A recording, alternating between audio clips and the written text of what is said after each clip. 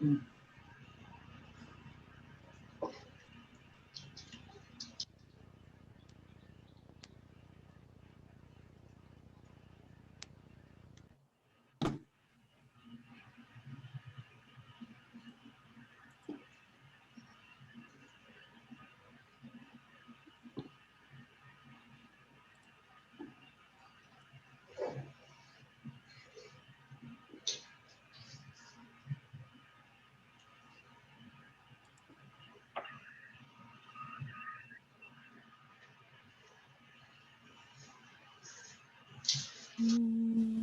2, 3.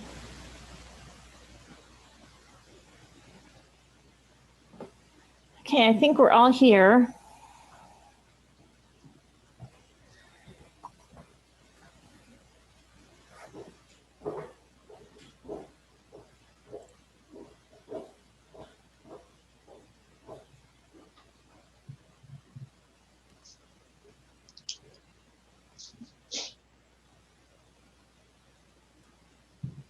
Ryan.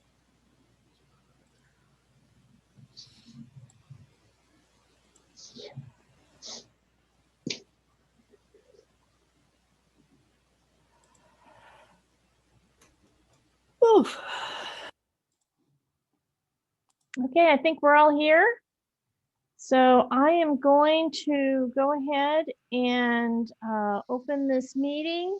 And I've got Andrew Hopkins, Sarah Teal, and Ryan Herzog who've logged in.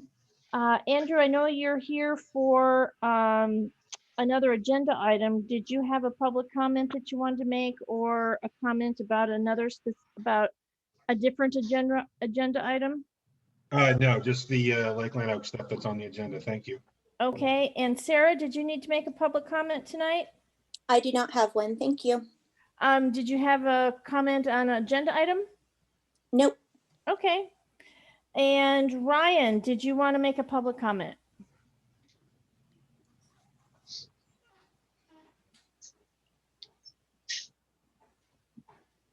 Ryan is with Touchstone, Catherine. Okay, well, I guess we don't have any public comments then. Well, Catherine, we also have Usha Devi's on the line. Oh, did she just pop in? Okay. Usha, did you want to make a public comment tonight? No, I don't have it. Okay, and did you want to make a comment about any of the agenda items? No, thank you. Okay. Well, then I guess we don't have anybody making any public comments right now. So I will close that portion of the meeting, of the public comments portion of the meeting. And then we are going to jump to, let me go find the specific, what is the agenda item? We are going to jump to, help me out, Bill, what's the number? For Lakeline Oaks request? Yeah, Lakeline Oaks. So that'll be under 16H. 16H. There we go, 16H. So we're going to jump to agenda item 16H, which is a request by Lakeline Oaks for distribution from the beautification funds to reimburse them for landscaping in the Lakeline Oaks entry on Little Elm. Okay, so we talked about, yeah. Catherine, we actually have two requests. We have the one that we talked about on Monday is in your packet. And then we have a second request for holiday lighting that is in the attachments right behind it. Okay. Well, before we got into the specifics, what I wanted to say about this is that we talked about this on Monday and we ended up tabling it because we needed to have you go back and look at some, I guess, some state law is the best way to put it. And so why don't you tell us what you found? Okay. The comment by Linda Fobb at the last meeting was, in her experience, the district would need to approve the project, the construction project, in this case, I guess the landscaping improvements prior to construction to use public funds for that project. I've not found any provision that would be applicable to this situation. There are situations for MUDs when there's a construction project that's going to be built by a developer and you want to eventually reimburse them for that project. then the district board does need to approve the contract award prior to construction so that the developer can be reimbursed under the TCEQ rules. Here, what we're considering is a distribution of the beautification fund to facilitate deed restriction enforcement in the district. So I found nothing that would indicate to me that we couldn't consider this request, even though Lakeline Oaks constructed the project prior to us considering it. Okay. So then, okay, that's fine. So then let's go ahead and continue discussing this. What 16? I'm trying to pull. 16H is the Yeah, I'm attachment. trying to pull the there we go. So here it is. I'm looking at the resolution. So do we have a second resolution then? Because we've got the one for 6237.25. Was there not? Right behind it, if you keep going on the PDF, Got it. there's a second one for $1,160, which is Okay. for holiday lights. And there's an attachment to Andrew Hopkinson, an email with some proposals attached to it. Oh, okay. I see that. Okay. So why don't we start out by doing this? I'm going to make I move that we accept the resolution for 6237.25 as presented. Can I get a second so we can discuss it? Catherine, before you get a second, Yeah. I did leave blank the payee. Last time we talked about paying it direct to ecosystems. Okay. Is that what you want to include in your motion tonight?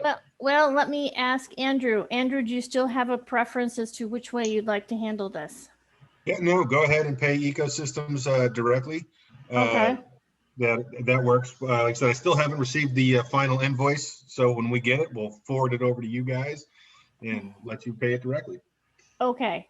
So then I'll amend my my motion to that we will pay ecosystems directly after we have received the invoice for the project being complete from Lakeline Oaks Homeowners Association. What attachment is the resolution? I'm looking for it.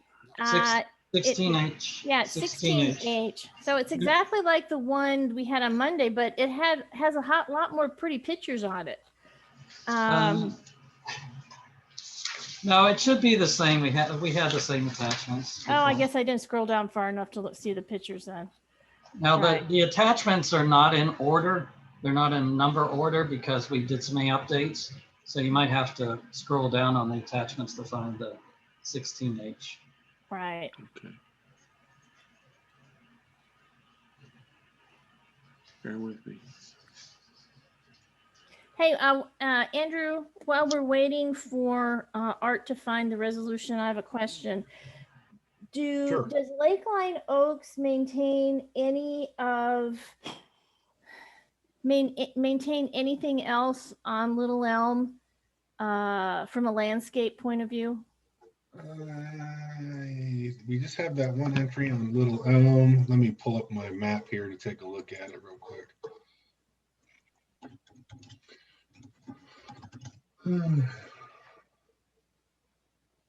I just have this recollection about there being some miscommunication a couple of years ago when we changed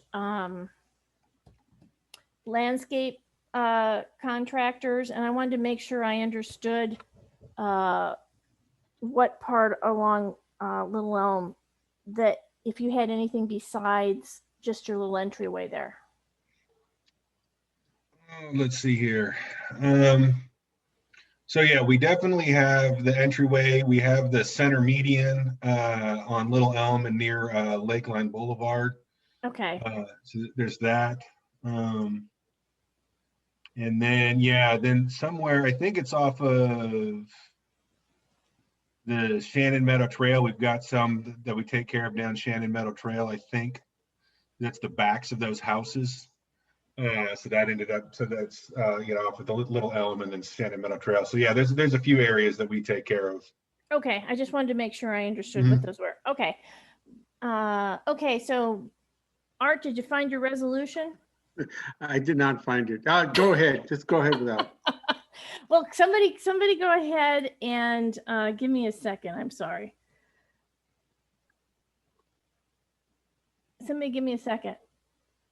I'll give you a second. Okay. Okay, now that we got a second, we can go ahead and talk about this in, in more detail. Okay, so does anybody have anything to add? Because we all agreed on Monday that this was a really beautiful project, and we were very happy with how it turned out. I have Can not I, passed can I by ask that. Mike, before any other comes, can I ask Michael Luft what the balance is in the Lakeline Oaks Beautification Fund? I'm assuming it'll cover this one. And let me pull that up. Okay, thanks.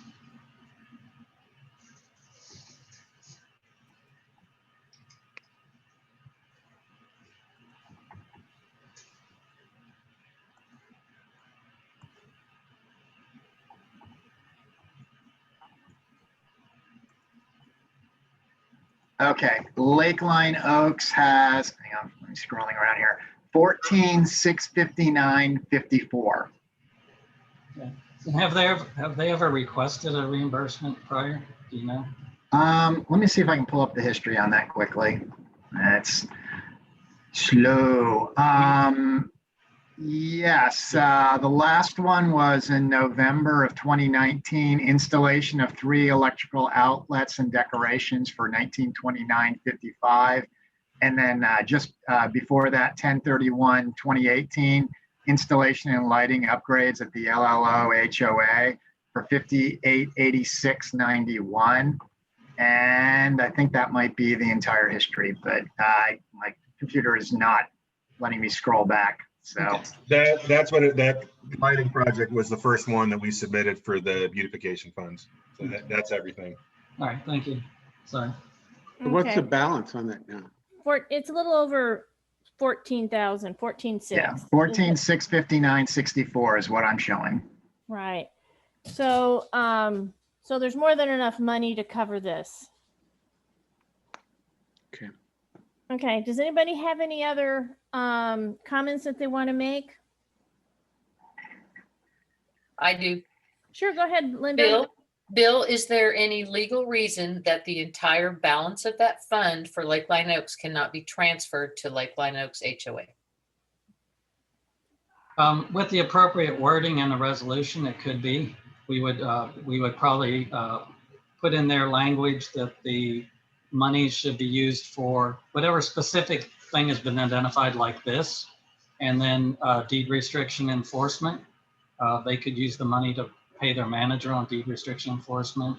If we tied it to that, we probably could release all of the money. I don't have a resolution prepared tonight to do that. But I was yes. wondering if there was a reason if we couldn't do it. I wanted to know, because if we can do it, I would like consideration to release all of their funds to them. And that way they don't have to come here and ask for permission to use their own money. Yeah, so that could be considered at a future meeting if Perhaps we can want you to. put it on the next month's agenda? Well, I certainly can. It's on the agenda as a standing item, this category, but yes, I could prepare a motion to that effect. I would like that. I don't know if any of the other board members would have a problem with it. We can discuss it when it comes up. Okay.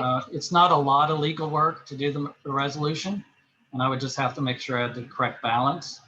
And I'm assuming Lakeline Oaks would not object so long as we restricted the use. No, I mean, if that works out for you guys, we would be fine taking the funds, and then then we can set it aside to make sure that it gets used for whatever is designated in that resolution. So we can take care of that accounting. So it'll be on the next month's meeting agenda, and I'll drop a resolution. We can discuss it and vote on it next time. When's what? January? The January regular meeting is what I'm proposing. Third week. Okay, so do we have any more I discussion? did have one question about that. Would that mean that going forward, any of the deed restriction fines that were collected that are allocated to the neighborhood organization, that the district would then dispense those each month as they come in? We That don't would collect affect for me them. accounting wise, so that's why I'm asking. We don't collect for them, Michael. Okay. Yeah, That's the there's no additional fines coming in from Lakeline Oaks right now. So if we do this, it would zero out their account unless we started enforcement there again. And Okay. we will be, I mean, we consider this on a case by case. So this proposal doesn't necessarily apply to any other HOA or group or. Okay, that was really the clarification I needed. Thanks.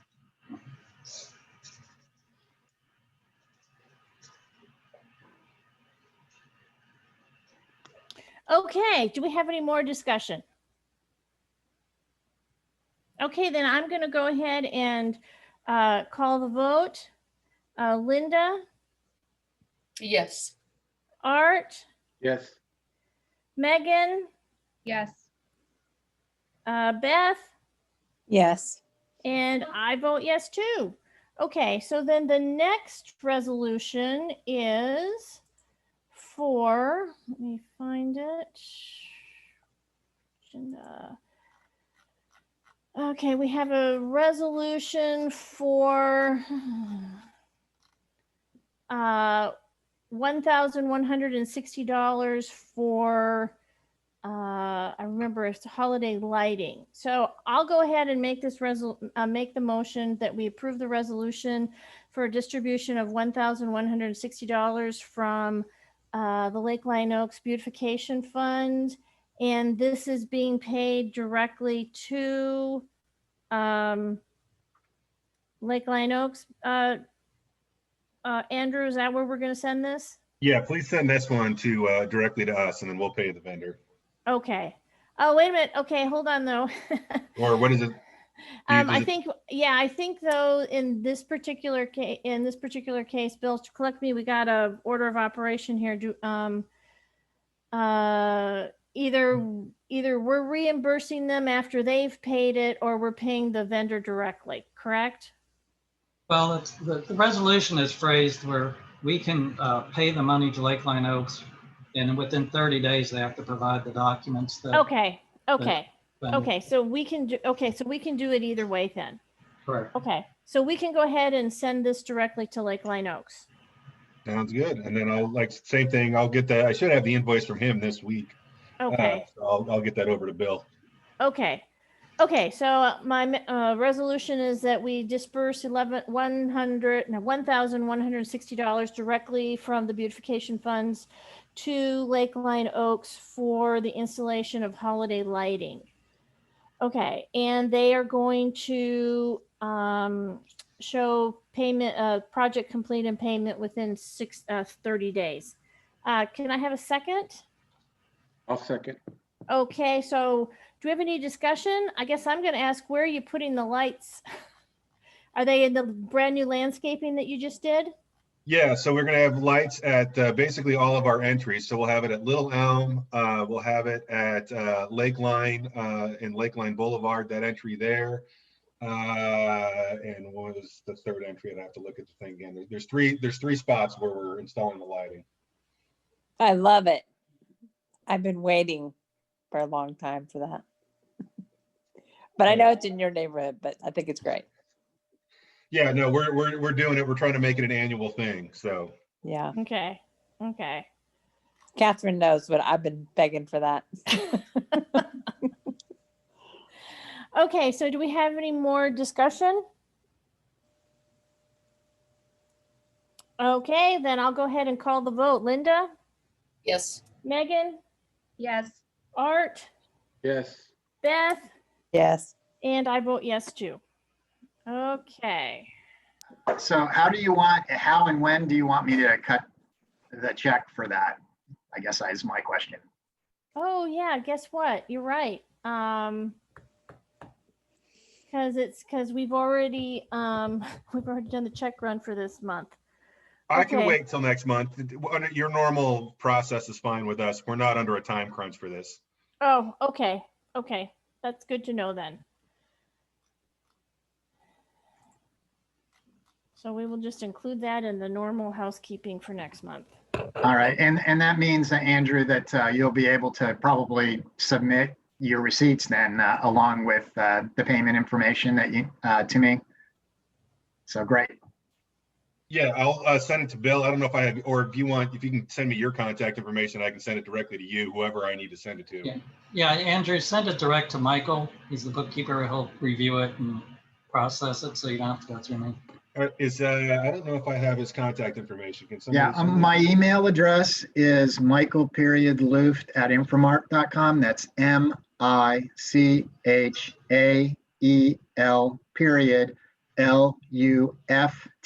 That's Lima Uniform Foxtrot Tango at inframark.com. INFRAMARK.com.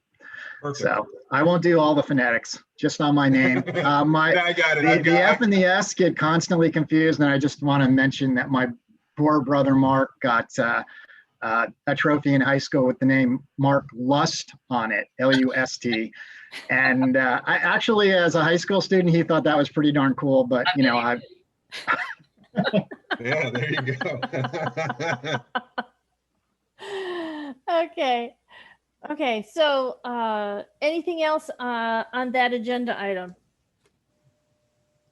Okay. No, I'm good. I appreciate, thank you guys very much for releasing those funds. I really appreciate it. Lakeland Oaks really appreciates it. Thank you very Okay. much.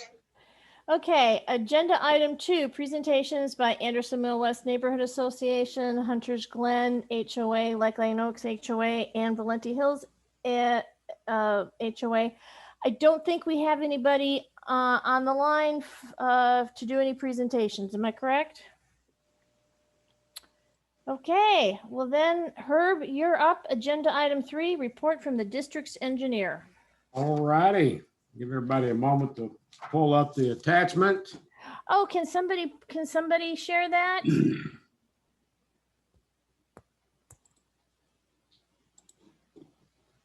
Nobody's volunteering to share that. I got it. Thank you. I was too slow.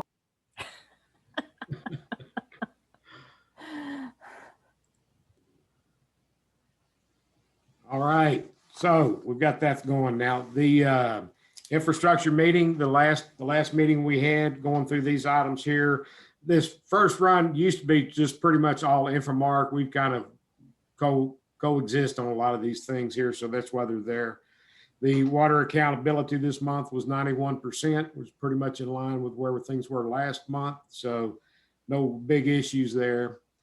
The bond application, that is actually going to be dropped. There's absolutely no justification for trying to run that at this time. We wanted to have one more discussion this month on that and just clarify that and make sure that everybody was on the same page. That horse is dead. Yep, it's done.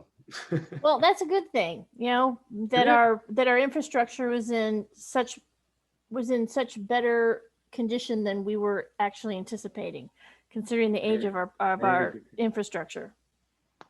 That is correct. But knowledge is power. We needed to know.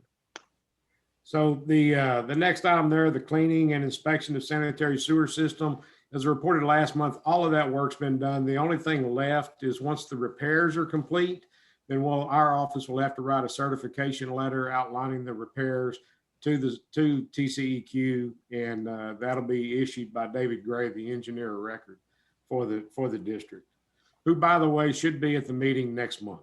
Just FYI. The budget, there were a couple of items.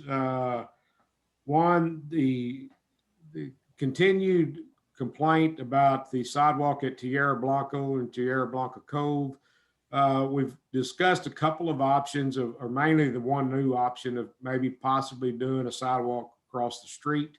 That's still got to be looked at, and even the residents will be talked to see if that's something that they would even be interested in as well.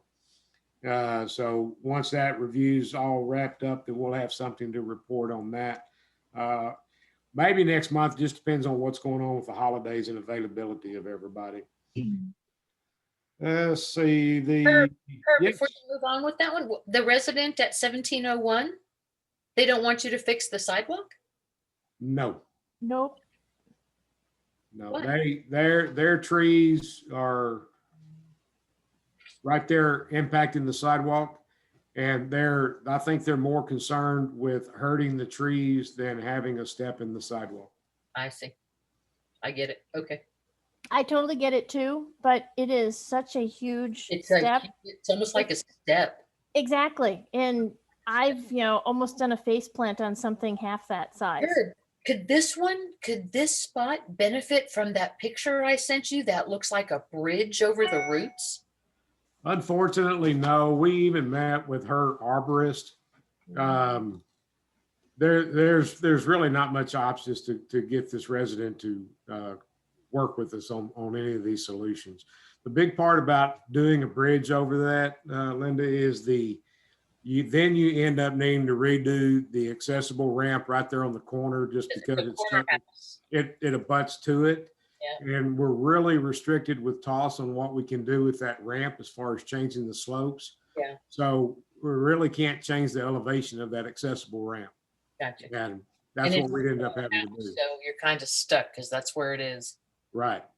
Are we allowed to take the sidewalk out and just put in DG?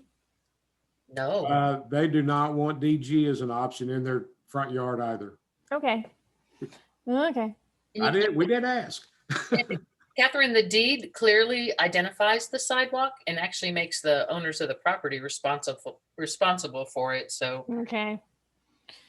Yeah, it's a frustration. If it was probably on a Has long anybody- straightaway. has anybody taken a tumble on that thing yet? On the step? I haven't heard anything. I'm not aware of it. Yeah. That's good. trouble waiting to happen. Yeah. It's a problem waiting to happen, but that's good Yeah. that nobody's fallen. Yeah. It's gonna fall on them though. Okay. Keep going. All right. The Rocco has been sandblasted in at the London Lane Pond. Oh, wow. You've also got that invoice in the packet for $490 from Southwest Monument. Bill, I don't think they need an extra. They've already approved that amount. I don't know if they needed an individual motion for that. I'll defer to you. Well, is it part of the bills and invoices list of checks? I didn't see it. Megan, did you see that one? I didn't see it. I didn't see that one. Okay. Yeah, so I think you ought to get a motion tonight to approve it, and I guess it'll be issued in the next round. Okay. Okay. Art, go ahead and make a motion. I motion to, okay, what are the words again? We're gonna motion to, We're gonna prove the for invoice. $490 Yeah. for to Southwest Monument for the Rocco inscription into this, or sandblasted into the sign at London Lane Park. Yeah. Or pond. Yeah, I'll go ahead and second that. Okay, so at this point, it's everything, this project is all complete then, correct? Yes, ma'am. Okay. You didn't have to have a picture of it, did you? No, I don't. Okay. Okay. Okay. Is there any comments? Okay, let's go ahead and we'll vote. Linda, Yes. Megan, Yes. Art, Yes. Beth, Yes. I vote yes too. Okay. All right, moving right along. The Southwest Monument has gathered all the information for the Sacco Field and Hatch Pond sign. That sign is being fabricated and anticipate that being in possibly the second, probably the third week of January before everything gets put together. Okay. Once they get ready for that, Art, I'm not going to assume, I'm going to ask on placement of this sign within that pond. We will need to at some point meet and make sure we get it in the place that y'all are wanting that to be put. Okay. Initially, I wanted it by the trees, but Mackenzie came up with a good idea. What was your idea, Mackenzie? It was right off the street, It wasn't was so good, Art can't remember exactly what it was. but He knows it was good. It's December. I don't remember a lot of things. Well, with putting it by the tree, you're technically putting it in the pond, and I don't think that we were permitted to do so. But I know that we have benches or like those marble block things along the paths, and my suggestion was to either put it near one of those, or if we don't have any out there, I couldn't remember if we did or didn't. We have some in other areas of the district that we could easily get one moved so that somebody could both be present by the sign and just sitting to enjoy that area. So this question goes out to both of you. That sign is going to be held up by two poles similar to what we have there, right? Like those regular Yes, standard park plaque signs that we have, correct? right. 37 by 37, and they'll be mounted on 4-inch round posts. Okay, so it's pretty flexible where we could position it, right? If Yeah. we wanted to. Yeah. Because, I don't want it hidden away where nobody can see it. I want it to where people Right, pass by and say, oh, they so, could see it. That's why I don't want to pick the spot. well, Okay. okay, well then I think that is actually a really good idea. And so if we had one of those great big stone blocks that was next to the hiking trail, that would be the trail around the pond. That I think that would be a really a good solution. So is that what you were thinking, Mackenzie? Yes, that was my suggestion. And then putting it, if we could, moving one of those near one of the roads to where both the sign gets a little bit more action and you still have that area to sit near it. So even people who don't have time to stop in the pond can still look over to see that the pond was dedicated to them. I tell you what, can I propose this? We have a couple of weeks still. Let me talk to Nancy Baker. She is close friends with Mrs. Seiko. And I want to know exactly where they practice so we can pick a spot where they can see it when the kids practice. Does that sound reasonable? Yes. Yes. Okay. Okay, All right. so the sign's being fabricated. It's going to be ready in a couple of weeks. So Art, you got a couple of weeks to, I know, I'm going to your do it neighbor. quick. yeah, talk with your I'll neighbor. reach out to them tomorrow. Okay. Okay, and then once you get it figured out, Art, just give me a holler and I'll let you know when I'm going to be in the district for other stuff and you can just show me where that's at. Okay. Okay. All right. Next on the list is a sidewalk at Sunchase and Madeline Loop. We're wrapping up that drawing today. We should have it ready to go. Our office is actually closed all of next week. So the following week, we anticipate soliciting proposals from 3 different concrete companies and in hopes of being able to bring the proposals for consideration at the January meeting. So we're trying to do everything gather those before the infrastructure meeting so we can review those prior to. WTC #1 wastewater line repairs. We've got the solicitation has been put together requesting RFPs for the 5 wastewater services. And now we have one main connection where we have an obstruction within the pipe that the jetting company was not able to get out of. So again, right after the Christmas holiday, we'll be getting that solicitation out in hopes of getting some proposals in time again for the January meeting. So this is to remove that blue pipe that's stuck. Correct. Okay. Yeah, that's the one we just ended up having to add into this proposal. We just recently got confirmation that did not get pulled out. And that is what we looked at the infrastructure meeting. Okay. All right, the package next week. Down on the wastewater waster. Boy, I spelled that right, didn't I? Wastewater mainline repair. That contract is being finished up. We will not have that ready to be able to advertise and get proposals prior to the January meeting. So we anticipate bringing a proposal for consideration to the February, first the infrastructure and then the board based on that.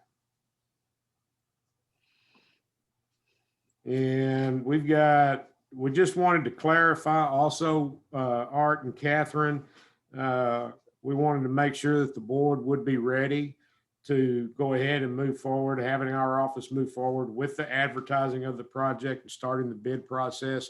We will be in a position to do that prior to the January meeting.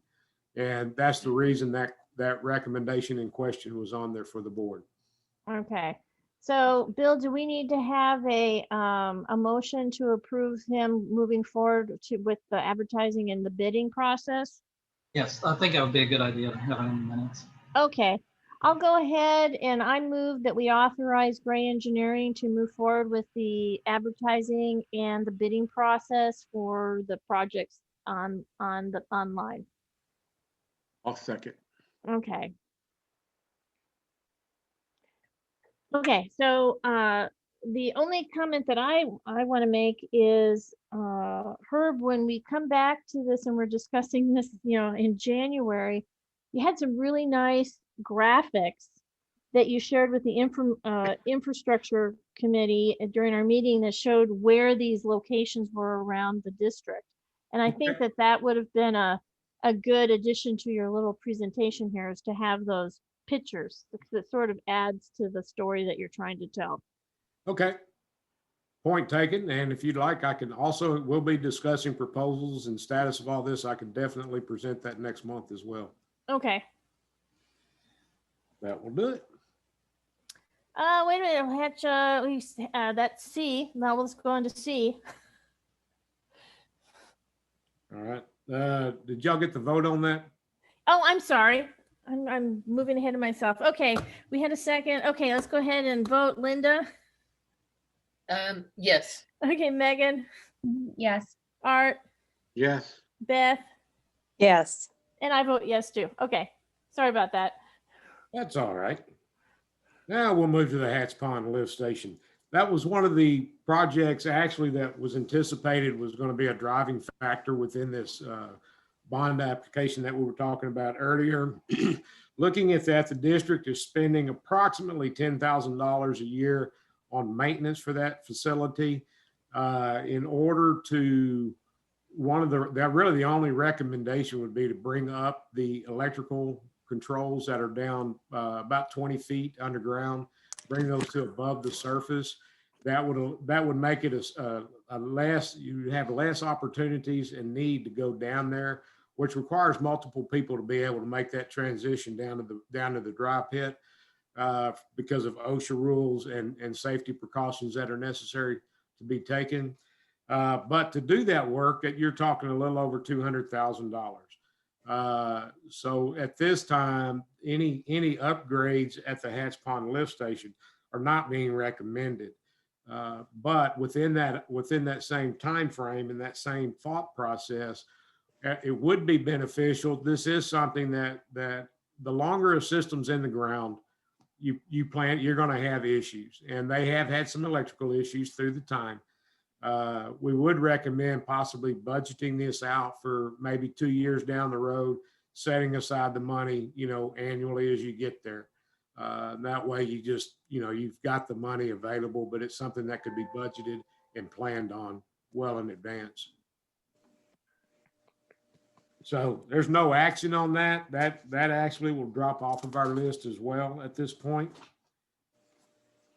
Okay, so Michael, make yourself a note to, put something on your budget for, so that we don't forget about it. Aren't you making a plan, Catherine? An infrastructure plan? Well, I'm talking about budgeting for it. Yeah, that's part of the plan. Yeah. Just make a note. Yeah, that's what I'm saying. We're making a note. It's one of those, catch it, damned if you do and damned if you don't. It's like, oh, we won't worry about it until we get a big thing, and that could be 10 years from now. It's a type of facility you really don't want to have to be reacting to a major electrical failure, because that type of equipment, one, is not readily available, and the purpose of that lift station and the amount of flows that it deals with, it has to be pumped through a force main back up Hatch Road in order to get to a gravity section. that is not a lift station that you want down for an extended period of time. And that's another reason to be planning ahead to deal with this prior to having that kind of situation. And Herb, which lift station is that? This is the Hatch Pond lift station. Okay, that's what I had, but I thought I was missing something. Okay, thanks. Not a problem. There any more questions on that one? Nope, I don't have any. Okay. Well, on the next page there on item D, we've got the phase 5 sidewalk improvements. We have gone through the final section after 5 years, going through the final piece that has not been worked on. We were able, because of cost, go back and pick up some additional areas within the district that have now moved since we first started this program. Their list of locations, again, with our confirmation, we've met them and looked at each one of these to verify links and what was being done. They've provided a proposal in the amount of $23,401.40. The budget originally is $40,000. So at this time, we're not planning on doing anything with that location, with the rest of that, unless something else comes up that we just need to address. So with that, I believe the infrastructure was to make that recommendation there. Right. Yeah. So I'll go ahead and move that we accept the bid for $23,401.40 from CRC for the sidewalk repairs. Leveling. Yes, Oh, I'll so- second. Leveling. Yeah. Okay. Did I get a second? I'll second it. Okay. Hey, again, you had a really good list of the streets and the locations. Do you have that handy? No, Or- I'm at okay. the house, but in the future, Catherine, I will make it a point to bring all of that stuff to the meeting. We just Okay. haven't done that in the past, but I have no issues with it. I just Okay. haven't done it. Okay. Oh. The thing that I think would be really helpful is if we get a blurb on the website when this is going to be happening, and we have the streets. We just list the streets that are gonna be slated for, or the streets where the sidewalks are going to have repairs done. I will work with Mackenzie and yourself and put something together. We can either use that overall map that we have, or we can just list the streets in whatever 100 blocks if you'd like. Okay. So that you can do both or one, whichever. We can look at that also. I like pictures. So, I think that works. Most people can look at the district and their eyes will zoom in on where they are. And so they can quickly identify that, hey, something's going on in a street that I live on or a street that I walk on regularly. So I tell you that Google Earth picture with all the locations marked on it. Yes. To me, that looked sufficient, but I just want to make sure from y'all. I agree. That be It was a good picture. Did Okay. anybody else have anything to add? I do. I want to just add one thing. It's just an informational thing. You're $1,600 away from hitting the limit where you need to do sealed proposals. So if you think this is going to lead to some change orders and some more spending, I really want you to consider to do it that way. If you go over by that, it's going to look like sequential purchasing again. We have no. You're real close to the number. Yeah. Are you talking about 25,000? Yeah, when you hit 25,000, you need to do a sealed proposal. Yeah, at this I'm point, just saying, because things tend to run over in this district, and then the records look like we underestimated and then went over the limits that require a different method of purchasing or procuring. So I just wanted to say, in case you didn't notice that, you're that close.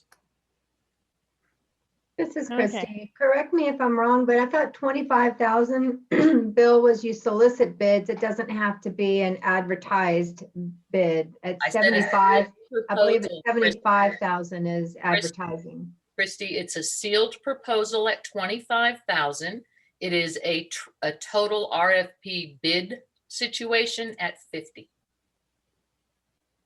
Actually, it's between 25 and 75 is the current law. You have to solicit 3 bids. That doesn't mean you get 3 bids, but you solicit 3 bids. After you hit 75, then it's for most construction projects or repair projects, it's going to be the competitive bidding process. So Linda's correct about the 25. We hit the 25, and then, and Herb knows this, he'd have to solicit 3 bids for that. Okay. Okay, so if we don't have any more comments, I'll go ahead and call the vote. Linda, Yes. Megan, Yes. Art, Yes. Beth, Yes. and I vote yes too. Okay. All right, and then the last item I had there is the committee reviewed and was satisfied with the invoicing. I'll just make sure everybody else was as well. Were there any other questions related to that? Oh, you're invoicing? Yes, ma'am. So complicated. We got through it. Okay, good. Good. Okay. All right, unless you've got any other questions. No, you're good. I guess we go good. Somebody took down the screen share. That was great. Okay. Good report, Herb. All righty. Okay. Thank you, Herb. Okay. So, Thank you. agenda item 4, report from the district's landscape contractor on landscape maintenance and suggested landscape improvements. I don't believe we have anybody here, do we? Okay. Agenda item 5, report. Oh, yeah. I'm sorry. Could I make a suggestion that we move agenda item 23 up because we have someone from Touchstone here? And Oh, okay. them from paying them to stay for the whole meeting, and they're not till the end. So if Okay. them up, I will, yes, let's go. I'm glad you brought it up. I'm going to jump to agenda item 22. Is that what it was? 20. Well, I guess it is. I guess 22. Yeah, 22 and 23. I guess. Okay, well, we're going to jump to agenda item 22. It's video recording of board meetings by the district, editing and time stamping of videos for remote access meetings. Okay. So tell me something what this is about. So I don't know. It looks like this is maybe a standing agenda item. But one thing that I will say about it is that I believe we're testing something out tonight. Michael, is it correct that you're kind of making note of? That is correct. Okay. So what we realized in looking back at the invoices for Touchstone is that, we pay a lot for them to do the time stamping of the videos. And Yes, I think it's valuable to have that. Yes. It's not necessarily something, it's not like they're annotating it in any way other than to indicate when agenda items occur. So they're basically, from my understanding, taking the agenda and applying it to the meeting so that people can jump to different agenda items. So we can have links, so you can just click on the link on the website and it just jumps to the appropriate spot in the video. That's what ends up. I don't know if that's technically what's happening. Yeah, whether it's a link or it's just noted in the comments. I'm not, but anyway, that's the point. And so I think that's valuable, but what it looks like to me from looking at the invoice is that, we have someone here from Touchstone often to contribute to the meeting. And then we have Infomark taking minutes of the meeting. And then we have another person from Touchstone who wasn't even at the meeting, who has to then go back and go through the entire meeting and apply the agenda items to that. And so that takes a long time, especially when we have meetings that are 5.5 hours. And so that poor soul gets stuck rewatching the whole 5.5 hour meeting. And I think that it's generally not a super efficient way to do that, especially since there are so many people who are at the meeting already and have a much better sense of when things happen.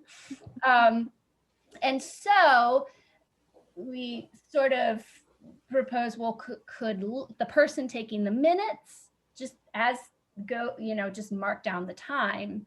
But the person taking the minutes is usually pretty preoccupied with that. So we're sort of testing out, I think Lee's taking the minutes tonight and Michael is just Timekeeper. And noting when we move on to a new agenda item so that we can try to figure out a way to do this timestamping much more efficiently. Okay. I'm good with that. Me too. Yes. Me too. So that's what that agenda item. So that's what that agenda item is about. I think Standing item. Yeah, That's but you know what I was thinking, Megan? I think that item needs to move to the Information Management Committee because that's what it's really about. I agree. I think that probably belongs under info management since we sort of that committee sort of deals with. And that. it's just kind of floating out there in between other committees. So it looks like it just got lost. Yeah, I agree. Linda, are you recommending that we eliminate that agenda item and put it on the information manager? I think it needs to be included in the Information Management Committee's their suggestions and let them handle that as part of information. Right. Okay. I'm just suggesting it moves into a committee, not go away. Right. I agree. Yeah, I'll move it as a sub, probably D to 23. So it'll be part of that looks like a good spot. That's a good idea. I think that's a way to go. Okay. And I really like the idea of not paying someone to do the timestamp. that invoice was a real eye opener. Yeah, I will say that I think Touchstone has some really awesome things to offer us. We should use all the rest. Yeah. I don't want to spend money on them doing admin things when there are other things that I think there's more value we can get out of other services from them. I agree. Yeah, man, even if I learned a lot when we went over that and I thought it was great. They've got some really great stuff. Yeah. All you have to do is get within a minute, just for them to figure out how to get the right timestamp on it. So that's great. Okay, so is there anything else for that agenda item? Ryan, did you have anything you wanted to say about that before we move on to 23? Can you all hear me now? I think earlier I was having an issue technology-wise. We hear you. Okay. Yeah, this is Ryan from Touchstone. I'm newer into this district as well, so I don't know the exact how that whole timestamp thing works, but I do have seen it on the invoices, and I could see that it takes a lot of time to do that because they are actually just watching the meeting back and like you're saying. So I think that is a great solution there. My only thing is I think there is going to be a time I just want to, in order to, because I still think I believe, and I can have a deeper conversation with my IT department, but we actually do produce the video then and then upload it to the site. So there will be still a little bit of time of doing that side of the portion. This won't be the time of watching it all and timestamping it all. Are we still correct? Is that what you're asking us to do still? Yes, I think that at this point that's the plan, that if we can kind of feed you the data, you're not having, it's not going to take hours. Absolutely. Yeah. No, I don't have anything else on that at all. And I'm just here to answer questions and to kind of fill in any gaps that I can. And then we worked with y'all and I'll jump off as soon as we get through our portion every time. Great. Okay. So then I'm going to move to agenda item 23. Megan? Yes. Yep. Merry Christmas, everybody. Yes. You too, Herb. Bye, Herb. Thanks. Merry Christmas. Let's see. So, and Beth, just jump in here if you have anything to add. District website. We're sort of doing a review of all the content and everything on the website, and we're just not through that yet. So that's something that we're going to continue to address over the next month or so. So possibly have more of a report on that for next month. the Facebook site, so that sort of goes under C, communications policy. So Touchstone provided a while back a draft communications policy to the district and to Bill's office that basically outlines sort of how we as a board should be communicating via our website, via social media. And it's so Bill's office wanted to look at it before we actually did anything with it or brought it to the board. And Bill, if I'm getting something wrong, jump in. And so that hasn't quite happened yet, but when the info management committee met, what we talked about with Touchstone is possibly having Touchstone do some sort of board training that would train to that policy. So the order, as I understand it, of events would have to be that the board would approve the communications policy once it's been reviewed by Bill's office and the info management committee. So then that policy would be brought to the board for the board's approval, and then Touchstone would do a training that would involve all 5 of us. So it would be a special board meeting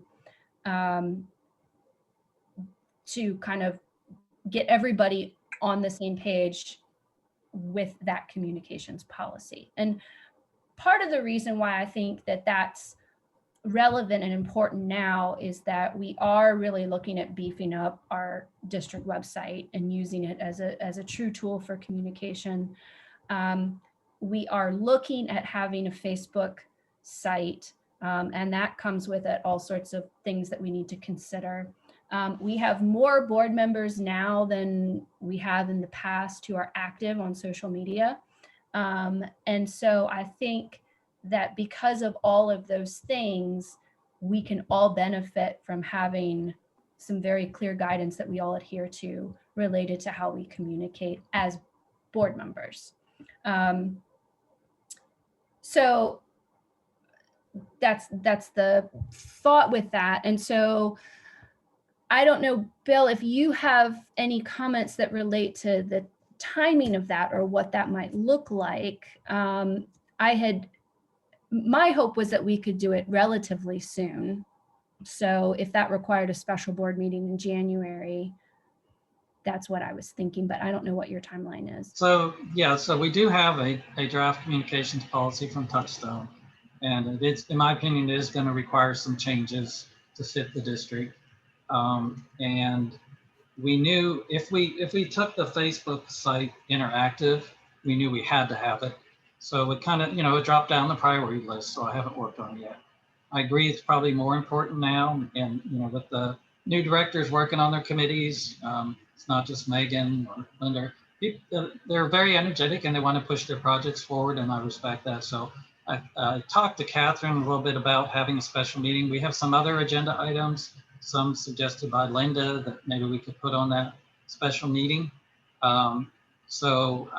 As far as timing, I don't know if we had it early January, probably we could have this policy in a forum for the board to review and talk about, maybe move it forward.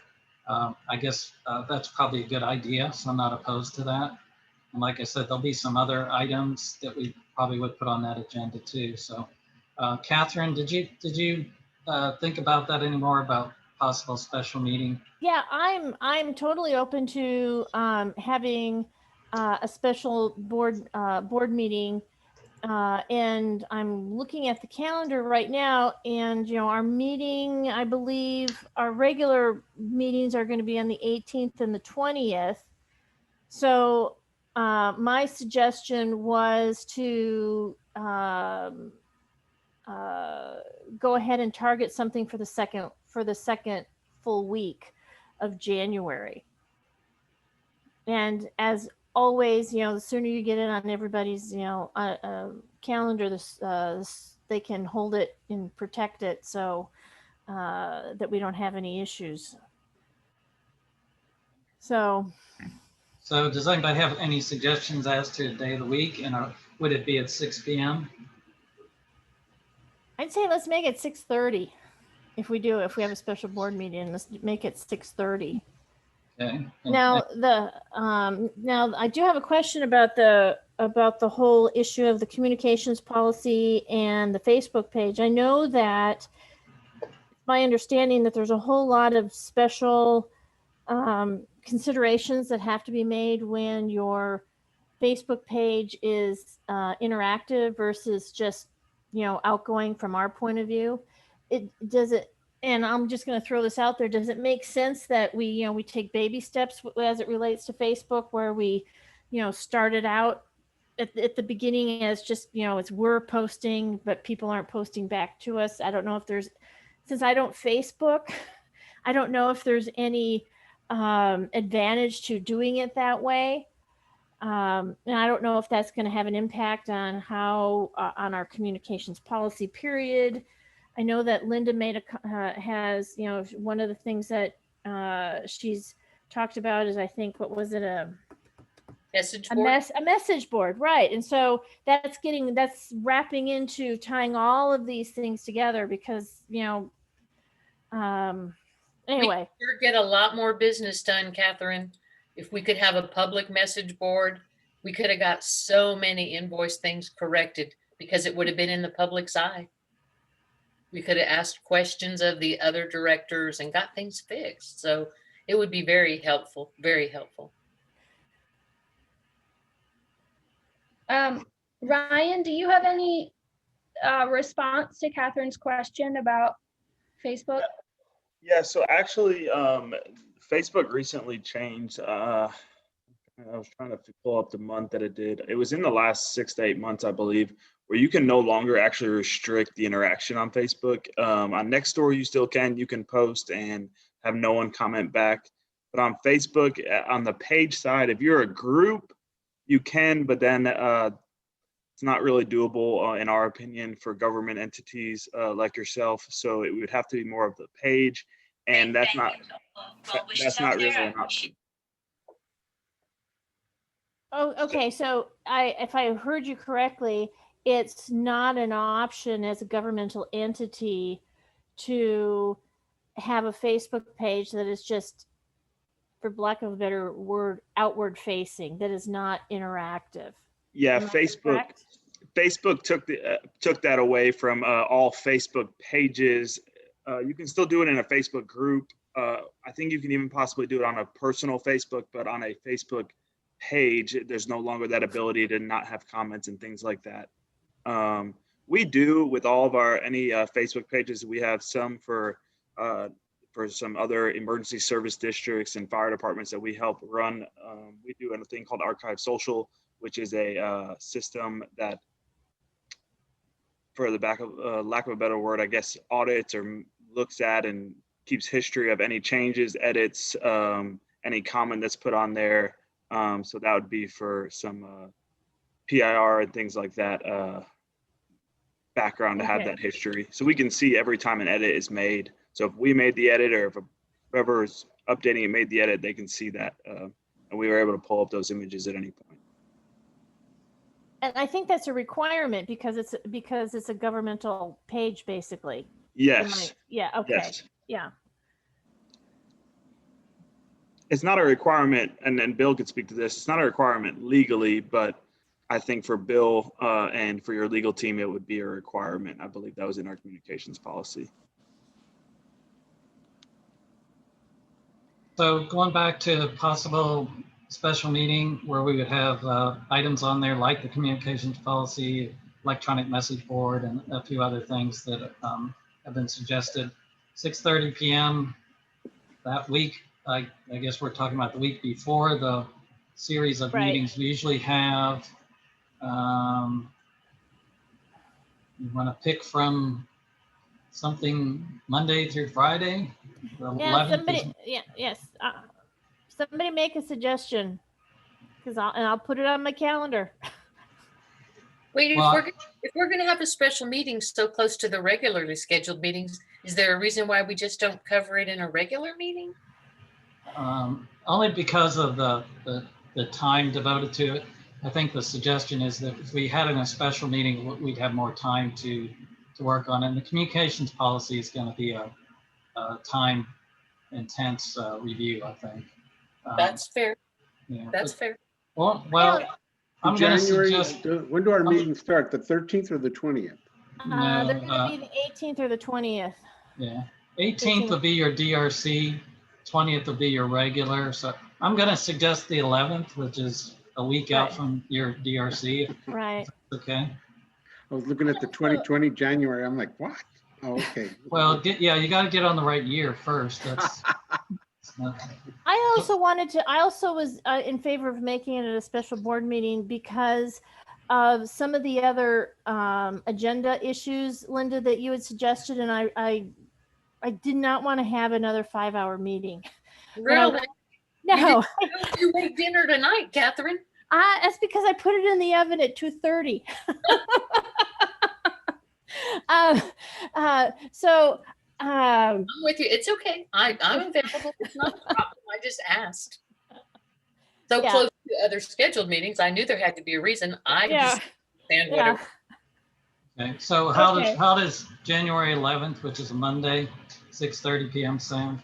That works for me. That works for me. That'll work. Yeah. Works. All right. So what I'll do is I'll fairly quickly I'll get out a draft agenda so we can make sure that all the items that need to be on there are on there properly, and then we'll post it and we'll have our special meeting that day. Okay. Catherine, this is Ryan from Touchstone. Just for clarification, this is just to review the communications policy and to approve that. This isn't the training. I just want to make sure from our end that we're prepared correctly.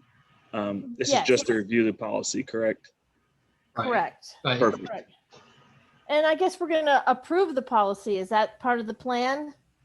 That would be our goal, to be in a position to approve. Okay. Okay. Ryan, can I ask you a question? Yes, ma'am. Do you have any sites that you're supporting that do a message board yet? A message board in what kind of fashion, I guess? A public message board, just you could look at the Austin City Council and see what that looks like. If you're asking, that's okay. That means you don't know off the top of your head, and I didn't mean to put you on the spot. No, you're okay.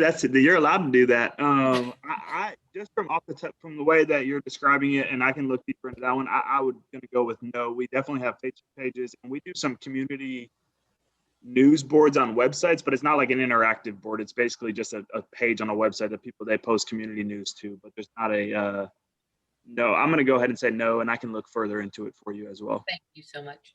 Yeah, the electronic bulletin board she's talking about is visible to the public. The board members can ask questions, they can interact, they can't make any decisions, and those records are kept. So it's an option under the open meetings law. And to date, I don't have any districts that do it either, but I guess the city of Austin does. Some of the cities do it, and it is legal. So we'll put it on the agenda to talk about on January 11th. And we'll do our homework as well on it, and so that way we can at least answer more educationally than I did tonight for you, Linda. No, you're good. Thank you. So then a message board would then be like an app on your phone. Is that a good way of putting it, Linda? Would it be like an? You could look at it like that. It's actually going. I would think, because we're a public entity, it would need to be on the website so that the public can see us communicating with one another, but the public cannot communicate with us that way. It's only director to director communication, and it prevents us from getting into a walking quorum situation, but it would allow us to talk to other members of the board and not violate that public meetings law. And so if we had a question like, hey, Megan, on your timesheet, I see that, you forgot to dot your I or cross your T. She could say, oh, let me get you another one. And then, we could just keep on processing those invoices, because we kind of got stuck with that this time because I'm not sure who I can email safely and get something back safely. So I didn't do any of that. It would just be one way just to keep business moving between meetings, make no decisions, but we can discuss all day long. Right, but I'm not following how it's going to prevent a rolling quorum. Because it's public facing, Catherine. The public can watch us communicate. Yeah, And so- Catherine, it's an exception to the open meetings law if you set it Okay. up properly. Think of Okay. it as like a live feed or where anybody can tune in and see what you're posting. Okay, And so to that extent, the law allows that interaction so long as you don't make decisions. You can't vote on it. Yeah. You can't make Okay. decisions. You can just Uh, discuss. You can just discuss like we're doing now, but instead of having 5.5-hour meetings, we could get all that discussion work in the public's eye done prior to a meeting. Not all of it, of course, but good portions. Ask our questions, get our answers. Catherine, I would suggest if you have a minute sometime, over the weekend when you're doing nothing else, go out to the Austin City Council and take a look at theirs. They have a message board set up and just see the kind of dialogue they do between each other. It's really not that great, but it is something to look at to see how one works. okay. I keep thinking this sounds an awful lot like a listserv to me, and it's like, oh my God, I'm going to be inundated with stuff. But okay. Messages only if you want to go look, you can go look. Okay. So is there anything else relating to the agenda item 23? I'll just add that, made the comment earlier that, I think that Touchstone has a great deal, to offer us.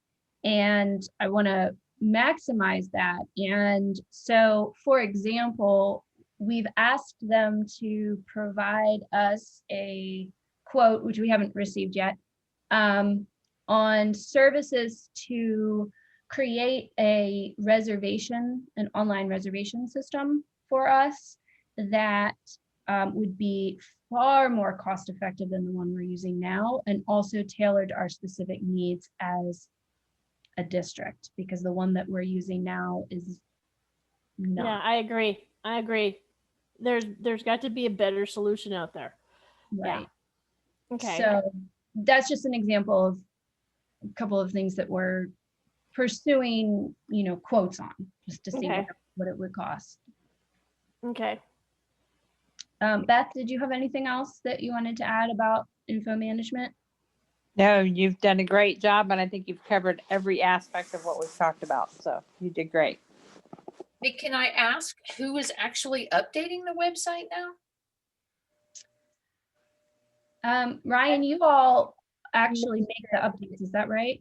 So it's a mixture of things between both Infomark and Touchstone. Where we're comfortable, where we feel like we've been adequately trained, we go and update.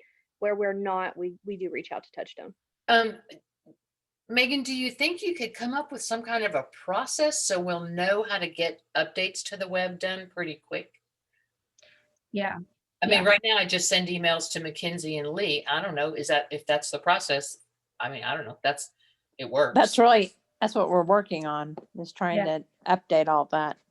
And right now, Mackenzie, correct me if I'm wrong, where you're doing a lot of the update is when you're publishing, minutes and the board packets and those kinds of things to the website, correct? Correct. Okay. Yeah, no, I agree. And I think too, that possibly the communications policy can address some of that too, our policy for deciding what goes on the website and, who makes those decisions and how we handle directing Touchstone or Infomark to update something. We can sort of try to address all of that. Do the things that go on the website get a board vote? I don't think they do now. Is that right? Others?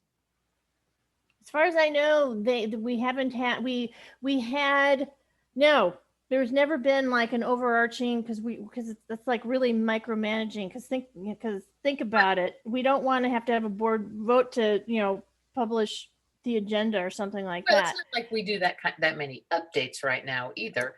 Right, and I think that's what's going on is most of the updates that are taking place right now are having to do with our business of publishing those pieces of information that need to be that have to do with our business. The overall structure of the website is probably pretty stable right now. Yeah, it does. That is exactly what I was going to say. It should only cover the district's business, and everything else should not be on there because of the kind of website that it's supposed to represent. And that's why I was asking, is there any kind of approval process? But if obviously there isn't, maybe that's going to be part of your look, Megan, you and Beth. Yeah, I think it should be. I mean, I think there can be, it can be a situation where there are certain things that don't require board approval. Right.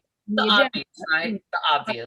Yes, exactly. And then some, clear indication of what types of things would require board approval. I think that would absolutely be sufficient. Are you talking about a format of some sort? No, I'm just talking content. Like, most of the stuff that we're talking about is the district's business, minutes, the financials. Yes, yeah. Agendas. No, that's intuitive that would go there. But things like craft fair that we're not sponsoring, that really shouldn't be there. Again, I think we should all look at it together. I'm not suggesting make a decision tonight. And I think Megan and Beth, once they get through their entire review and process look, they may feel differently, or they may find other avenues. I'm willing and then to. we can get Bill to keep us straight and make sure that the content. Yeah. Okay, so I'll just say that we were talking about a few minutes ago about coming up with a reservation system. That would be a calendar. A better calendar on the website would be one of the things that I think our goal should be. And higher up. And maybe bigger so you can read it. Okay. Yeah. Ryan, you hear that? Yes. We shouldn't have to hunt for the calendar, Ryan. It should be very, very right in your face. Yeah. And something that updates more appropriately, right? Because sometimes there are things missing, and we could time update. Like, if you wanted that involvement, then people have to know what's going on, right? Yep. Yeah, there's so many opportunities there. Yeah, I agree. Okay, so anything else? That is all I have for that committee. Okay, so. Yeah, this is Ryan from Touchstone. I'll just say I'm not going to stay on, so I'll just say Merry Christmas to all of you. And then also, I know that Megan, I apologize, and Beth, that I owe you a couple of proposals. I will make sure we have those to you. We had a little bit of a personal thing over the last few weeks or last few days, so I've been a little bit behind. So I'll apologize for that, and I will get them all to you as soon as possible. That's okay. Thank you, Ryan. Appreciate it. You're welcome. Y'all have a great holiday. Mm-hmm. Thank you. You too. Okay, so now we're going to jump back to agenda item 5. And I don't think we have Catherine, I don't know that we covered 4. Do you want to cover anything on 4? Well, we'll go back to agenda item 4, report from the district's landscapers, but I don't think they're here. No, they're not. So that's why I'm going to jump to agenda item 5, report on security patrols, increase, decrease hours of patrols, contracts with the Williamson County, the deputies. Anyway, so we don't have a constable or a sheriff on the line either. Do we have anything else to discuss about this? I would like to ask, if Mackenzie, did you find the constable's pay rate and contracted services? I did not yet. I've been a little preoccupied with other things. It's been a bad day, but and we would really need to use that for next month. And I don't even know, Bill, do they have that kind of a contract where they give us their rate of pay and the services that are required? Let me try to clarify on the constables first, because I know there's some questions about the sheriff's second. So on constables, historically in the past, we had a contract with Williamson County, and they agreed to provide the constables in the cars and we paid the county and the county paid the constables. And back then that worked kind of well because the constables were also covered by the workers' comp insurance and liability insurance, everything, you know, that was self-insured by the county. The county absorbed all that cost. Several years ago, I don't know how many, it's been a number of years now, the county decided, no, we're not doing that anymore. We're not going to provide any kind of liability coverage. We're going to make all the districts assume all the liability, and we're not going to use our workers' comp coverage when they're working for the district. And so that raised a bunch of red flags like, okay, now we have people that are working for us, don't have workers' comp, and we had to absorb all the liability. So what we looked at was having the constables work for us as true employees, which they are. They're part-time employees of the district. There are only true employees. The direct, you guys are on W-2 for tax reasons, but the true employees are the constables. We have workers' comp insurance that we bought for them. So the only agreement we have with the county now is essentially an agreement to rent the vehicles and get permission to hire the constables. We don't have a written agreement on what the rate is. So how do we know what to pay them? Well, they're just like any employees, we set the rate. Oh. And whatever it was set previously. I thought it was $45 an hour. Lee and Mackenzie might have what we've been paying them, but they're subject to raise. Higher. Well, maybe that's a historical rate, but Yeah. it was set by the board in discussions with the constables, just like you would any employee. Are you willing to work for this amount? Right. So it's a board decision to set the rate, and of course it's a constable decision whether they want to continue to work or not. It's not a county decision, and there is no memorandum of understanding document on the constables. So, you know, memorandum of understanding, it might state the rate in there. Okay, I hear what you're saying. I understand now. They're employees, and therefore you set the rate. Right, and so that's where we stand on the constables. We still need the agreement with the county because that's how we get the cars. Right. Pay for the vehicles, which are actually fairly inexpensive.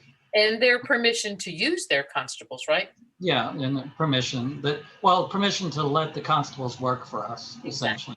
Yeah, and so And that's for informational purposes, the $45 an hour is correct. Oh, thank you, Michael. Okay. all right. I thought Well, it was like, that's what I thought it was, but anyway, so we set the rate. That rate doesn't change unless the board agrees to it.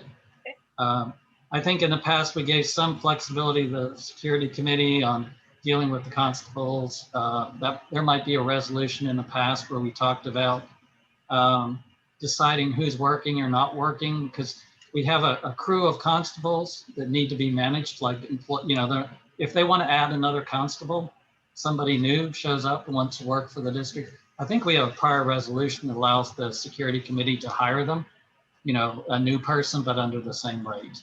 Because it's not always the same people. So that's where we are on the constables. And I do believe that's totally accurate what I said. On the sheriffs, right now, we can't hire any sheriffs. And there's a long history between, do we use the constable's office? Do we use the sheriff's office? This district has debated it for years and years. And I think there was a time when we had sheriffs, and then we switched to constables, and there's been discussion. But between those two groups, they don't like to compete necessarily. They don't like to come into somebody else's district and try to interfere. However, it's been a few years ago, we actually had an off-duty sheriff that occasionally worked for us. So we had set up an agreement with the sheriff's office so that we could have that person on the payroll too. It was the same kind of arrangement. When that came up for renewal, I think it was last year, the board said, well, we want to renew this in case we have to hire a sheriff. We didn't have any sheriffs on the payroll. And then we got a lot of pushback from the county saying, well, you have to have a MOU, a memorandum of understanding. Sheriffs have to sign it. And when that went to the sheriffs, they decided, no, they don't want to work for the district because the constables are working for the district. So where we sit right now is, even though we have a signed agreement with the county, we don't have a signed MOU, and we have indication from the sheriff's office they don't want to come in and compete with the constables unless the board decided to make a wholesale change. So if we wanted to change the sheriffs, we could. We would have to, pick it up with the sheriff's office. But it's been a sensitive issue between the two departments. And so right now we just use constables. Thank you, Bill. That explanation makes so much more sense to me now. And there is a change, a recent change. The constable over precinct 2 is new. So there might be some more negotiating power, or at least more friendly negotiating between the sheriff and the constable, so they don't feel like they're walking on one another or taking somebody's perhaps. Yeah, that's a political thing that may or may not have been cured. It is. Well, true that. But here's what I was thinking, Catherine, and it's you and me on the security. Right. But I don't have time until after the last meeting of next month. But I did want to discuss the ability of maybe, and I don't know because of the politics side, but when we were looking at the invoices, the constables that we have literally exit the district by 11:30 at night. Every now and then you get one that stays till midnight, but it's really rare.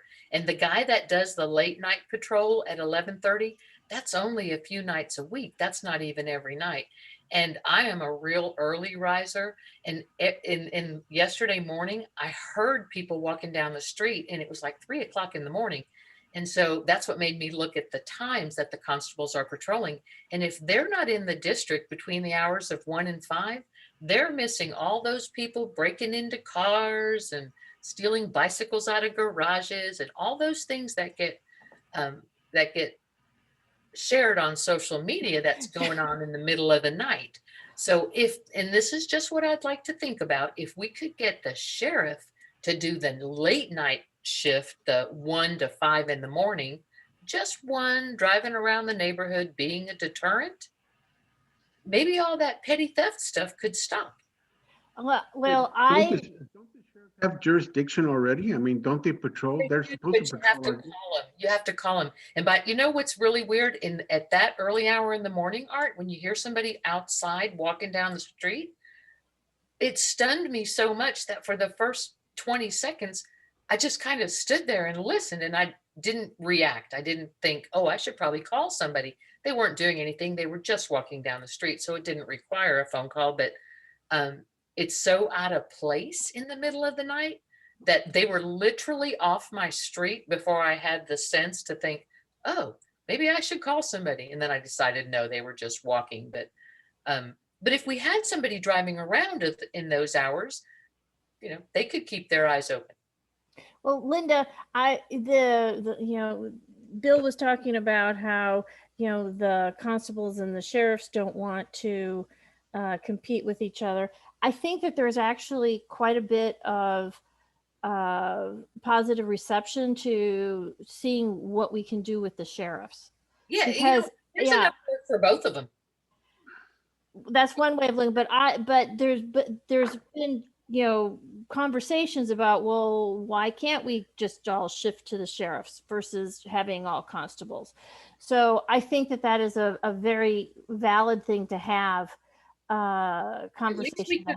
At least we could look into it, Catherine, and yeah, definitely all the time. So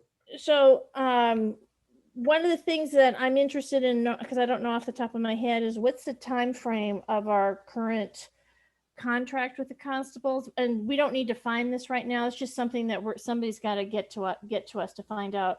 I can just interject that I looked it up. We started in January of 2015 on this new paying them as employees. So we're coming up on the 6-year anniversary January 1st or so. So I don't know how that affects any of that, but I just wanted to point that out. Okay, thank you.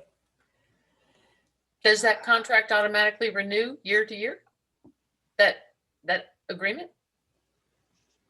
We can look because McKinsey sent those to us. The only agreement is the one for the cars and the vehicles and the permission to use them. So they're like employees, so you could hire them and fire them at will. Yeah, you can. If they don't have cars to drive, it'll be a problem. So we got to have the county agreement has to continue to, Yeah. so we can pull that agreement, see what the term is. I think it came up for renewal not too long ago, so we can. That's what I think. That's what I think too. So, okay, maybe this is an employee issue that we need to discuss, Linda. Constables work at night? Can they work that 1 to 5 shift? Sure. And maybe that's one of the things that we're going to have a conversation about is Okay. we're going to micromanage them more in terms of what their hours are. Well, and maybe that's a little bit. It would what? help. It would help a little bit. Yeah, I agree. Yeah. Okay. That's good for me. Yeah. Okay. Okay. That was agenda item 5. Agenda item 6, report from the district manager. So who's going to go first? Me. Okay. That you, Mackenzie? Yes, it is. Can you hear me okay? Oh, yeah. And you've already got it up. That's Herb's. Is it? Oh, no, I apologize. It looks just like Herb's. I was like, wait, what? No, it isn't. It isn't. It's just that black and white look. It just Is looks it big enough for you guys to see it? Make it a little bigger. Okay. Let me see if I can move this to 250. Oh, that's even better. Okay, is that good? We're all a lot older than you, Mackenzie. So to start here, we are on page 9 of the agenda item number 6. We will get to this Kingwood clocks for owl houses purchases under parks and trails. As Herb reported also, water accountability is at 91%. This is no change from last month, so we are currently standing still there. We're still monitoring it just because if it does fall any, we will want to look into that further, but we don't feel any need to look into it at the moment. As far as the collection system goes, Gray Engineering and Infomark plan to meet sometime in the near future to discuss those 4 areas that need to be jetted, and we'll provide an amount for those 4 areas in the district.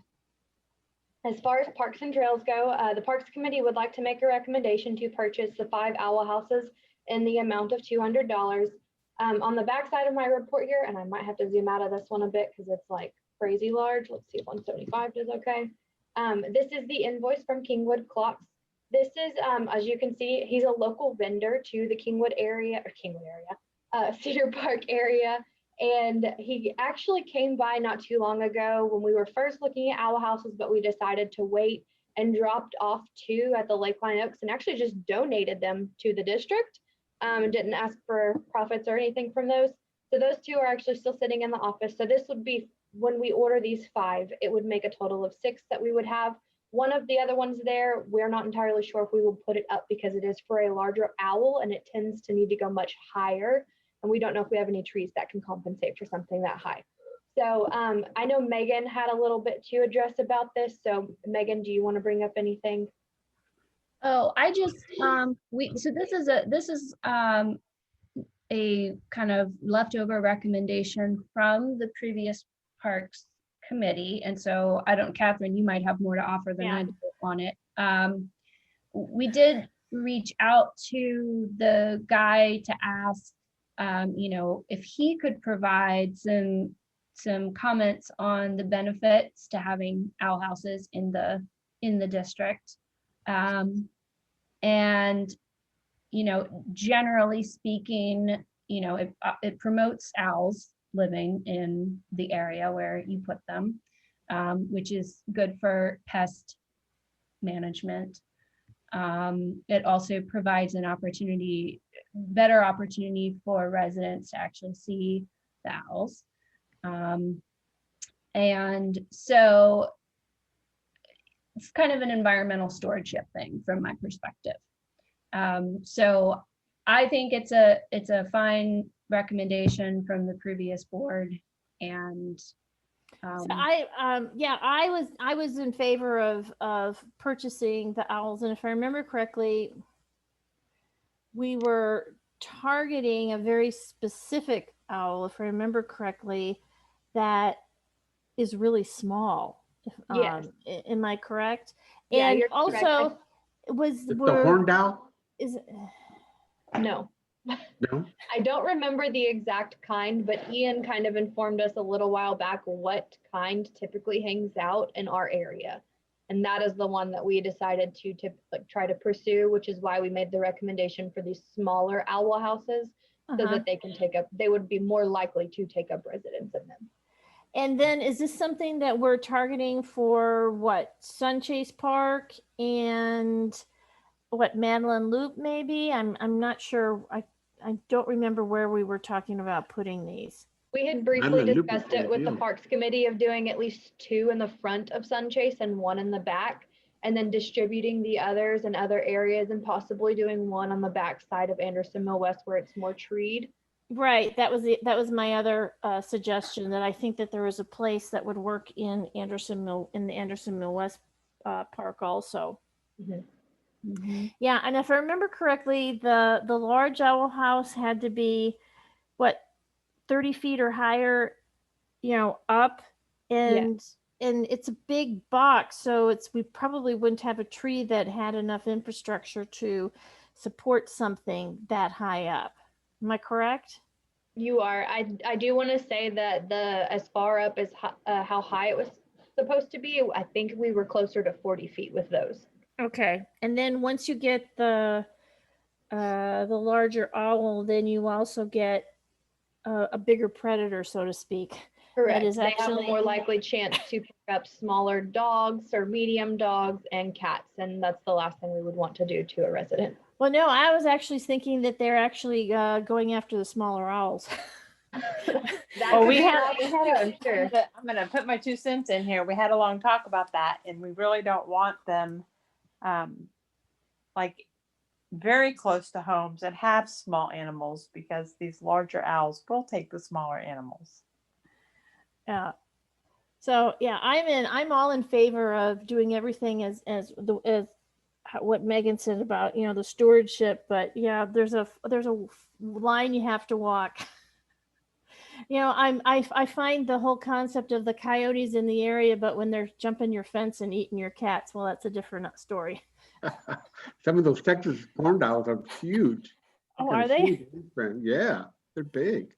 We have some great places to put these though, because we have so many owls in the neighborhood already. It would be fantastic to put these out for them to have them, so that we know that they're going to the homes, which is going to be really neat, because people are out looking for them a lot, or listening for them. I know I have one in the backyard. Really? Every night, same time. Mm-hmm. They perch very high up. Okay, Yes. did you need a recommend or a resolution, I should say, Mackenzie? Yes, we want to put that for a vote so we could make that purchase. Okay. The purchase already happened. You don't need a resolution. We haven't purchased them yet. This is just the invoice for it. We haven't actually purchased them. Okay. I've looked at so many invoices and I saw that owl thing. So, okay. My apologies. Well, you might have seen it, I probably saw it in this packet. I probably saw it in this packet. Yeah. No, we haven't made the purchase yet. Okay. Yeah. Okay. So I'll go ahead and scroll down to the invoice so I can see it. I go ahead and move that we accept the proposal from, what is it, King Clocks or whatever, Kingwood Clocks, for $200 for the purchase of 5 owl boxes. Pardon me? I need a second. I'll second. Okay, and what were you going to say, Art? Oh, who's on the Parks Committee? They should second. That worked then. Okay. Hey, I have a question before we move off before you take that vote. Sure. Was this person a crafter at the fair? Not to my knowledge, no. Well, is he on the buy list? I honestly couldn't tell you. We've heard of him since way longer than the craft fair was mentioned. He said he came into the office, right? He came in and gave you a card or boxes or something. Yeah, there's actually a few cards at the office. This was honestly probably in March or April when this first got brought up. Right. And I think this is a guy who lives over in Shenandoah, isn't this? Yeah, he lives really close. Yeah. Which is why I was asking. Okay, no, I have no issues. Yeah, you know what? For our owl house. Yeah, and he hand makes them, and he actually delivers them with a little bag of bedding for each owl house. Oh, sweet. So you get your first little bag of bedding. he would have been a good vendor if the craft fair had been able to materialize. Well, he could have done it virtually. Who is he? Just a guy in the neighborhood or the other neighborhood. Yeah, yeah. Who is? I get it. I get it. Yeah, we're a little slow there, Linda. Don't worry, I was too. I was like, wait, why are you repeating yourself? Oh, Art? you We bet. heard the joke. You and me too. Okay, if there's any more conversation, I'll go ahead and Yeah, call that's the enough. vote. Sorry, Linda. I apologize. Yes. I say yes. Megan. I couldn't help myself. Megan. Yes. Art. Yes. Beth. Yes. I vote yes too. Okay. Okay, perfect. Thank you, guys. Moving on here with item being under the parks, we did receive a report. This is actually an older date. Linda actually reported recently too that she had heard that the shine lights were not coming on. Initially, this was reported well sometime early last week, and we had them come out and inspect because we did send our tech out to inspect, and he found that the timer that the lights were hooked up to was not functioning. He couldn't get it to function manually whatsoever, nor was he familiar with it. So we went ahead and had them send a tech out, and they had a tech come out over the weekend, and they were supposed to have repaired, I'm sorry, this would have been not this past Saturday, but the one before. And then they determined that there were more issues than they were ready for. They thought that maybe squirrels had actually chewed into some of our lines. And they came back out on Wednesday of last week and repaired as much as they thought that they needed to. Apparently it was not good enough because Linda then reported to me earlier this week that the lights were not back on. And I contacted Braden that same day with Shine, and he sent a tech out that same day. I hope that they are working now. I have not heard back from Braden at this time. So normally he takes about a day to get back to me, but hopefully they are back on. I don't, if anybody can report if y'all have seen them tonight or maybe last night. So we would know if they were on, but they are supposed to be on from, I believe, 5:30 to midnight nightly. So fingers crossed that they get this figured out. I did kind of express to him that this was a little bit disappointing because you know, the whole district has looked forward to this, and we're not able to do the light up the park event like we normally would. So he took that into consideration and had that tech out the same day that it was reported. So hopefully that problem has been fixed. We did receive a report that the Anderson Mill West Pavilion lights were not coming on until well into the night. So I reached out to M&C Electric to have them come out and take a look. I didn't know if the timers possibly needed to be resetted for daylight savings, if something got screwed up there. Turns out that the timer itself, the screen is not functioning, and it makes it next to impossible to make any changes for the lights to be coming on appropriately. They have reached out to a supplier to get replacement parts for that timer. I did check back with them late last week, and they did not have an update yet. So they did inform me that once they did have an update and were able to locate replacement parts, that they would let me know. The Parks Committee has a recommendation to make for a tennis court use for a tournament. Lee probably has a little bit more context on this. Megan does as well, and I believe Beth. So Lee, do you want to kind of give, or I guess Megan, if you're prepared to give a little bit of a report on what's being requested? I'd prefer that since she handled all the communication with the person, that she, if I can put you on the spot, Lee, to explain what's going on, I'd appreciate it. Of course, no problem. So we had a resident who is already a tennis member contact us about having a series of tournaments, I believe over 5 or 6 Saturdays in the district, using all 4 courts in the district for about 2 hours each. She was just asking if that was something that the district would be amenable to, because typically we won't rent out or allow one person use of all the courts in the district. So it's it would be a bit of an exception to what we usually do. But we ended up speaking with her. She's amenable to paying the commercial charge that we have for annual events, the $250 annual fee, in order to have these tournaments. But like I said, it's not something that we typically do. The instructors, for example, don't aren't allowed to utilize all 4 courts at once. We try to leave one open for other tennis members. Sherry earlier this year, and that's Sherry Roden, who is one of our other tennis instructors, had planned on a series of tournaments, I think for youth tennis, that unfortunately because of the pandemic ended up being canceled, but she had been allowed use of the all the tennis courts in that same way. So my question is what is the group that wants to have a tournament? Let me check and see if I can get the name. I can't remember. I just know it's like a tennis professionals association. I think it's women's tennis. Let me look it up. Okay. And and I guess the next question is do we have, we've got the person who wants to have the tournament is a resident of the MUD. Do we have more participation than just her in this tournament? You mean from residents, Catherine, or just? Yeah, because it's possible, because we've actually got some pretty high up people in the tennis world living in our district. So it wouldn't surprise me if this tournament might have 3 or 4 people participating that actually live in the district. Because I know that we've got some people who are very high up in the tennis world living in our district. Would that be a condition of letting that? No, I'm just curious. Okay. Yeah, I'm just curious, is because it's like, for me, it's a no-brainer when you got people coming in and who are living in the district and they want to put on an event in their neighborhood. Yeah, that's yeah, that's just a no-brainer for me.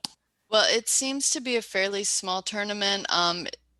I asked and she clarified that there are going to be 8 players on one set of courts, 6 players on the other set of courts, with no spectators. We were trying to take COVID precautions into consideration before we brought this to the board. Okay. She said it's a USTA women's 18 and over team. Okay. And so well, you probably wouldn't know, is this like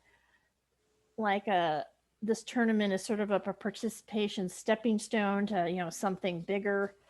I'm not sure. She does take lessons from Sherry, Okay. who's the coach typically at Anderson Mill West.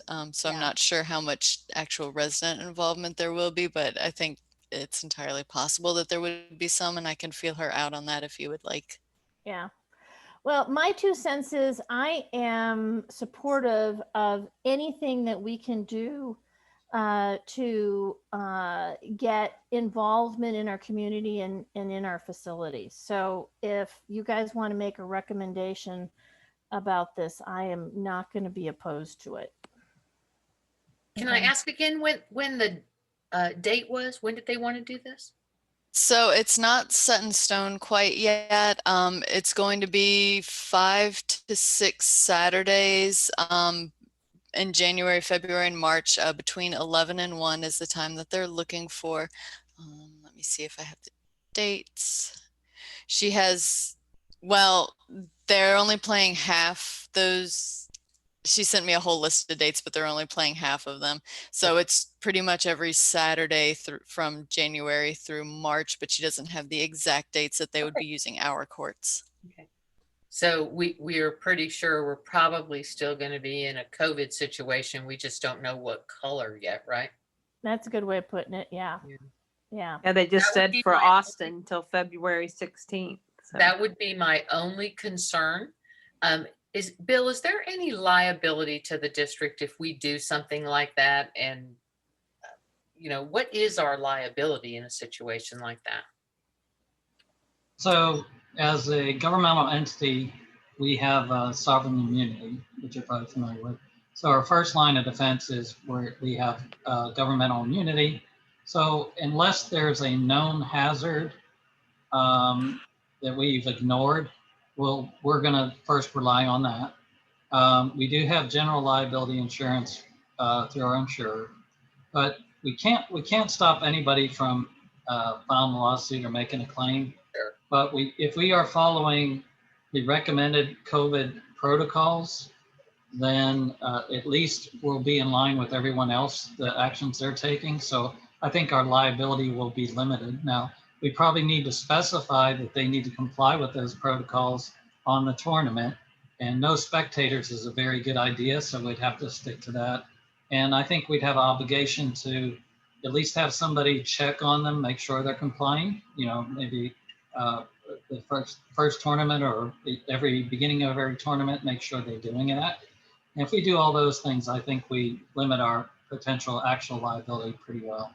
So if our COVID color is less risky than red, then our liability, then doing something like that doesn't put us in jeopardy.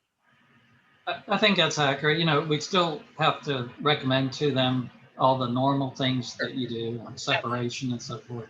Yeah. But I think since they're not going to have spectators, right, that's going to help a lot. Right. And they'll be 6 feet apart. Well, I guess maybe that was a good one. Is it singles or doubles? Is it singles? I don't have that information. Okay. But even if it's doubles, they're still probably going to be, 6 feet apart. Well, and the one thing that they have said over and over and over with all the COVID stuff is that people can still exercise, but it depends on what sport they're playing. But with tennis, they're so far apart that I'm not sure that it would be an issue. Unless we're in code red, then the liability increases because we did something risky when yeah, I think that's what Bill just said. Did I misunderstand? Well, the one thing that has been allowed every time is that people can still go out and exercise, even in red. Yeah. As long as it's outdoors and they're exercising, but they're asking them to stay home for everything else. Yeah. I think we did have the discussion with her maybe already that she asked about bathrooms, that she wants access to the bathrooms. And I think we already communicated that, well, the bathrooms are open now, but right. Of course, reserve the right to close them if we need to, in relation to COVID. Safety. Yeah, no water fountains, no. Bathrooms are open. The bathrooms are open? Yeah, I think the bathrooms are still open. Yeah, the bathrooms opened, when things got better and they didn't get shut down when the surge started. So they're still open now? Yeah, so they're still open, yeah. Everything went through a high level cleaning before everything was opened. Okay. So were you guys going to make a motion? What were you going to do? Yeah, so I guess just since this is technically against the current park rules, it would be a motion to allow them to, are they going to need a 2 hour, 4 hour block every Saturday for these weekends? Is that this time period? Is that what we're looking at? Yeah, to use all 4 courts for 5 consecutive Saturdays from 11 to 1. Is that for a 2 hour block? I don't know that they're going to be consecutive Saturdays, Megan. So we may just want to say 5 Saturdays between the months of January and March between the times of 11 and 1 as the recommendation. And they're gonna pay the $250 event fee or annual fee or whatever that is? Yes. Okay. Yes. Okay. So yeah. And the only thing that this stipulation would be is if we're in red for water use. Okay, I'm not following that. I'm not following the water use. What are you talking about? Because like for the fountains, you can't have. I don't think they're open anyway, right? No, they're closed. But They're I don't think the bathrooms should be open when we're in code red either. I know that there's it's different everywhere, but I know that like at the schools, like every other bathroom is open, and yeah, it just depends. I know. Okay, so do we have a coherent motion there, Lee? I have a motion to allow use of all 4 tennis courts for 5 Saturdays between January and March from 11 to 1, 11 a.m. to Okay. 1 p.m. The only, do we know that it's going to be from a time period, it's going to be that tight? Do we need to make it a larger period? I don't know. She had told me 11 to 1, but I can try to clarify and see if they think they'll go over. No, I'm trying to decide if they need, 10:30 to 1:30. That's all I'm trying to understand. For the motion, instead of stating from time to time, you could also choose to state a certain amount of hours dictated to them in case her time frame changes. Okay, I think that works. So instead of just giving 2, maybe give 3.5, just for give or take sake. Okay. All right, so I'll amend my motion. And the motion includes payment of the $250, correct? Yes. Okay. Okay, I'll go ahead and second that. Do we have anything else to discuss as it relates to this motion?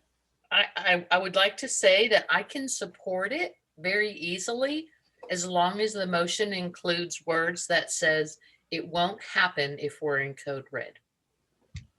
Williamson County is in code red. If it's in code red, I don't think we should do it. See, I question that because in every other state, even in Texas, you can still go out for exercise. And tennis is a way more than 6 feet apart sport. That I just feel really that strongly about it, but. Well, I'm going to be quite honest. I don't think we're going to be in code red. My fingers are crossed too, so it would be a moot point, truly, when the time came. Yeah. But it would be definitely more comfortable for me to agree with it as long as we acknowledge that if the Williamson County is in code red, we just wouldn't take the risk. We wouldn't introduce the risk. Okay. Bill, how do you feel about that? Well, I tend to agree with Linda in the sense that we're going to be allowing people to go on our courts. We won't be there every minute. And, just if the county feels that we're in a very serious situation, even though we could legally allow the tournament to go, I agree with her. It probably is not the best idea. Certainly legal, but it's probably not the best idea. And as it relates to the whole definition of code red, so if it changes 24 hours earlier, then we're, it's a go. Yeah, it's a go. Yeah, or even, it may change after they start the tournament or after, you might have to cancel a weekend because we're in code red if you put that in the motion. Okay. Okay. I'm going to cross my finger that, it's a non-issue. Me too. Yeah. I'm going to wear my mask twice, every day twice, so that it won't be an issue. So if we want to go that direction, we'll have to amend the motion and get it reseconded. Okay. I'll amend the motion to say that if we're in code red, that it can't move forward. Okay. Okay. Is it possible that they could do it another weekend, or is it really fixed? Well, they didn't fix their time yet. Yeah, it's adjust it. Yeah. I mean, because you know what, it could be in red and then goes green or whatever, and then come back, do it. Yeah. Right. And the motion was for 5 Saturdays between. It's a big window. It's a big window. Move it. Yeah. Yeah. I do know that Austin has, as of today, they changed their orders, and the stay-at-home orders are in effect until February 16th. Wow. That's Austin. Yeah. Well, they have to. I mean, we could go into that, but I won't get into that tonight. But yes, they have to. So, okay. So I'm good with the amended motion. Okay. Ready to go. Okay. We'll need a second for it. To the amended motion. Okay, I'll second the amended motion then. Okay. Okay, so any more discussion? Okay, then I'll go ahead and call the vote. Linda, Yes. Megan, Yes. Art, Yes. Beth, Yes. and I vote yes. Okay, what's next? All right, so the Parks Committee is happy to report that, I don't know if y'all remembered a little while back, but we had the discussion on the lending library that was located at the old mill gazebo, right next to an irrigation head that had actually busted sometime in August. And when that happened, and it was reported to me, and the time frame that I then reported it to Sunscapes and the amount of time that it took Sunscapes to get back to us, we were pretty confident that being that that head had been busted and spewing for over a week until they got to it, meant that that was the cause that this little library got as damaged as it did. When we removed the bottom of it, the walls up to about 3 to 4 inches on every wall were all disintegrated.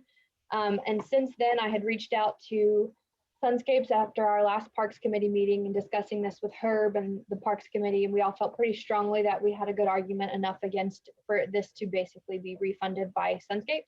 And it was up to them if they wanted to refund the district in the amount of that or purchase a new one. So they chose to actually purchase a new one the day that I brought it to their attention, so very promptly at that.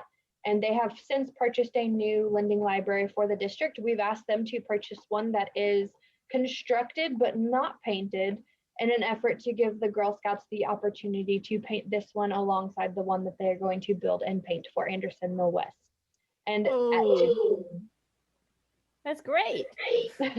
And to add to that, we believe that it would be in good faith to go ahead and seal these with a good waterproof sealer in the future when they are painted. So we would make that recommendation as well when this one does get painted. So it has not come in yet. I did visit the office one day this week, and I noticed that they lending library had actually sent in the plaque for it.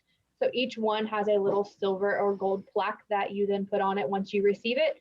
So I just have a feeling that it's going to take a little bit longer to get the actual full constructed library delivered to the office. So once it's been delivered, we'll bring it inside and store it until the Girl Scouts are ready for it and good to go with painting it. The Infrastructure Committee did meet on 12/10. They don't have any recommendations at this point from the Infomark standpoint. We did, however, receive a very odd request from, it came through our customer service department. I don't know if it was a voicemail or a phone call, but they were able to relay the information over to me. It was very vague. This landscaper who is currently attempting to install a pool in someone's backyard near Anderson Mill West had requested access to a district plant, which, as we all know, the district doesn't have any plants, nor do we have anything near Anderson Mill West that they would require access to. So the only assumption we can make is they're asking for access through the district wall. We have since tried to call them back to get clarification on that. We have left a voicemail. We have not heard back from them. I assumed we would before this meeting, which is why I did put board discussion is needed. But considering we have not heard back, I am kind of just chalking this up to a misunderstanding on their behalf. But if this does come back and it is actually somebody asking for access through the district wall, we will address it again at the IFC committee level. And then if they choose to bring it to the board, we will. But that's as far as we have right now. It was just a request that came through, very vague. Like I said, given their name, their contact info, we gave them a call back to clarify and get more information because we weren't quite understanding what plant they were requesting access to. So it's either a misunderstanding or they've just misworded something. But once we hear back, we will bring it back to the IFC committee and review it then and see what we need to do for processing. As far as the solid waste committee goes, they would like to recommend approval of the new recycling calendar. I do have a copy of it. I'll scroll down to that. Some verbiage is possibly going to be additionally added regarding adding that people can request an additional recycling cart. I did put on here pending the discussion that is had at this Friday's waste management meeting with the solid waste committee and waste management. So if you guys would like to review that, I'll bring it down here. So is there a change in the calendar? No change. It's a standard rollover. Okay. No, actually it did change and it's better. Now only Mondays are highlighted. Oh yeah. I like I that. thought you meant did the week swap or something, but no, yeah, that's what I meant. Did the week swap? No, the weeks did not swap. We did make several edits to the calendar though, just to kind of vamp it up on behalf of the solid waste committee. Okay. Okay. I just want to make sure because, I know what day, recycle day, so if you're going to change it, I got to change my calendar. No, you're good there. It's not changing. But we do still require board approval before we can put these out in the mailers. Okay. So other than, it looks like you're just highlighting, Monday rather than the week, what's the change to the flyer? The pictures Okay. and a little better instruction, I believe, on the cart placement, try to reduce all those broken lids. I'm pointing to my screen again. Cart placement, I have to stop doing it. It does look different than last year's. I actually pulled last year's flyer and compared them, and it's more current. Detail. It's more current. And the only thing that I'm asking Mackenzie to do is put a note on the bottom that a second recycling cart is free for those who want it. But she triggered on that, even though it's in the contract. It's a hole in the contract that I was trying to jump through. And if Art and I can be persuasive to Paul, he'll let us go forward with that, because I don't think there's that many people who want to deal with 2 recycling carts, except you, Catherine, you and Jana. No, I do not. I was just going to say, I do not want a second recycling cart. Yeah, me neither, because it's hard to deal with all that plastic. But my point is, I don't really think that we'll get more than 20 people who want to do it. And I would like to add to Linda's statement there that I was triggered. It wasn't that we didn't agree with it. It is clearly stated in the contract. I do agree with that. But I did want to ensure with Paul, being that the amendment for our contract was heavily amending a lot of recycling, that this was not something that was missed. And that is basically what we will discuss and find out on Friday, what their ruling of this was. Paul had asked us to allow him time to get with his attorney or their lawyer before we put this in anything. So that is the only reason that we haven't put it in yet, just so that way, if we do put it in and they so choose to turn around on Friday and totally amend the contract and say that, this was missed and they are amending it and they aren't going to allow free carts, then we didn't want to have to, basically pull the letter after the fact or send out a redacted version and state that this was, a mistake. Mackenzie, you do realize that they really don't have that option. Not quite as clear cut as you described. I mean, they could say, oops, we missed it, we want to renegotiate. And Art and I could say, we're perfectly willing to entertain that. Let's see what the demand is first. Absolutely. And I'm not saying that they can clear cut and change it. I'm just saying I didn't want there to be options that were brought up on Friday's meeting that weren't going to pursue that free cart for us and us have to then change the recycling schedule. Is basically the goal here, is to not have to send out 2 recycling calendars and one be, because we all experienced the recycling tafu last year with people being confused on which week was theirs. We just don't want to make everybody have to experience another one come again. I guess what I was trying to say, Mackenzie, is if we put the note on the bottom that if for families that need a second recycling cart, we can just say one can be made available. We don't have to say anything about money, just one can be made available for you. And then we have latitude with that. And if Art and I can't convince Paul to let us figure out the demand before he insists on redoing his contract, we do have other options, Mackenzie. They're not the only waste management company in town. And again, that is not what I said. So this was just to keep us from having to send out 2 forms and confusing residents. No, I'm saying you could go ahead and put it on there today. And if it ends up incurring a cost, we can include a cost to the customers who want 2 cans. But you see, we can't even negotiate something like that, Mackenzie, because we don't know what the demand is. We don't know how many people would want a cart. Well, shouldn't we find out how many, put a survey of some sort out? We could do it that way, Art, or what we could do is put it on the recycling flyer. Let's see how many people call in and want a cart. And let's tell Paul, if we get more than 20 people, we'll come back to the table. We'll come back to the table. I don't think you're going to get that many. No, I agree. I don't think so either. And I think, Mackenzie, it could keep you on track for getting your recycling flyer out.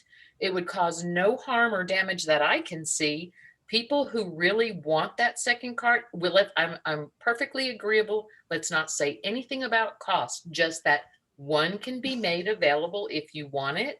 And let's see what the demand is. And then if Paul says, if you get over 20 people who want this, we have to renegotiate a cost. And then we'll say, okay. And then those people who have it will say, Waste Management says every additional cart might cost you an extra $2 or $3. Do you still want it? And if they say yes, we do it for them. They pay for it. It's just a way to gather the demand before we go talking about amending a contract. Absolutely. And because they left the hole, it was a perfect opportunity to jump in it. I don't think they're going to want to renegotiate the contract. They do not want to go down that, open that can of worms. And Catherine, like I said, if it was a lot of carts, I bet you they would, but I'm not seeing the demand. Not because people don't want to recycle more, but it's a bother to hide two carts. I agree. If you had a third. I agree. I think I've seen one email where they wanted an additional recycling. There was one email that Lee had sent me early on, which is what made me read the contract in the first place. But I do recall some woman who lives on the east side of El Solito, big, huge family, said she really wanted one. This was before I was on the board. I told her, I never fill mine up. Bring your extra cardboard over here, but she never did. No. So I think that the Solid Waste Committee would like to go ahead and make that recommendation, and we can add an additional blurb that says if you would like additional, and if you could use an additional recycling cart, one can be made available. We can add that to this. And then I guess that with that amended addition, the Solid Waste Committee would like to make a recommendation for the board to approve the flyer. Oh, somebody needs to make a recommendation, make the motion then. Mackenzie just did. Art, make the motion. Oh, okay. Say it again. I need to make a motion to publish the flyer. Your motion will be to approve the flyer with one addition of the statement being an additional recycling cart can be made available if needed. Okay, I agree with that statement. I motion for that. I second that motion. Okay, is there any more discussion? I'm looking at this flyer and I'm going, oh, I thought it's saying that aluminum foil is recyclable. I thought that was not. Interesting. So did I. Yeah. Okay. Don't forget the vote. Don't forget the vote. Oh, I'm not going to forget. I'll take it right now. Call the vote. Linda? Yes. Megan? Yes. Art? Yes. Beth? Yes. I vote yes too. Okay. Catherine, can I interject just briefly? Sure. As you're probably aware, I'm not authorized right now to assist the committee in any contract negotiations with Waste Management, and it may not be necessary. But I'll ask the committee if they want to get approval for me to assist, if indeed Waste Management comes back and wants to do an amendment. I would like to make that motion to approve Bill do the negotiation if we have to go down that road. I'll second. Okay. Any discussion? Maybe Bill, you're looking like maybe you want to make a comment. No, well, whether it's negotiations or drafting, I mean, I'll be happy to assist the committee. I just wanted to make sure the board approved the work. Okay. I'll look to the committee for, whatever their needs are. Okay. But haven't you done that before, Bill? Yeah, but Art, and we have a kind of a general item we'll get to is, I on special projects, I need to come to the board and get approval before I start working on them. The committees have some authority, up to 1,000 under a resolution. So I didn't want to put the committee in a position where I'd have to say I can't help you without board approval because I haven't approved the legal work. Oh, so, okay. Yeah, I've negotiated the contract before, but that's completed. Yeah. Anyway. Thank you, Bill, for not letting us step into that one because that would have been a really long day. Yeah. Okay. So I think we had a second on that. So yeah. So I'll go ahead and call the vote on that one. That's Linda. Yes. Megan. Yes. Art. Yes. Beth. Yes. I vote yes. Okay. Alrighty. So To finish up here for Customer Care Committee, some of you may recall last month when we reported for 1308 and 1306 Loretta Wood having separations in their pipes. After further review and investigation, we'd sent another tech out just to ensure that that is what we were seeing, because we do see a separation in the pipe. There is actually, with both of these residences, there is a tree between where these two lines come down to the district side, and both have had work done prior to. That's been made pretty evident because of the change in color of the pipe. And since then, because of when this work was done, we believe we weren't necessarily involved in this work. We are just going based off of speculation of what we saw. The tree had caused the lines to shift. So in an effort to combat that for the future, they put what is very rare, couplings around where the pipes join together and allow movement. Very little, but just a little bit of sway movement. And that is the separation we're seeing. It is a black space, and it strictly shows the separation in pipe, but it's not actually hindering the flow. Due to that, and us asking both of those residents to call a plumber and have them come out and inspect their lines, and it being a misunderstanding on our part, Infomark is going to pay them back for their plumber bill. So that is all this is reporting to you all, that we will be reimbursing those residents in the amount of $308, because we do feel like it was, you know, unnecessary for them to have their plumbers come out. Okay.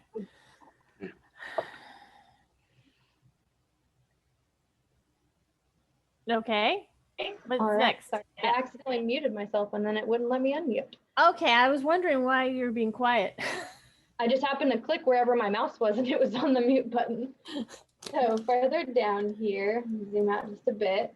We have our standard reporting here. 1,928 houses total accounts billed. 15,828, which I think for total gallons consumed here, this is the closest we've been in months, I would like to say. Our number has been relatively high due to people being home during the pandemic. So that is the closest I've seen pretty much all year. And then our average water use for accounts billed was 8,210. And our total billed for the month was 213,703, and total receivables was 262,321. And here is your chart that explains that as well. And here is our accounts receivable and collections report. So this is what you're used to seeing. And at last month's meeting, we had the request come in to see the number of these accounts. So we've actually included that now for you, Linda. So you It's can. so small, Mackenzie, I can barely see it. Oh, much better. Thank you. So there So they are paying. People are paying. We're actually starting to see a higher influx over the last, if you can tell, the last like 30 days where people are paying. So we're actually starting to see people pay a little bit more here. But there is that report, and I did want to report to you all, there is 172 delinquents notated here. No tags were hung, letters were mailed out. Obviously, nobody was disconnected for non-payment either. And I don't know if I gave y'all enough time to review this one as well. So this is just the dollar amount for that same report below. Thank you for doing that, Mackenzie. That really lifts my spirits that people are able to pay their water bill again. Yeah. We're getting there. Hopefully we don't have to send out any nasty grams. Here is our water quality. So your current annual average is at 2.90. We're good there. Water accountability report. And then your water accountability for your historical, which you'll see down here is at our 91%. Back to normal. Yep. Well, I That's wouldn't not quite call us normal. normal yet, but we are staying stagnant. So hopefully it starts to go up there. Well, anything to me between 90 and 95 is pretty good. Yeah, and that's a good one. We would just prefer to be about 94 to 99. Art, I actually compared to two other MUDs, neighboring MUDs, and they keep it at no more. No, it can't go lower than 97%. But you know, wow. I know it's remarkable, but you know what? They may have a big, huge staff. They all read on the same day. Mackenzie explained that last month, so it could be just a read failure and not. Well, that's what I was saying. It's Well, like, because we're that's what all anticipating these are, I think. this is That's all my timing. assumption. But these are all reading failures, or reading. You know, just a delay in reads. But I mean, imagine if it was 97%, how sweet that report would look. Mm. I get it, Mackenzie. It's not a fault. I get that's just that's just the way it's It's happening. timing. It's a time. Trust me, if I could give you a 97 every month, I would, but I'm not a part of that. It'd be a All right, you guys, that is the end of my report. It's on to you, Michael. Fumbling with my mute button. There we go. Okay. And also tracking the time, so hang on. So don't forget me. Oh, we've got the time tracking duty. All right. Let me share the financials. Boy. There we go. And why is it hiding from me? I hate when it does this. Michael, while you figured that out, I would like to let the rest of the board know that Michael has worked Megan and I to death the last 3 days. I have never, even over the weekend, he never stops sending. He never stops. I am not sure why this is not showing up. Let me try again. Sometimes refreshing the screen works. All right, I'm just gonna have to old school it and share my screen. All right. Wasn't that what you were trying to do? Well, I was trying to share the report itself, not the screen. But okay. the report wouldn't show up in my share. I don't know. Sometimes that happens. Can you see the report at this point? No. Okay. Well, let me try again. Send it to Mackenzie. She can always make them work. All right. I think I may not have actually hit. I did not hit share after I selected to share the screen. How about now? Yes. Perfect. A little Okay. bigger if you can, though.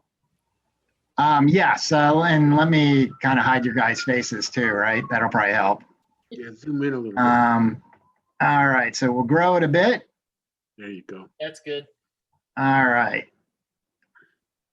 And worth noting on the calendar for December, it's just reviewing the financials. Next month, we'll have a quarterly investment report and the audit. So that's some of the stuff that's going on behind the screen, behind the scenes here.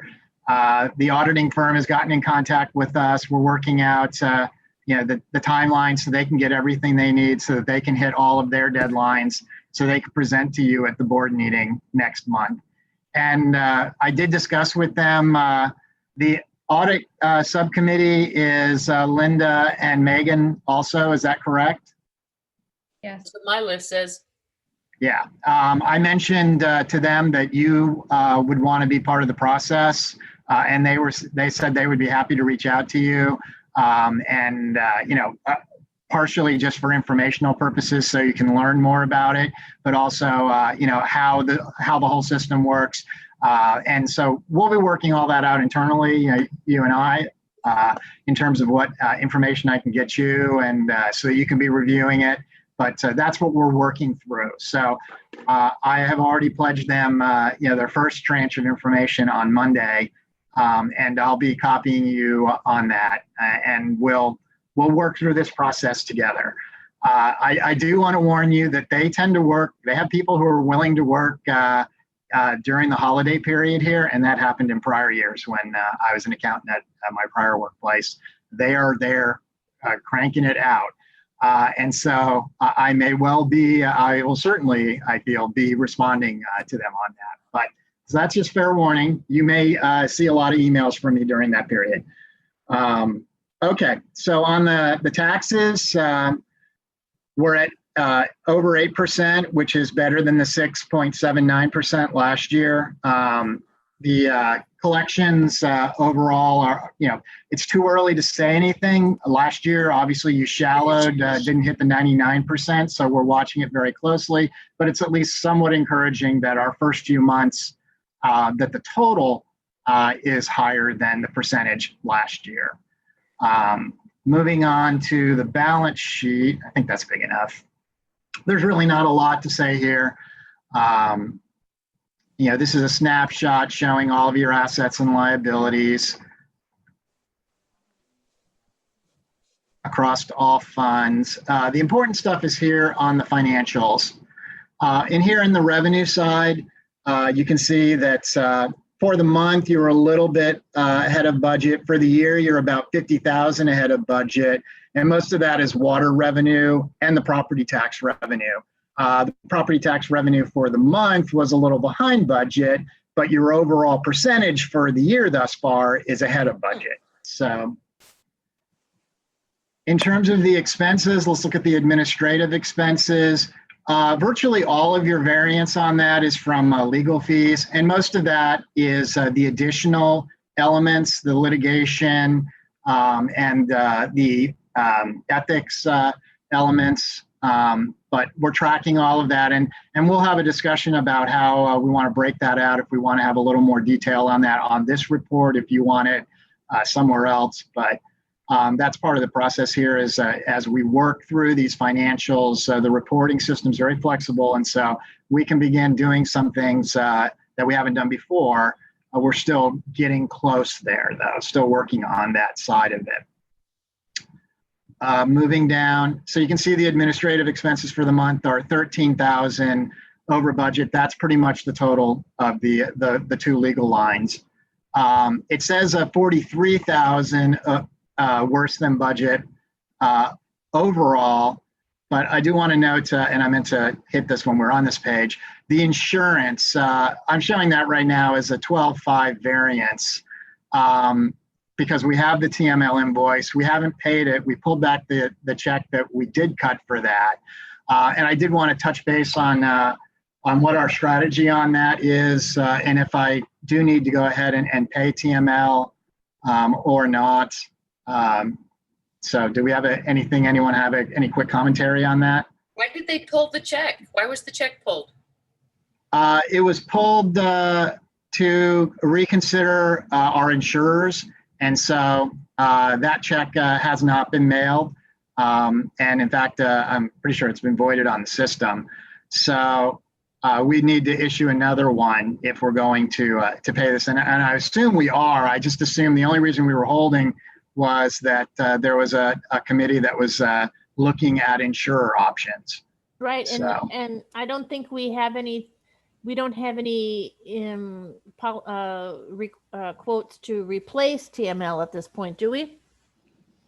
Not that I know. I haven't heard that. Mackenzie, you haven't finished, shopping. That's correct. Between our office and Bill's office, that is still under review. Okay, so we're gonna, and we needed to pay this, so. Okay. So So I'll get a check for that out to them. I'm assuming I can just go ahead and do it next month. They're not complaining about the fact that they haven't been paid. But if you want, I can also cut a supplemental check for it instead. So is there any consensus on that?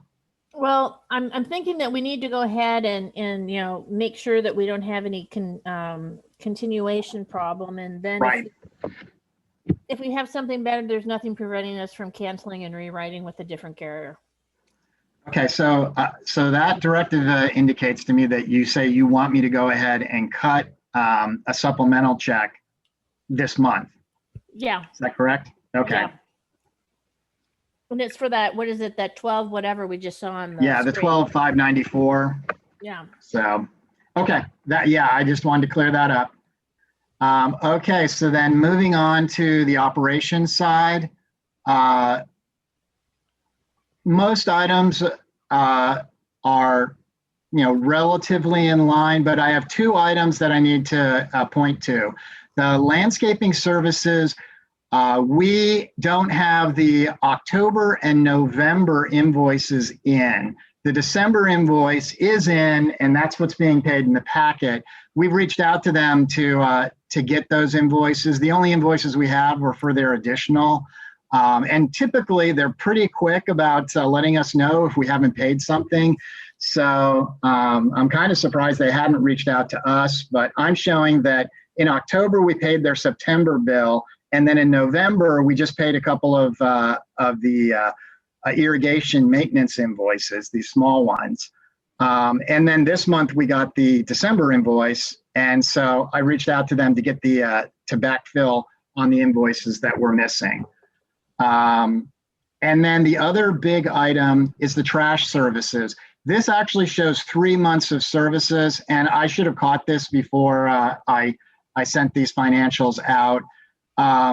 Their invoice for September was dated October 2nd, and it got entered on our system as October. Then the October invoice is on as October, or actually, I'm sorry, let me roll that back. Let me state this correctly, actually. What happened is that the December invoice got dated as 11/30 and the November invoice was already there. So we have double here in November. That's why this is 68 and that's why it's 102. That's 3 months total. So I should have caught that. I'm surprised that I hadn't when I reviewed this, but it immediately leaped out to me when I opened this just as we were beginning the meeting. So I'll get that corrected. It's just we paid the right number. It's just I have them coded in the wrong months. And so what that does is that instead of that line being over 31,782, we're actually under by 3,835. Okay. And then going up to the mowing again, the two invoices that we're missing will be for 13,059.18, which is the regular monthly amount. So that's an additional annually 26,118.36. So that line, instead of being 25,859 better than budget, is 259 better than budget. The net effect between these two is that year to date, you're about 8,695.67, about that, better than budget. So you're actually, instead of this negative 33,432, it's actually a negative 24,736. So we are over budget, but not quite as much as it shows. And I apologize for not catching that before I sent out the finalized versions of this. Not much activity on the system maintenance. The parks have been pretty low. So as we move through, and then not a lot of activity on the park improvements except in prior month. So this is showing a bottom line of 40,000 for the month, 40,613 better than budget. We're actually 61,714 better than budget for the month, and for the year, instead of that 98,809, it's 107,505. So overall, we're not dramatically off, but obviously we missed a few things. And I do want to talk about that. The financials were late this month, very late.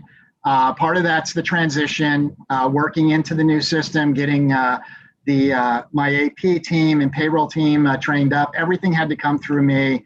I was the log jam, and I didn't catch everything that I should. But we have part of our internal review before this process even started. We knew we needed to get further ahead to get everything that we need by cutoffs and all further ahead than we had been working in the past.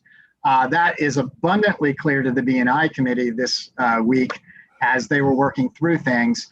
We had quite a lot that came in late. We had quite a lot that I had missed that should have been included. So we got all of that in late, but going forward, our entire strategy is to be that much farther ahead so that by the Friday before the meeting, we've got, most everything in place, and then we can just walk through this and pick it apart and then, true it up and perfect it. And so that is where we want to be, and that is where we're headed. We are not there though, and I definitely apologize for that. I'm here on the debt service page. There's never going to be much to say on this. You don't budget the debt service. Effectively, that's done by your FA by setting a target and setting the tax rate. But it just shows that we have tax collections coming in to the debt service. There aren't really any expenses that hit it. And your capital projects fund has no activity at all. So Okay, so our next big item here, let me grow this. This is the true up, the final of the maintenance cap, and quick explanation, every month as part of our base operations invoice, you pay a set amount, and last year it was about $64.79.17 a month. And then Infomark would be tracking its expenses each month that it was allocating to the cap. And then we would be tracking along, and if Infomark spent more than the district had paid in the regular monthly payments, then the district would pay, and vice versa. If Infomark ended up doing less work than the amount you paid, Infomark would pay. So the final true up is that the district owes an amount of $9,148.04, and so that's included as one of the checks for the meeting. And then the same thing is true for the new fiscal year. No activity in October and only 56 in November. Obviously, there's going to be a lot of work that comes in the next months, but that's the net total so far. So what we're saying, if the fiscal year had ended in November, Infomark would owe $12,903.78 back to the district. Obviously, we're not ending here, so that's just for informational purposes. And I'll be providing the B&I committee the backup for that invoice every month, so they can be tracking it and feel confident that these numbers are reflecting actual costs. So, okay, so let me shrink this down a little bit. On the cash report, I did want to note tax pool every month has been sliding by about 0.01%. So the CD that you have continues to look better and better every month comparatively. I'm always painful about what a low rate it is, but it's significantly better than we can get from any other bank that's willing to jump through the PFIA hurdles and the Public Funds Investment Act hurdles. And it's much better than we're getting at Texpool or anything else. So it's better than a kick in the head. Overall, the district has over $2 million in operating funds, in debt service over $500,000.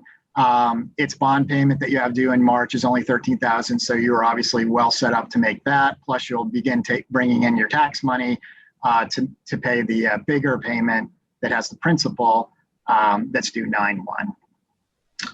This is the report showing the 0.42 interest rate and the little bit of interest that you've been earning on that CD.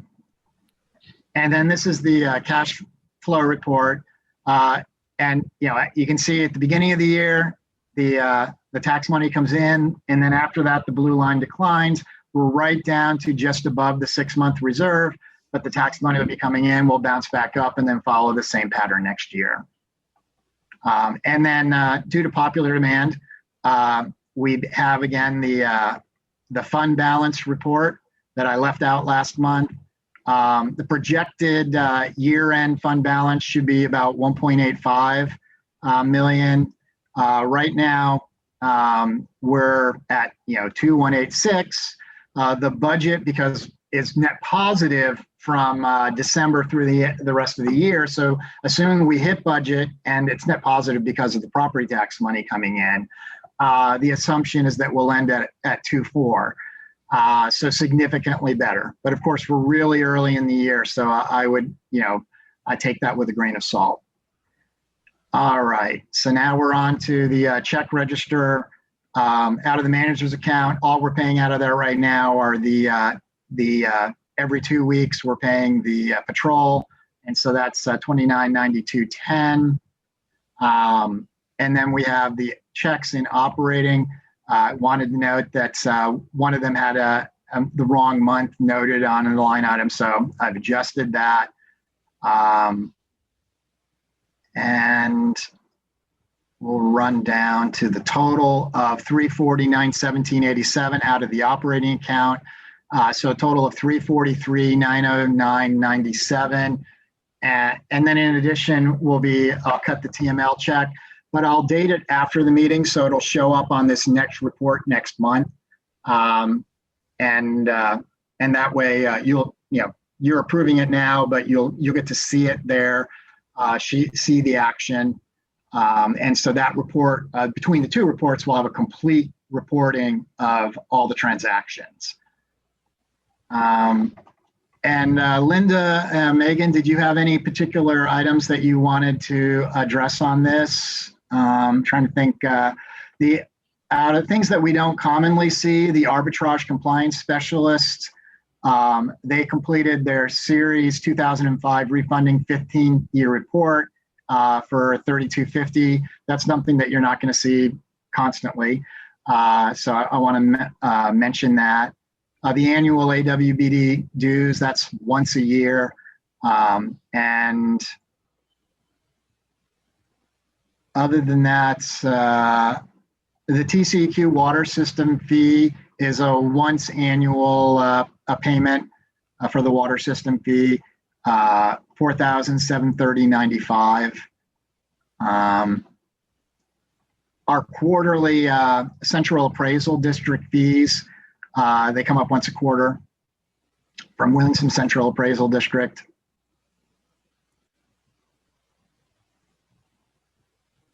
And then none of the other invoices are exceptional. They're things that we're seeing pretty much every month. So I don't see anything else that I want to mention just because you don't see them often. Any questions on that? Can you hear me? Yep. Yeah, we can hear you. It was so quiet. Okay, and then we have our transfer. Don't approve the check register? Well, let me just walk through everything because you want to approve the transfers as well as part of that. So we have this 136,000 moving money from text pool into the operating account to cover the checks. And then on our open records request, I didn't mention this on the P&L, we're actually very close to what we budgeted. So wait, go back, Michael. And those numbers, Linda, are after the adjustments that we made. Not November. Oh, yeah, we just looked at November, right? That should be in the 4,000s, not 8. Yeah, let me pull up my spreadsheet. I actually, hopefully I can open this here.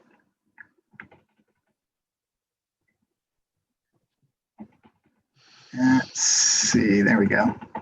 Oh, you know what I didn't add, Michael? I didn't add Bill's open records fees. Yeah, and if this opens, it will actually allow me, I actually have it kind of detailed, but it seems to be taking its time opening. Take your word for it, Michael. There you go. You need to look at all the details. Yeah, actually now it did pop open. So, I have making the adjustment for the 709.50 for October. And then here in November, taking off the 1824, but there were 3 pieces that came in.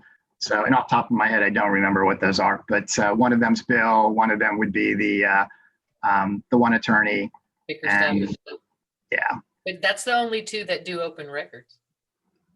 Yeah, I'll go back and, I don't have that open. I'll go back and double check what these 3 components are. The 6103, that's Bickerstaff, but the 1896, I'm not remembering off the top of my head what that is. I know your billing records, it's okay. I'll figure it out. But that's what I have booked in there, and we can review that and make sure everything that's in there is exactly what's supposed to be there. But that's what I was attempting to do. So, and then let me just walk through the last bits here. Last month I didn't have the authorized not to exceed amount, so I've added that. This first several pages are the detention ponds. There's an additional 5,000 budget, but there's no activity on it yet this year. So the rest of the report, there's no change. And then the parks beautification, this is the activity we've had so far. And some of them were ones that were budgeted last year and we didn't budget this year, but some of the activity occurred here. So that's the tennis court benches and the fans at the pavilion. So they're on here, but their projects were budgeted for 0. And they were meant to be done last year, but they didn't get get done until we got into this year. Ooh, I forgot to put my date on TF Harper. That was in October as well. But that shows that overall there's still a balance of 57,549.50.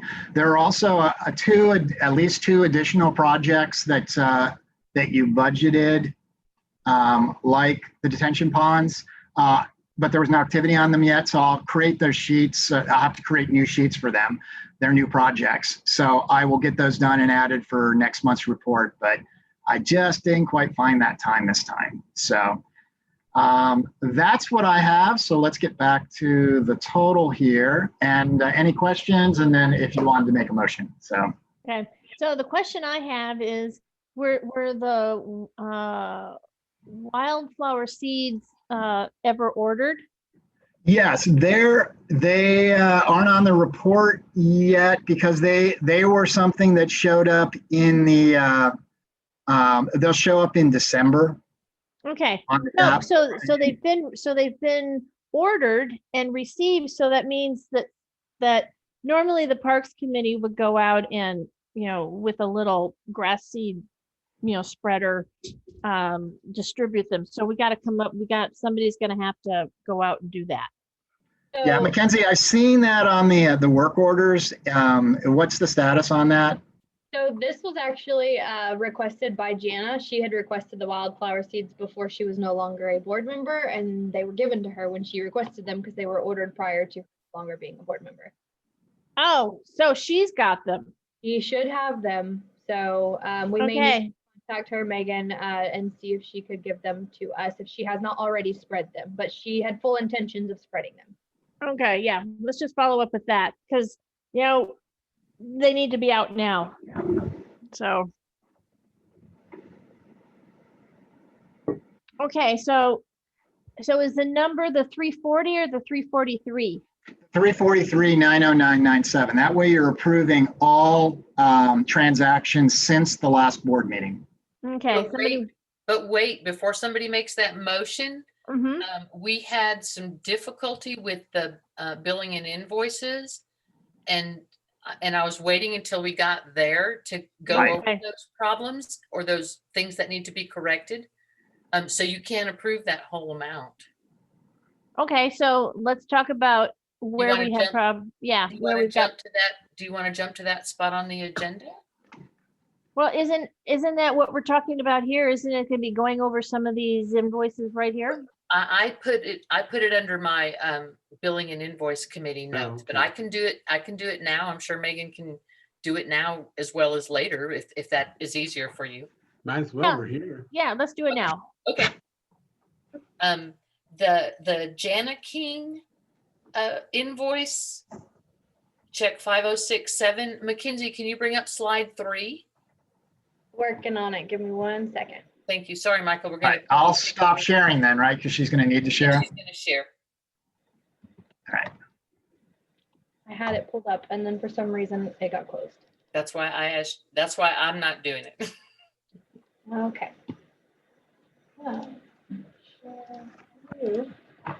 Okay, y'all should be able to see. Something's happening. There you go. There we go. You make it just a little bit bigger. Let's go here. Is that good enough? Yes. Yeah. Okay. So these kind of stumped when we saw this because the old price versus the new price. Keep scrolling.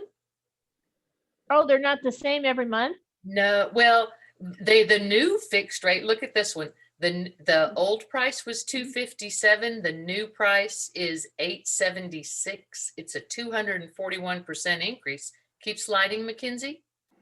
It's called, wait, go to your signature. It's called a contract amendment, and it looks to me like this is going to be from this month forward. See, all other terms and conditions remain the same, but the effective date of this new payment was November 16th. And these three, and then if you slide down one more, Mackenzie, they corrected, or you're on the bottom one, they minus, they subtracted $100 off the Lakeline Oaks, and now its cost is going to be $622.50 a month. So I can provide somewhat of an explanation here. This is not only just an oversight on my side, but When we had first discussed the parks reopening and Janet King came to us a very long time ago when we were not ready to open them, they had actually asked for the board to approve that, Catherine, you might remember, $100 for the new sanitization, whatever that they were, hospital grade sanitizers that they were going to use. So I actually reached out to Dawn because I don't agree with these amounts either.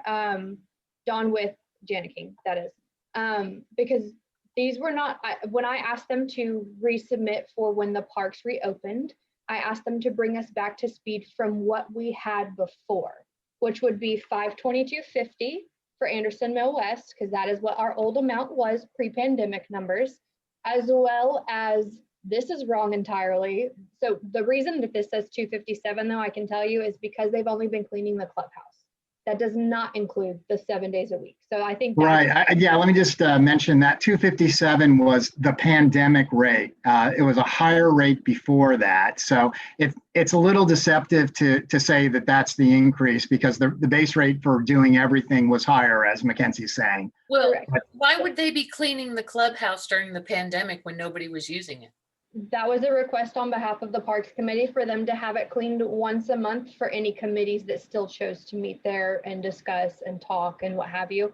So it was just a once a month cleaning for them to come in. But to just be honest here, this is still incorrect too. $776.40 is not the right amount. And when I had signed these, this is where my oversight came in. I was under the impression that was our old amount. Our old amount was $676. So it's $100 difference from this new price listed here. And I haven't had the chance to actually sit down with Dawn. I called her and explained that this is not right. Not to mention the new invoices we got don't even really match these rates. So that is another reason why I made the recommendation to the Bills and Invoices Committee to not pay them yet. And she agreed when I did speak with her that this did not seem right. She was not in the office to look at them herself. So I sent her a very detailed email today explaining, based off of the new invoices we received, really, because they don't make any sense, that this was not something that the board agreed to, nor would we be paying for it, because we agreed to ramp up 7 days a week cleanings at our old rate. So Mackenzie, were these documents, I'll give you that there are errors in price, but were these documents amending the contract from that day forward? Or was this a 1 month and done kind of situation? This was supposed to be from that day forward at our old rate. That is what my communication was to Janet King. And I think that being that they had initially requested the $100 extras a month of the hospital grade cleaning, took that and added that to our contract, even though that's not what I notified them of, and moved forward with that. So that's why each of our old rates, this $776.40 is $100 difference from what our old rate of the cleaning in 7 days a week for the restrooms and the cleaning of the clubhouses once a month for Lakeline Oaks building used to be. So that $776.40 is $100 more. And we were told that if they did the hospital grade cleaning, it would be $100 more a month.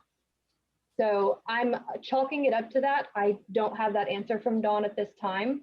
And I hope she can get back to me soon, but they are well aware we're not paying them until this is corrected. So we're just going to wait until, we'll just catch up next month. Yes, correct. Okay. Yeah, so we had agreed to hold this check until we could figure out what that increase was just way too much. It's not a very well formatted invoice, if you ask me. Well, it's not an invoice, Catherine, it's a contract amendment. Oh. And that was the disturbing part too, because it wasn't voted on. I remember clearly, Mackenzie, the discussion about COVID sanitation, an extra $100 because they needed more product or whatever to do a better job or something. And I remember, Catherine, you said, fine, no problem. $100 was no problem. And that's why when I saw this, that was way more than $100. Yeah, well, it's technically still $100 per park. So if we come down to this one here, our old rate for 7 days a week of cleaning is $522.50, then that extra $100. This invoice here of $876 was not, this does not make any sense to me. And I even told that to Dawn. This one, however, for Lakeline Oaks Park, the $776.40 is a $100 difference of what our that's right. Yeah. So technically, please appreciate, Mackenzie, that that's not what that's not what that says, but I do believe you. No, when no, you no, tell I me that, fully and agree. It just- does not state that they're using hospital grade cleaner and that's why the increase is the way it is. I also asked Dawn prior to even this happening, because I just don't like their invoices. They don't actually say where they're cleaning or the detail. So I actually asked Dawn prior to this to add more detail to their invoices in the future so that they are a little bit more detailed. I know this is not an invoice, but I know that y'all saw the invoices and all it says is monthly cleaning. So, And their accounting can be difficult to work with sometimes. They're very nice people though, but they struggle.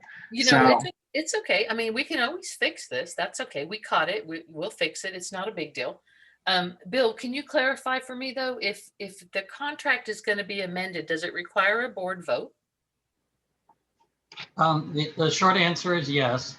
I think what Mackenzie is describing is the intent was not to amend the contract beyond what we were paying pre-pandemic, but to take it back down $100 to what we were paying under the contract. I still think we should have a board motion on what we're going to do going forward with this arrangement with Janet King. But we need a properly configured contract. Yeah. Well, yeah, their documents are very sloppy, and so yes, perhaps the best way to address this is hold the check and also ask them to submit contract documents that conform with what we want to do, and we can vote on it next time to go forward. I agree. Me too. Mackenzie, can you get that done? Yes, so that is part of what I've already began with Dawn. I haven't asked for any amendments as far as the wording of the contract, other than the amounts being clearly off. But I have a feeling she'll call me anyways to discuss. So once we get that conversation going, I'll let her know that we need a little bit more detail here in these contracts as far as what they are for. And alongside that, I do want more info on the invoices. Like for instance, having it state cleaning the restroom 7 days a week and cleaning the clubhouse once a month, because that's not listed on an invoice. But that's right here in this amendment. It says it right here. I know, but when they invoice us, they don't state anything other than monthly cleaning. Yeah. Okay. Well, I would appreciate that too. Okay. Yeah, well, that was part of it. I knew that was probably coming down the pipe. We'll just hold this check. So Michael, subtract that amount from that grand total. Start with that one. Right. 1608.50. 1608.50. Right. I don't have that in front of me. I'm going to trust you because you're the number guy. But Megan, you agreed that one was a hold, right? Yes. Okay.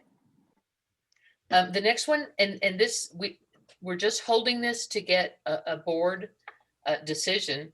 The Association of Water Board Directors, it's $675 for a year, but and I understand it covers everybody.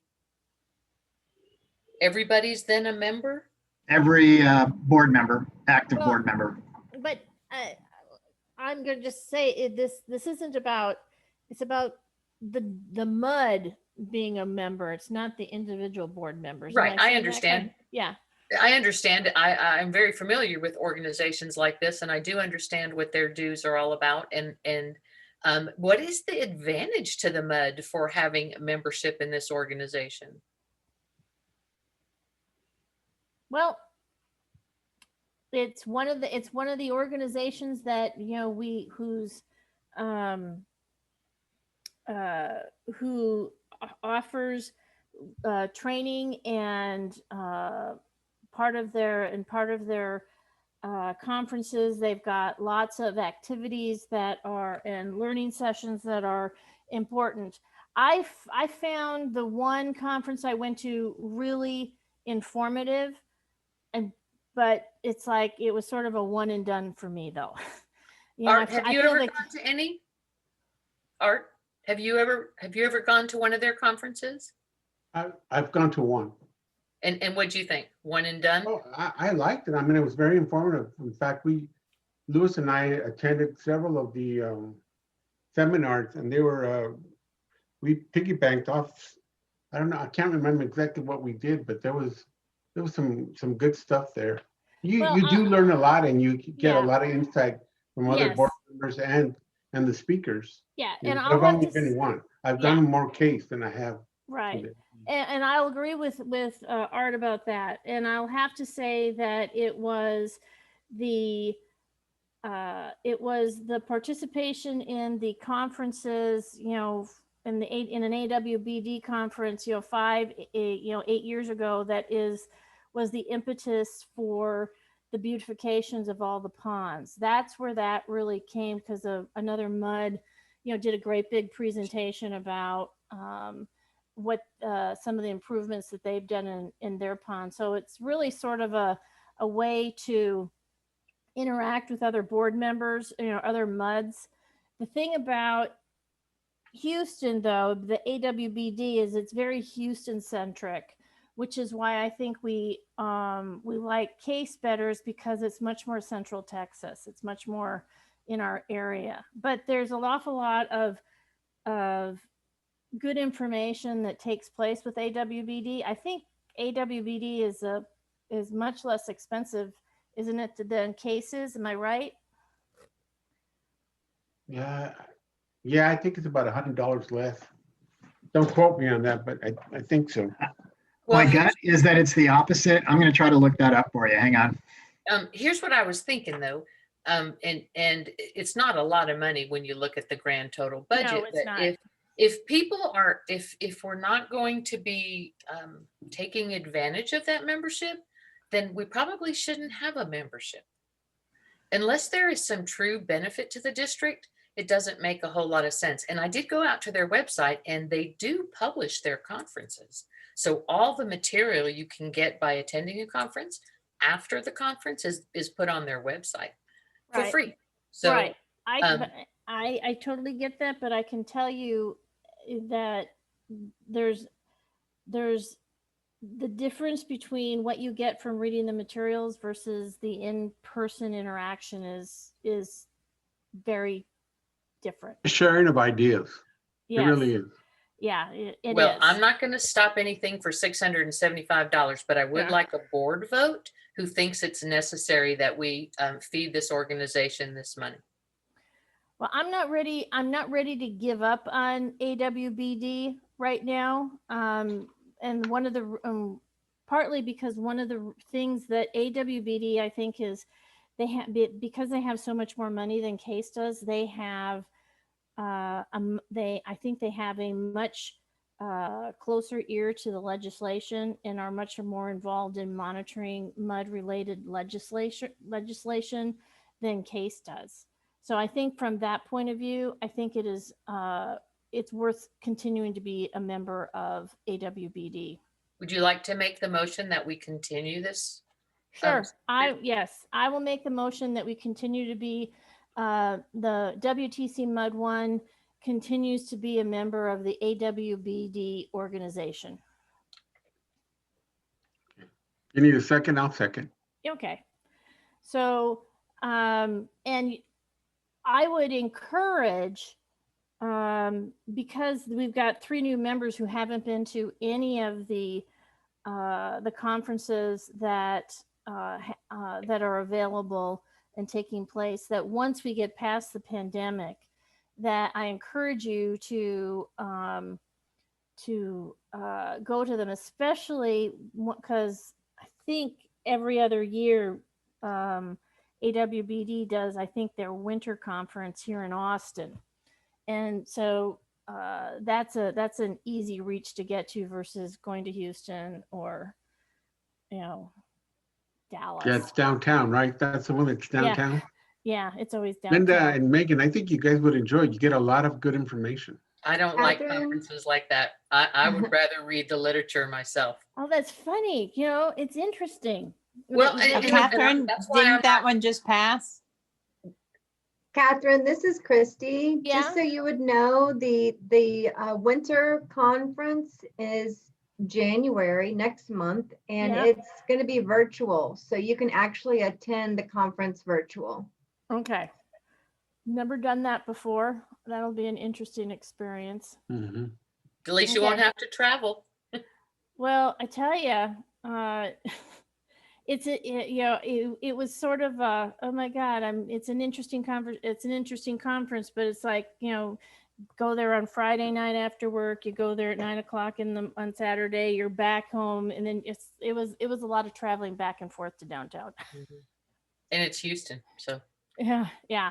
Okay. So, okay. We've got a motion. I'll go ahead and call the vote. Linda. Oh, I say no.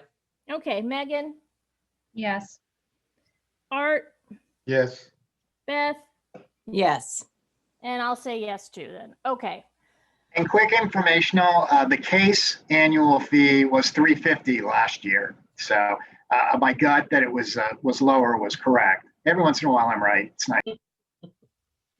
Okay, so that one, $350. Okay. that one was on the list. And then Sage Management's check, I have asked that we hold it because I didn't get all the information that I needed to do a really thorough review of the invoice.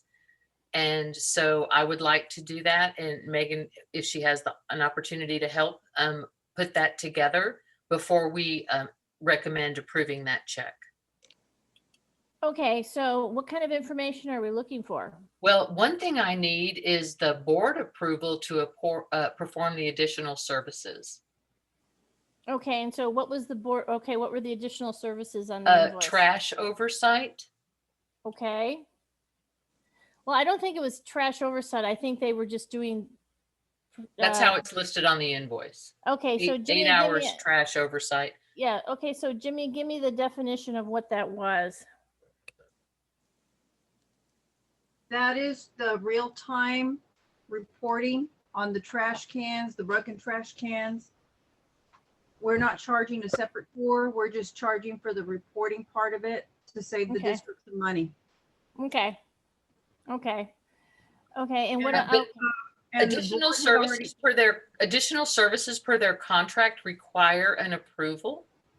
And I don't know what kind of process you have in place, what kind of, how the billing and invoice committee could know that that was approved. Is there, I think I'd like to see something in writing, if you wouldn't mind, unless it's a board vote, in which case I'll have that information. I really think it should be a board vote if it's an additional service that isn't legal or engineering.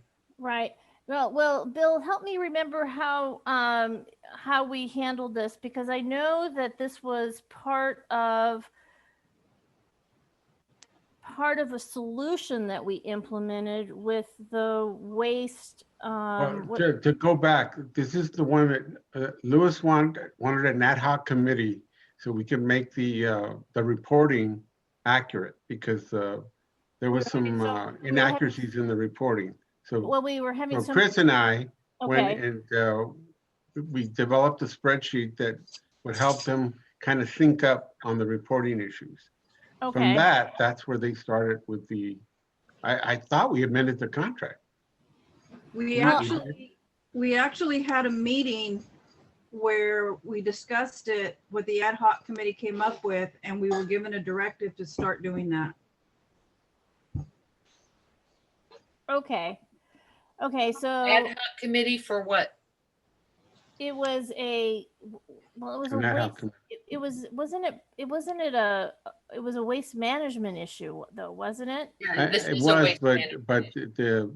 for some reason I think it was agreed that we were going to make it an ad hoc committee. That's why Chris and I got involved. We were assigned to that committee. I remember that. I remember that, Okay. that meeting very, very well.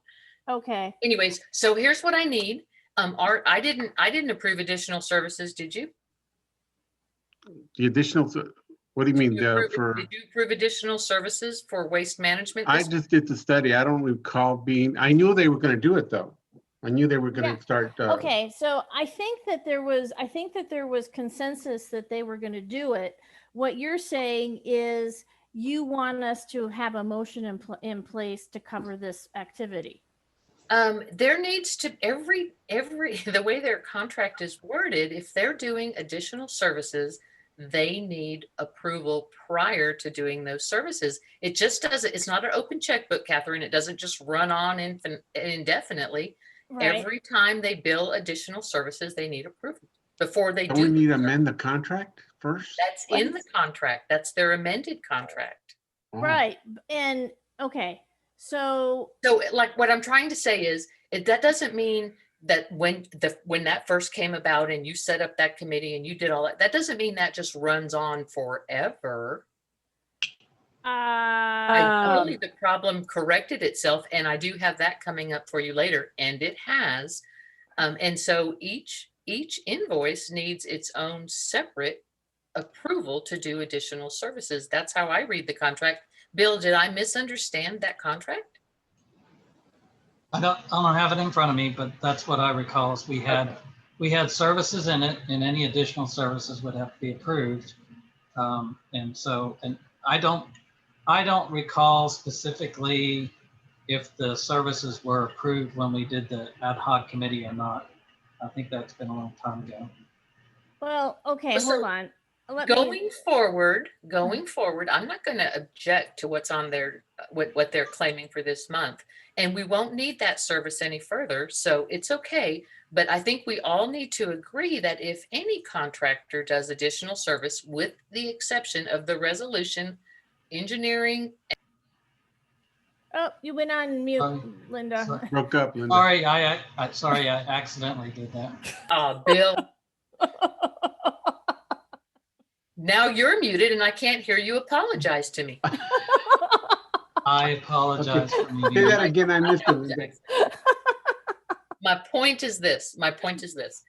I'm not going to, I would never consider not paying for a service they have performed. They've got it on their invoice. I'm not questioning whether or not they performed it. I am not suggesting not paying for that service. I want to be really clear and understood. Any additional services, with the exception of legal engineering, up to $1,000 for each of those professions, requires a board vote. There's only an exception for the engineering and legal services. So you'll be happy to know, this should make you all happy, we're not going to need that additional service going forward. And that should make you happy. Okay. So for this one, I think what we could do, if it's okay with the rest of the board, is consider this charge of $320 approved. Would that be okay? Okay, I'm still trying to figure it all out, because what their job entails is finding things that we don't need to have to go out and find. Beth, that's not in the deed. That's not got nothing to do with the deed. It's a trash service. So it isn't in their contract. It's not necessary anymore. If they helped to fix a problem, that's great. I have good news for you later. The problem's fixed. So I'm saying for this particular month's invoice, I think we can safely say that if there was a misunderstanding on how to get approvals in advance, that's okay. We can overcome that. We can move forward.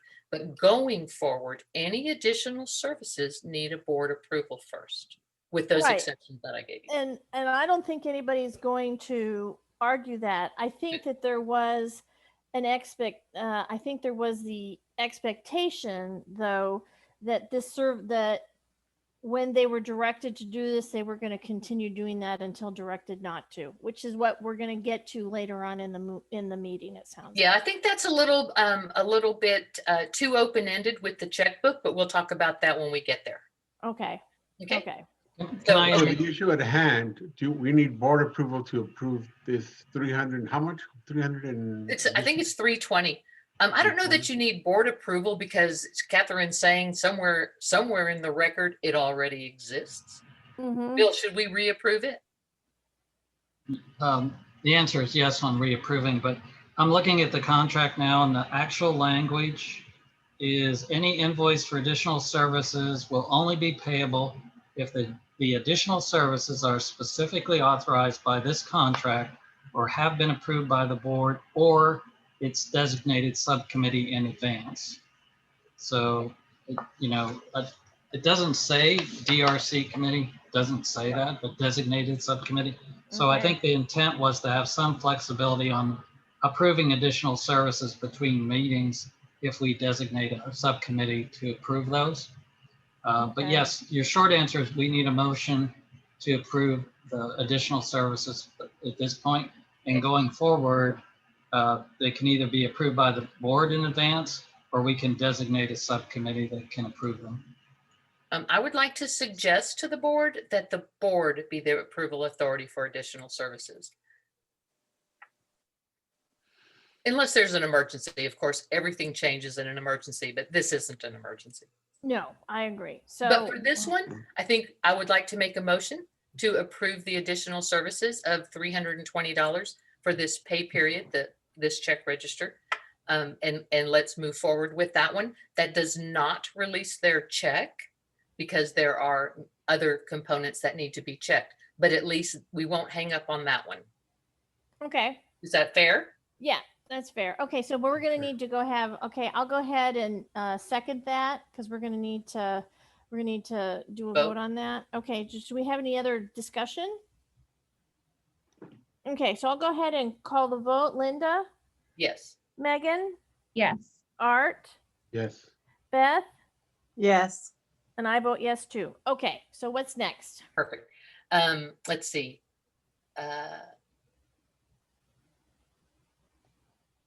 Okay, so the rest of the things I have are just corrections. Oh, wait.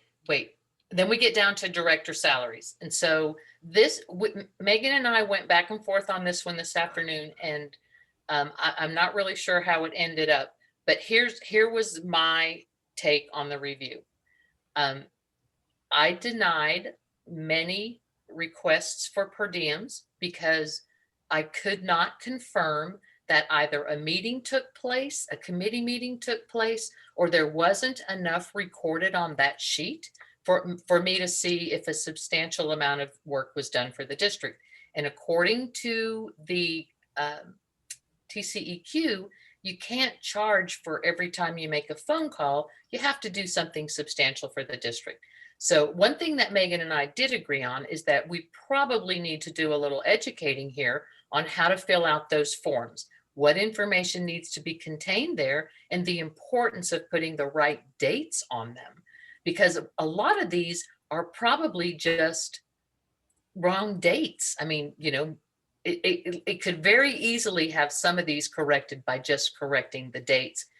But for Beth, I'm sorry, but I cut your per diems down to 4. Jana's was cut down to 5. Art, you had 2 per diems on the same day. You can only charge $150 per day. So if you do 2 things on one day, it's just 1 per diem. So I cut you down to 3, but Megan caught that maybe, and I want you to look at your sheet again, that maybe you got your date wrong on one of the meetings. Maybe you went to the 17th. I don't know. But Yeah, it's it was worth the same date. It's You worth were you were at the board meeting, right, on the 17th with the that was the swearing in meeting. swearing in, the special board meeting? Do you remember? We all were. Yeah. We all Yeah. were. Okay, so Yeah. then Art, your mistake is just a date on your sheet. What date was that? I thought that was the same day. That was the day of the DRC or the day before? Well, you have a billing and invoice on November 18th, and then you have a Zoom meeting on November 18th. Okay, that's Okay, probably so what- one of them probably was the 17th, as Megan suggests. So here's the deal. That doesn't mean nobody gets paid for their per diems. That's not what that means. That means we just need you to look at your paperwork a little closer and resubmit. Resubmit. If I've messed it up, if your dates were wrong, all you got to do is fix it. It doesn't mean you don't get paid. It just means you got to do the paperwork right. And Megan, I just want to tell you that as the secretary of this board, I am responsible for the records. And so I can't let errors like that go. I have to have them fixed. But like I said, doesn't mean you don't get paid. Fix your records. And I think, Megan, could I ask the Information Management Committee to draw up a procedure or a process or the information that should be contained on these forms based on the law? Yeah, I'm happy to do that. If I would, think and then just send it to everybody so that there's no misunderstanding. Well, is there not enough information on the document that we're submitting? Is that what's going on? Right. The law actually requires that you record what you did for the district, when you did it. And if it's a committee meeting, of course, the date, what was discussed in the committee, what did you do? To just write DRC meeting or general board meeting, those are recorded. So I wouldn't expect a whole lot of detail because the detail is in the recording and in the minutes. But if you have an infrastructure meeting and you hit on a highlight, or it's going to result in future work, or you talked about this or that or the other, put a note on it. Just put a note on it. Because another thing about these records is, according to the TCEQ, they are supposed to be made available in the office when it's open to every resident in this district. They can walk in and ask for these records and be allowed to see them. So I don't ever want to have my name attached to a record that is so vague that a person on the street can't understand what we were doing for them on any given date. Then maybe, Linda, you should send that out to us, because the one that I did the month before, I had to redo it because I said I put too much on there. Who told you that? Who told I'm you sorry? you had too much? Who? When my very first one was done, Who told I you was you had supposed too to much give the information? date and the meeting that I attended, and that was all. I'm sorry, I didn't mean to talk So- over you. Who told you No. you put too much information on that form? It doesn't matter who told me that. Well, it does, because you But got it bad has the information. date and the You got- meeting that we did. Yeah, you got So if bad I need to information redo from all whoever you that, got it from. Because there is no limit what you can put on that form. And I actually use the form to track everything I do for this district, because that's really what the law requires. You don't have to be paid for it, but you should be able to answer for what you do for this district. And you know, a lot of times we make phone calls, we talk to vendors, we talk to people in the neighborhood. If it ever comes back a year from now, I can't speak for you guys, but I'm not going to remember it unless I write it down somewhere. That's why I log everything I do for the district. Doesn't mean I'm paid for it. I just keep track of it. So I think Megan has a good idea of how to do a form and or not the form, but write some instructions, process instructions, and then send them to all of us, and we can all follow that lead. And here's kind of, Megan, something that I learned in a career. If you can answer the 5 W's, chances are your invoices, your bills, your recorded sheets will all be perfect. Who, what, when, where, why, and if you have how, give us the how. If you can answer those 5 W's, everything's going to slide right through. So if you think of it in those terms, I wouldn't have to have suggested that we hold these checks. Or actually, I asked Michael if he could issue them, but with less per diems, until we can get clarification, because I didn't want anyone to not get what we could confirm, but the things that we cannot confirm would need to be resubmitted. But I can send all of you this now that we've talked about it, so you can see which meetings you need to double check, and just resubmit them next month, and we'll slide them right on through. Yeah, I think one of the issues that I saw is that there seems to be variance in what people are counting as work for the district. So I think that needs to be clarified, definitely, because we had a number of people saying the phone call. And so I think we need to clarify, well, what kinds of calls would count as something that we could be paid for? If you're on a 3-hour conference call, does that count? But if it's a 5-minute, That should not count. That should not count. Come on. Right. I asked, 5-10 minutes, even a half-hour call should not count. I asked Bill about this recently, and Bill, I think it would be real helpful for you to help guide us here. What's reasonable? What's just reasonable? And then when Megan writes up a process document, she'll have that to add to it. Well, in general, I could say if it's a meeting like this meeting, or if it's a committee meeting, even though it's a Zoom or a telephone conference, those should qualify.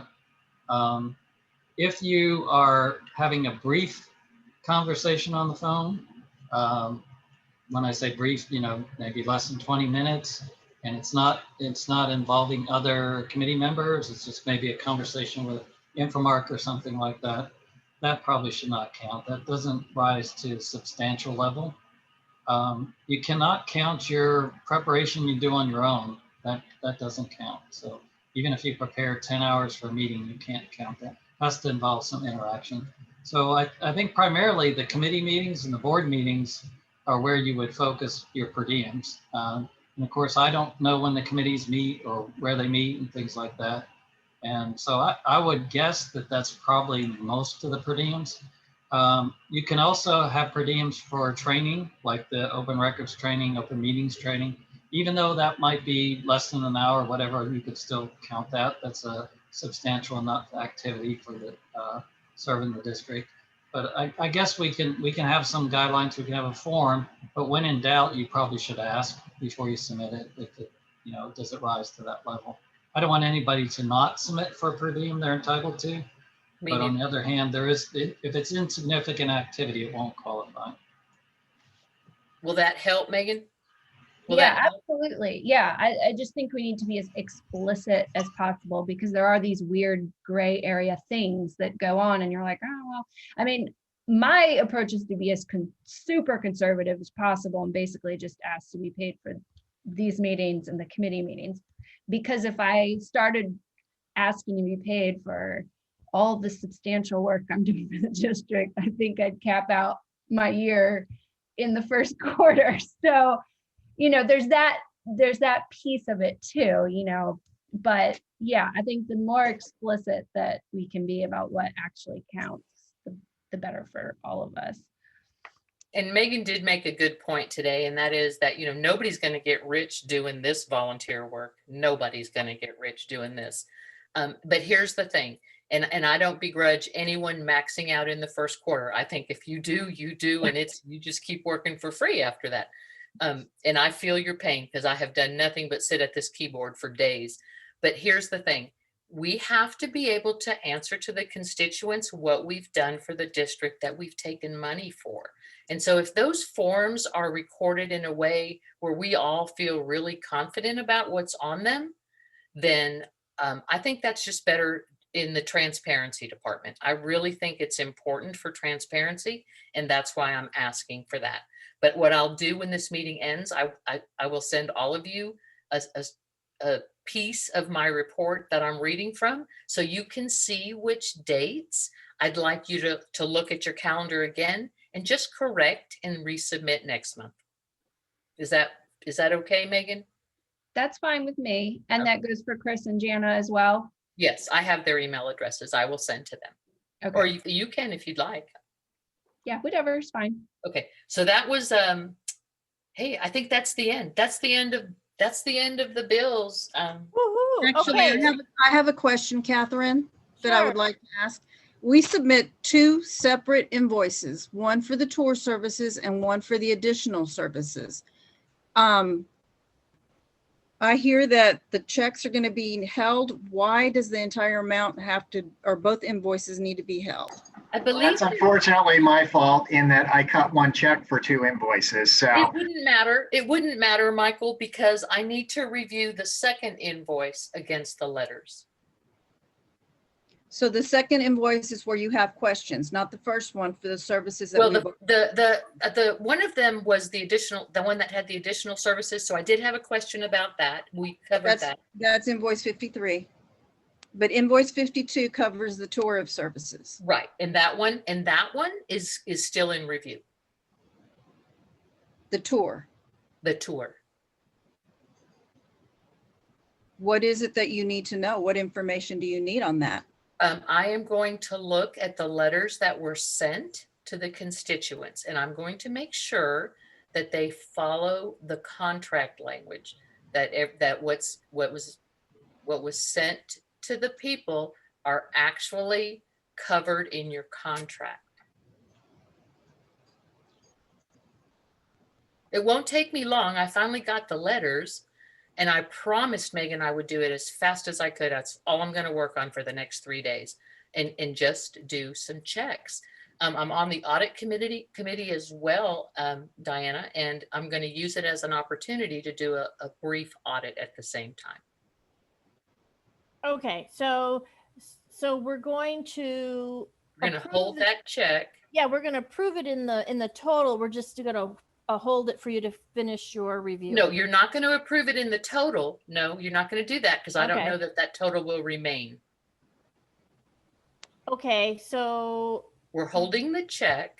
We've got approval now for the additional services, so that will not be held up. I guess, Michael, if you wanted to cut the check for, Megan, do you have that invoice handy? Are you talking invoice 53 or invoice 52? I think 53 is the one that had the $320 additional services. Right, that's that one. Mhm. I would not object to you paying that one, that invoice, because we now have board approval to go forward with that. So I don't have any problem. Megan, do you have a problem if he cuts one and not the other? Okay. If that's okay with the board, I'm more than happy to release invoice 53, that one check. No okay. change in the amount. Okay, so we just need to figure out what the final total is that we have to approve. Right. Yeah, So it's starting to get to three-dimensional math. Let's okay, so the question is on the fees of office, how many of those are we holding? Well, you saw the email, Michael. Well, yes, I know, but I wanted to be clear on my sheet here, which ones they are. You can just, the check numbers, and then I can work back them out of the total here.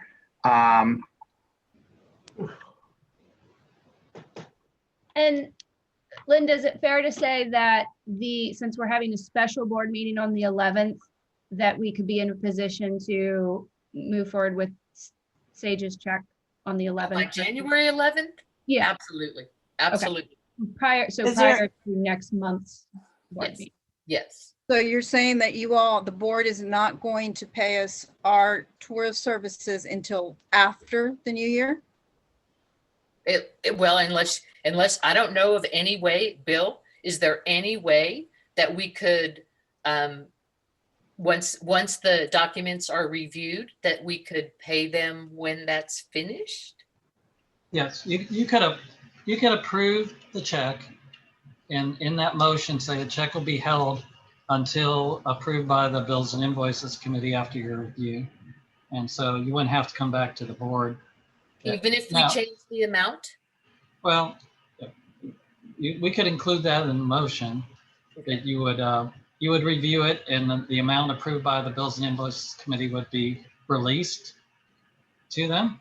And if it's the full amount, it would be the full check. I mean, we can delegate the review authority to the subcommittee, but go ahead and have the board approve it contingent upon that. We've done that before in a lot of checks where we didn't have all the information. But Bill, invoice 52 is a set amount that we've split up by 12 months and on the tour. So that amount wouldn't change. The only thing that could possibly change is invoice 53 on the letters. Oh, is that where the letters are? Yes. Okay, there we go. So you can't release 52 is what is supposed to be paid out because we've already performed the 2 tours. Now, if your issues with the letters, that's on invoice 53. Michael, can you show me that invoice real quick? No, never. What was that? The invoice? I have it. Yeah, because I can pull it up. That's okay. I can get it too. Is there a way that we can pay out half of those to them so they at least get some? I mean, we're fine. If she wants to hold on to invoice 53, that $508, because she's got questions on it, then we're okay with that. My question is the first check for the tourist services that the work has already been done and you already have your report, and that is a set amount that isn't supposed to change. That money is due to us. Well, hold on. I don't want you to go hungry. Hold on. I'm not going to go hungry, but it is the principle of the I got it up. I can share it now if you want me to. Okay. I have it.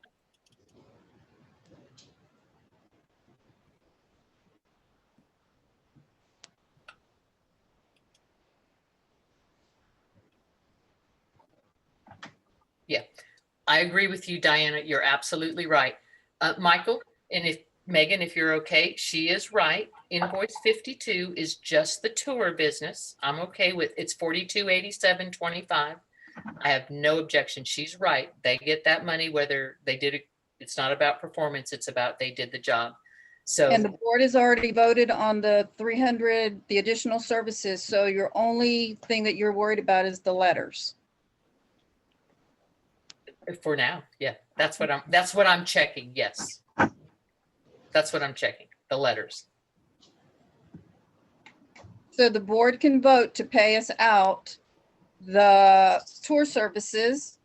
I don't know, And Michael, vote to- can you split a piece off of an invoice? Well, that was the question I was going to ask you, because I have done that before, but it creates, interesting accounting. Yeah, I bet. I could certainly make it work. But if they could give us an invoice that's specifically for the approved 320 amount to go with to go along with invoice 52, then we'd have the cleanest record. Can you I do can that, do Diane? I can do that. Okay, do And that. then Michael, I'll just invoice the separate ones. I'll just do 2 separate invoices. One for the additional services, which by the way, were approved by the board because we were given a directive before. We just don't have the record of it right now. But the letters, if you have all the letters and you want to look at that, that's fine. I mean, we just do what the committee tells us to do. And so to be clear, you'd be sending me 2 invoices to replace invoice 53, one for 320 and one for 220, right? Yes. There we Yes. go.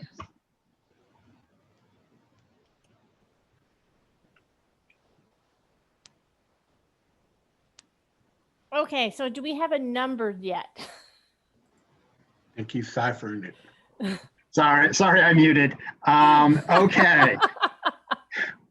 So I want to be clear then, in order to get a number that you're approving here. Now, if we're following Bill's example, laying out on the fees of office as well, that you could approve contingent to those being approved, then the number is simple. But if if you're gonna instead have me have substitute checks for only the approved amounts on those individuals, then that's a whole different calculation. What? Yeah. I did not understand what you just said. Okay, sorry. So let me state, if we had a board member who requested 6 per diems and we're only paying 4, or only 4 are approved now, if I'm going to have to cut a separate check for that, that's going to be obviously a lower amount, and I'd have to calc that, and that has taxes involved. So that gets, it's tricky. I can get close, but there's penny rounding and stuff, and I'd hate to do that while I'm sitting here, calculating. But Bill had suggested that you could approve the check contingent on review by the B&I committee of the amount. And then if it turns out that the full amount's fine, we release the check, we're holding it. If not, we'll void that and replace it with the approved amount. Is that where we want to be? And did that make any sense? Now, the way I wrote it, I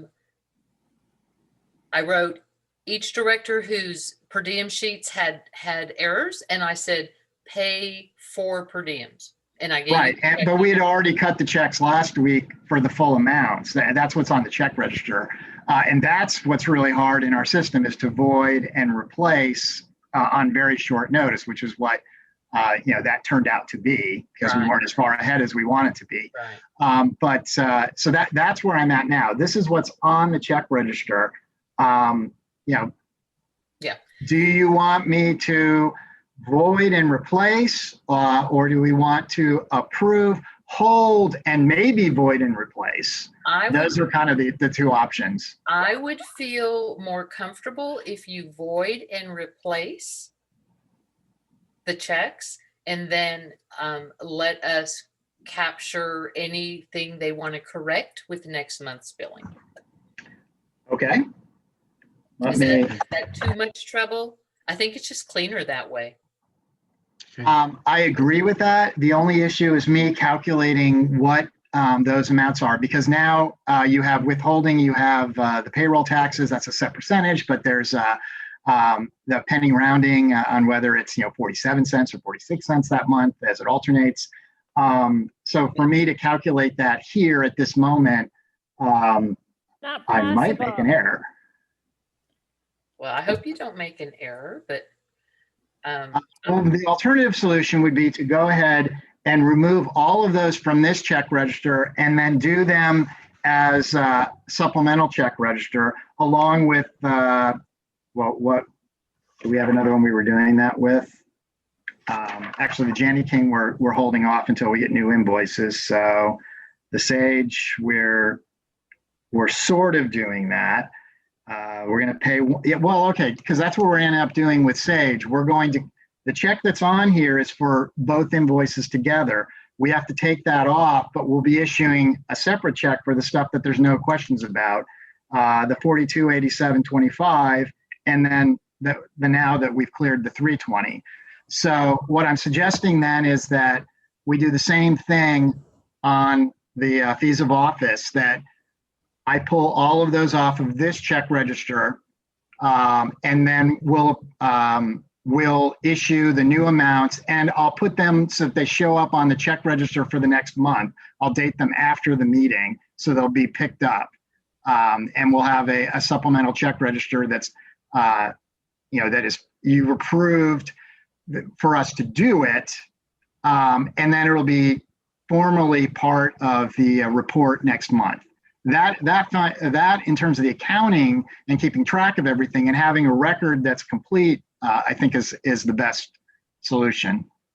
I like that solution. It sounds real clean to me. Easy to follow. Connect the dots, real easy. Megan, are you okay with that? Yeah, so to summarize, the checks won't be issued until no check will be issued to the directors. To the directors that are in question. Until until the 19th? We can cut them at any point once you give us the final okay. Let's put it that way. I just sent it to you. But you had already approved on them. I have your email, so I can have those generated probably tomorrow. My payroll team, I'll whip them into shape and demand this, and they'll fit me in. And we could have those checks tomorrow, prepared for the amounts that Linda has no questions on. And then any of the questionable meetings could be resubmitted with proper documentation as part of their fees of office for the next month, or at an intervening board meeting if you had one before then, which you guys do. So I just need to know that that was your intention to go ahead and have those cut then. I prefer to do it all at the board meeting, the regular board meeting, but we can certainly do it in between. And just want to point out that our system is set up that way. They're happy to work that way. They're used to cutting checks on districts on a regular basis instead of all at once. So they're getting used to this paradigm. I like the idea of giving the directors, both current and former, what we have confirmed already. There's no need to hold that.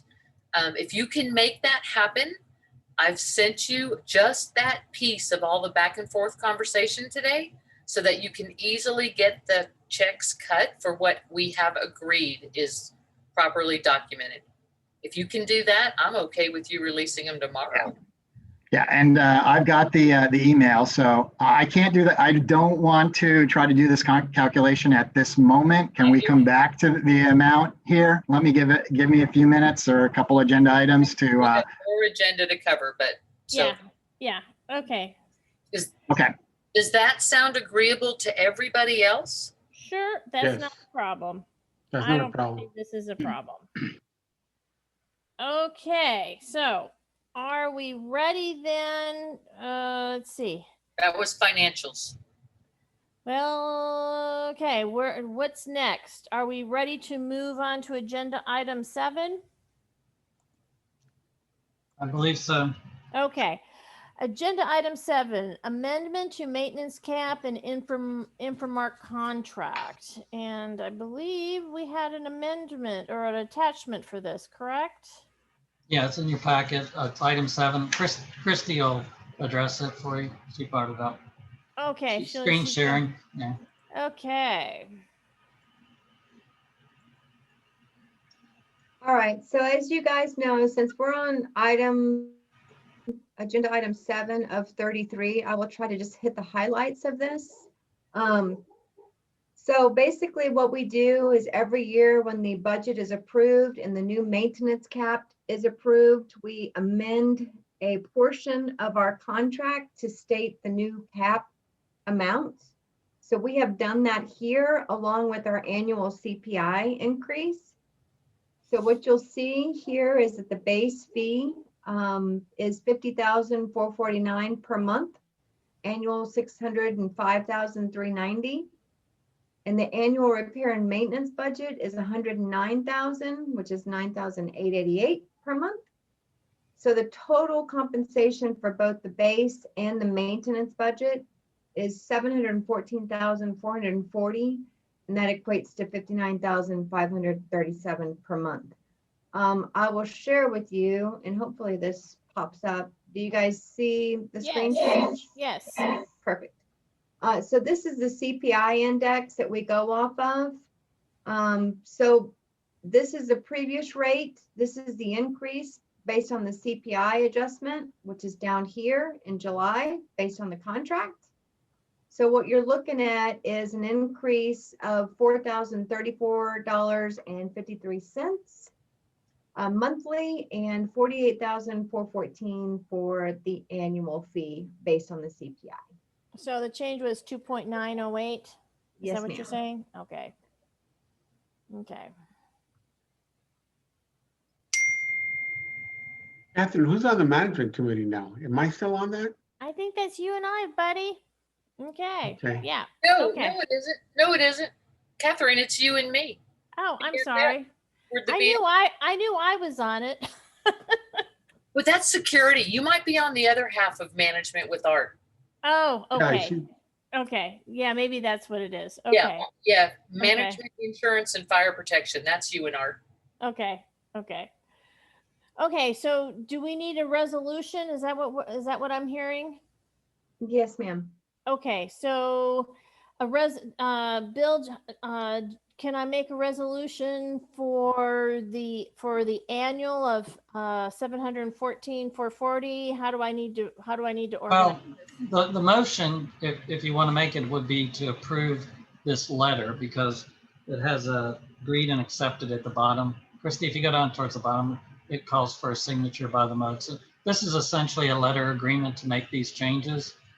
We did do this. We did a similar letter last year on the maintenance cap. It didn't include the CPI, I don't believe, but this one does. So it's a motion to approve this letter agreement with Infomark. Okay. Well, then I make a motion to approve the letter agreement with Infomark where we are increasing the contract compensation based on the CPI as indicated in the contract. Is that good enough? Well, they're also adjusting, Christy, correct me, they're adjusting the maintenance cap. That's correct. Yes. Okay. You have to, if you just have a motion to approve the letter agreement, that would be sufficient. Okay, then let me restate it again. I make a motion to approve the letter agreement with Infomark, and it's dated what? Scroll up. Well, this is dated December 16th. It goes into effect October 1st. Okay. So we would have to we'd have to go back and make adjustments to our October and November invoices. Okay, so let me try Christy, hold on. So it says, yeah, okay, never mind. I agree. Yeah. Okay. So, let me try this third time's a charm.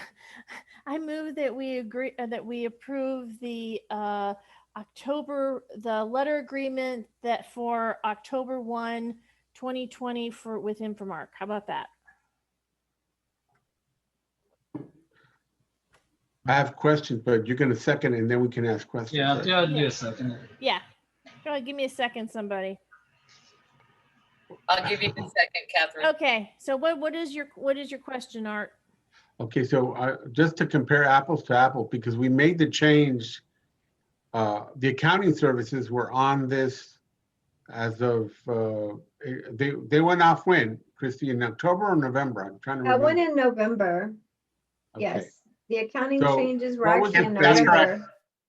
So this is the first amendment to the contract, November 1st, where we removed the accounting contract or the accounting services.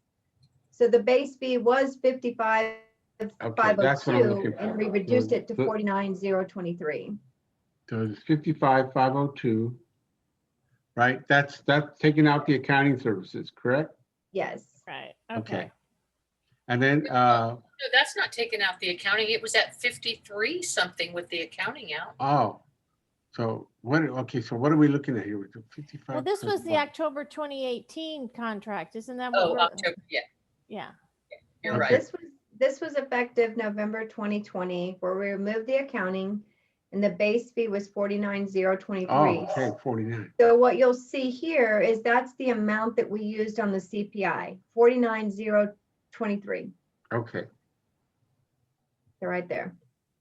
okay, so that's our basically, that's our benchmark where you came from, right? And then the 55,502 is what? That's Is- with the maintenance cap, correct? With the maintenance cap, yes. That- So that adds both of That's those. in. free.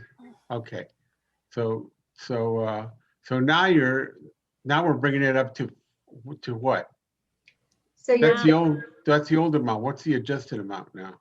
so your total amount, so Oh. your base will be you're adding 1425.70 to the Okay. base for the And then- CPI. And you're okay, adding 2608.83 to the maintenance cap. So your total is 4,034. Okay, that's what I want to know. Okay, okay. I must have missed it when you went through it earlier. Can I And ask, the total change is 2.08%, correct? That's Yeah. correct. what is the benefit of doing cap accounts? You know, I am completely open to that, Linda, of getting rid of the maintenance cap account. Well, No, wait I'm- a minute, benefit- wait a- The I'm just- benefit to doing it, I will tell you, Yeah, is that it's a cash flow. So Exactly. basically, it evens out your cash flow expenses throughout the year. So if you have a large expense, we're paying the interest on that. So let's say you just approved $50,000 worth of meter purchases. Infomark's going to pay for those meters. Right? It's not going to come out of your bank account. So we're paying the interest on that if we do it early on in the year. Yeah. So it's a cash flow situation. So tell me this, so when we don't do any purchasing for, any large purchases, for example, then Infomark is collecting our $6,479 maintenance cap a month, and they're earning the interest on that money. Is that correct? It I could mean, be we're vice not- versa. Yes. Exactly. Yeah. It works Yeah. two ways. But here's Yeah. what I noticed on your invoices, Christy, that when you charge to the cap, whatever the service is, that's not part of your base fee, we pay a 15% overhead charge for the service. That Mhm. gets to be pricey. Right. And for additional services, you also pay the 15%. Yeah. So I think really the bottom line is it's the cash flow. yeah, exactly. Because you're gonna pay the 15% no matter, No. If you took it straight out of your checkbook, you wouldn't be, if they paid it directly from our accounts, we don't pay a 15% overhead. It's only when they take it out of cap accounts do we pay overhead. No, you pay the 15% on additional services as well. yes, Oh, on additional services. Oh, you're right. You're absolutely right. right. We got to look at that. That's just not good. Well, and that was the whole reason that we went with the cap account was to, it's sort of like even pay on your PEC account, or your Texas gas, where you pay the same amount to Yeah. try to, to even out your cash That flow. was averaging. So Yeah. you know what to expect. Exactly. So you know what to expect. I get it. I Yeah. do understand that. Yeah. Okay. Okay. So, Are we ready to, any more discussion? No, I'm good. Okay, well, I'll go ahead and call the vote then. Linda, Yes. Megan, Yes. Art, Yes. Beth. Beth. I vote yes too. Beth. Okay. Yes, Christy, yes, can yes. Christy, can you stop sharing? Okay. So, okay, I vote yes too. Okay, motion passes. Okay, the next agenda item 8, district insurance coverage proposals. Do we have anything to discuss? We don't at this time. Okay, are we going to have something soon? I'm gonna kind of defer to Bill on that one. I know he's still got some review he needs to do on documents that are being asked for and so forth. So okay. So I think we'll see how it pans out between now and the special meeting, or when we post the special meeting. If we can get something on there, we will. Each of these, each of these companies have different questions to ask as part of the application, and some of them are a little more complicated, like what claims have you had and what claims, what the substance of the claims. So we kind of got slowed down on the back and forth with between me and Megan and filling those out. But we'll try to push it forward, and if we can have something together before the special, I guess we'll put it on. Otherwise, it'll be next month. Okay. Agenda item 9, prior and open records request, costs incurred by the district, etc. So we've got a report here that you want to share, Bill? Yeah, I'm gonna try. Okay. Let's see. Does somebody have a television going in the background? Not me. I think it sounds like a toilet flushing personally, but it's And not to interrupt, but I do have that total. So whenever you guys want to get back to that, okay. let Bill do his thing, man. Yes. Okay, so can you see the chart now? Absolutely not. It's tiny, tiny, tiny. But it's there. It's just tiny. Okay. There we go. A little Okay. better. Yeah. Okay, so the first sheet are the pending, just like we've been doing in the past. These are still pending. The last one, number 5, is the litigation. So we still have 4 requests that we're working on.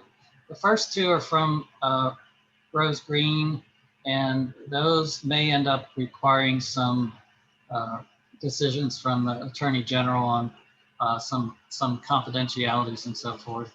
The next 2 we should be able to get done fairly quickly, and as before, we're doing we're working on the best we can. We're not subject to an actual legal deadline, but we are still proceeding on those. Over here is kind of a summary of what those are if you want to look at, but it's also the attachment to your invite. And then the second page are the ones that have been resolved or withdrawn since last time, which I'll move to after I see if there are any questions on these pending requests. What lawsuit is Curtis? Well, we've asked for a clarification because we're not aware of any such lawsuit. This is part of the communication back to the requester. If we get a request, and you know this, Linda, because you've studied it, but if we get a request that we can't understand, it doesn't make any sense, we ask for a clarification. Right. And in that case, I think we've already gone back to Rose Green on that, but we're not aware of any such lawsuits, so she may be referring to something different. Yeah, no telling.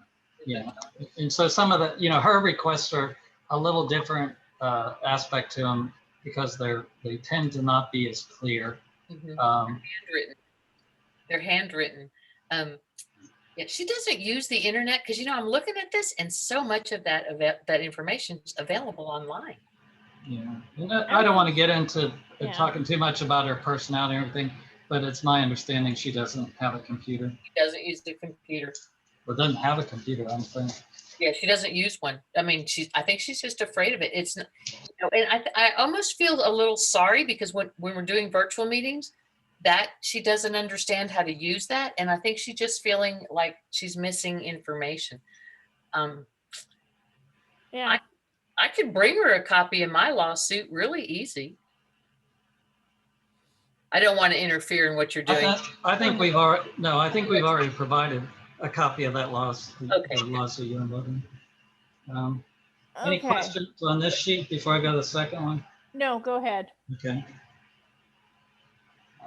Should be able to split that. Okay, so the second sheet is intended to list just the things that have been addressed one way or another between meetings. And so we have a number of requests that actually were withdrawn by Linda and her husband, which cleared up this many, which was helpful. And then we have a couple that were completed, 3 that were completed during this time period. Let's try not to make this too small. You can see the chart goes across. So we have, I don't know, what about 9 of them, 8 or 9 that were essentially withdrawn or completed. Questions on any of those? Mostly withdrawn. Yeah, you withdrew a lot, but it was very helpful. I appreciate that. That looks like you got a whole lot accomplished this month, but in actuality, most of them were withdrawn. Yeah, you're correct, but they are off the. They're off yeah, which over time will greatly reduce any costs associated with it. Unless I have to go back to asking for open records just to see records. I hope not. I don't anticipate that. Good, then that's good. I'm done with that. Okay. So that's all I really have on number 9. Okay. We have a separate agenda item we'll come to on the actual litigation pending on the Jim Ray report. That's number 11 when we get to it. Okay, agenda item 10, district rate order. It's a standing order. Do we have anything to discuss? No. Okay. Agenda item 11, WTCMUD1 versus Ken Paxton. What have you got to tell us, Bill? Okay, so this will be a discussion appropriate in open meeting. I don't plan to go into executive session, so if we get into some legal questions, I might have to defer answering them in open session. The case has progressed to the point where the parties have agreed to a schedule, and the schedule provides for summary judgment motions by both sides, responses to those, and then a hearing before the judge. These cases are not your typical lawsuit where you have witnesses testifying during the hearing. It's all essentially all the motions and briefing are done in writing by the attorneys. And so I'm trying to find the actual schedule. Let's see if I can get to it. But everything is starting in January and resulting in a hearing in February. So the case is scheduled to proceed along those lines, and then we'll get a decision from the judge. So the hearing's actually scheduled for February 18 at 2 o'clock, and the motions for summary judgment get filed on or before January 14. Responses are due February 4, replies to responses February 11, and then the hearing on February 18. And so we'll likely have a decision from the trial court, district court level, I'm going to guess in February. Okay. But there's no action at this point. There's no board action required. Linda Fobb did ask how much money had been spent on the litigation to date, and I gave her that number. I think it was about $2,300 to date, which is not a whole lot. There will be additional fees for the motions and briefs and so forth. But unless the board wants to go a different direction, this is on course to have a judgment at the district court level in February. Okay. So Bill, can I ask, and I know you can't put a true dollar on it, but can you give me a ballpark figure about how much you're looking at to finish this out through the court? Yeah, and I'm not actually doing the work, of course, as special counsel. And we didn't specifically ask them to estimate this, but I would think it will be probably more than what they've incurred so far. If I had to guess, somewhere in the $5,000 range, perhaps, to get through all the briefing and the actual hearing. Is that additional 5,000 or Yeah, 5? yes, additional. That would be my guess. Now, we could check with them. They might be able to fine tune that because they do a lot of this work. They might be able to actually do it more efficiently than that. So it would be a safe bet to say that for it approximately 7,000, maybe slightly over, that's what this lawsuit potentially is going to cost. So I'm Yes. going to ask the board if they think it's still necessary that you do this, that you finish this through the court, because now with my director hat on, I can see that report. The lawsuit is not against me. It is against Paxton, the MUD versus Paxton. It has nothing to do with me. And as a director, I can see no reason at all to withhold that report from me when every other director on this board has the ability to see that report. Can I address that, Linda? I mean, I don't want to get into confidential legal advice, but I can address that issue now if you like.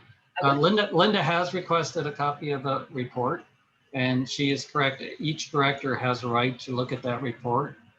She actually has two capacities right now. She has capacity as the requester. You're not a party to the lawsuit, but you're still the requester, and a director. And I do plan to provide her with a copy of the report with the understanding it's going to her as a director, and it's still been deemed confidential by the board.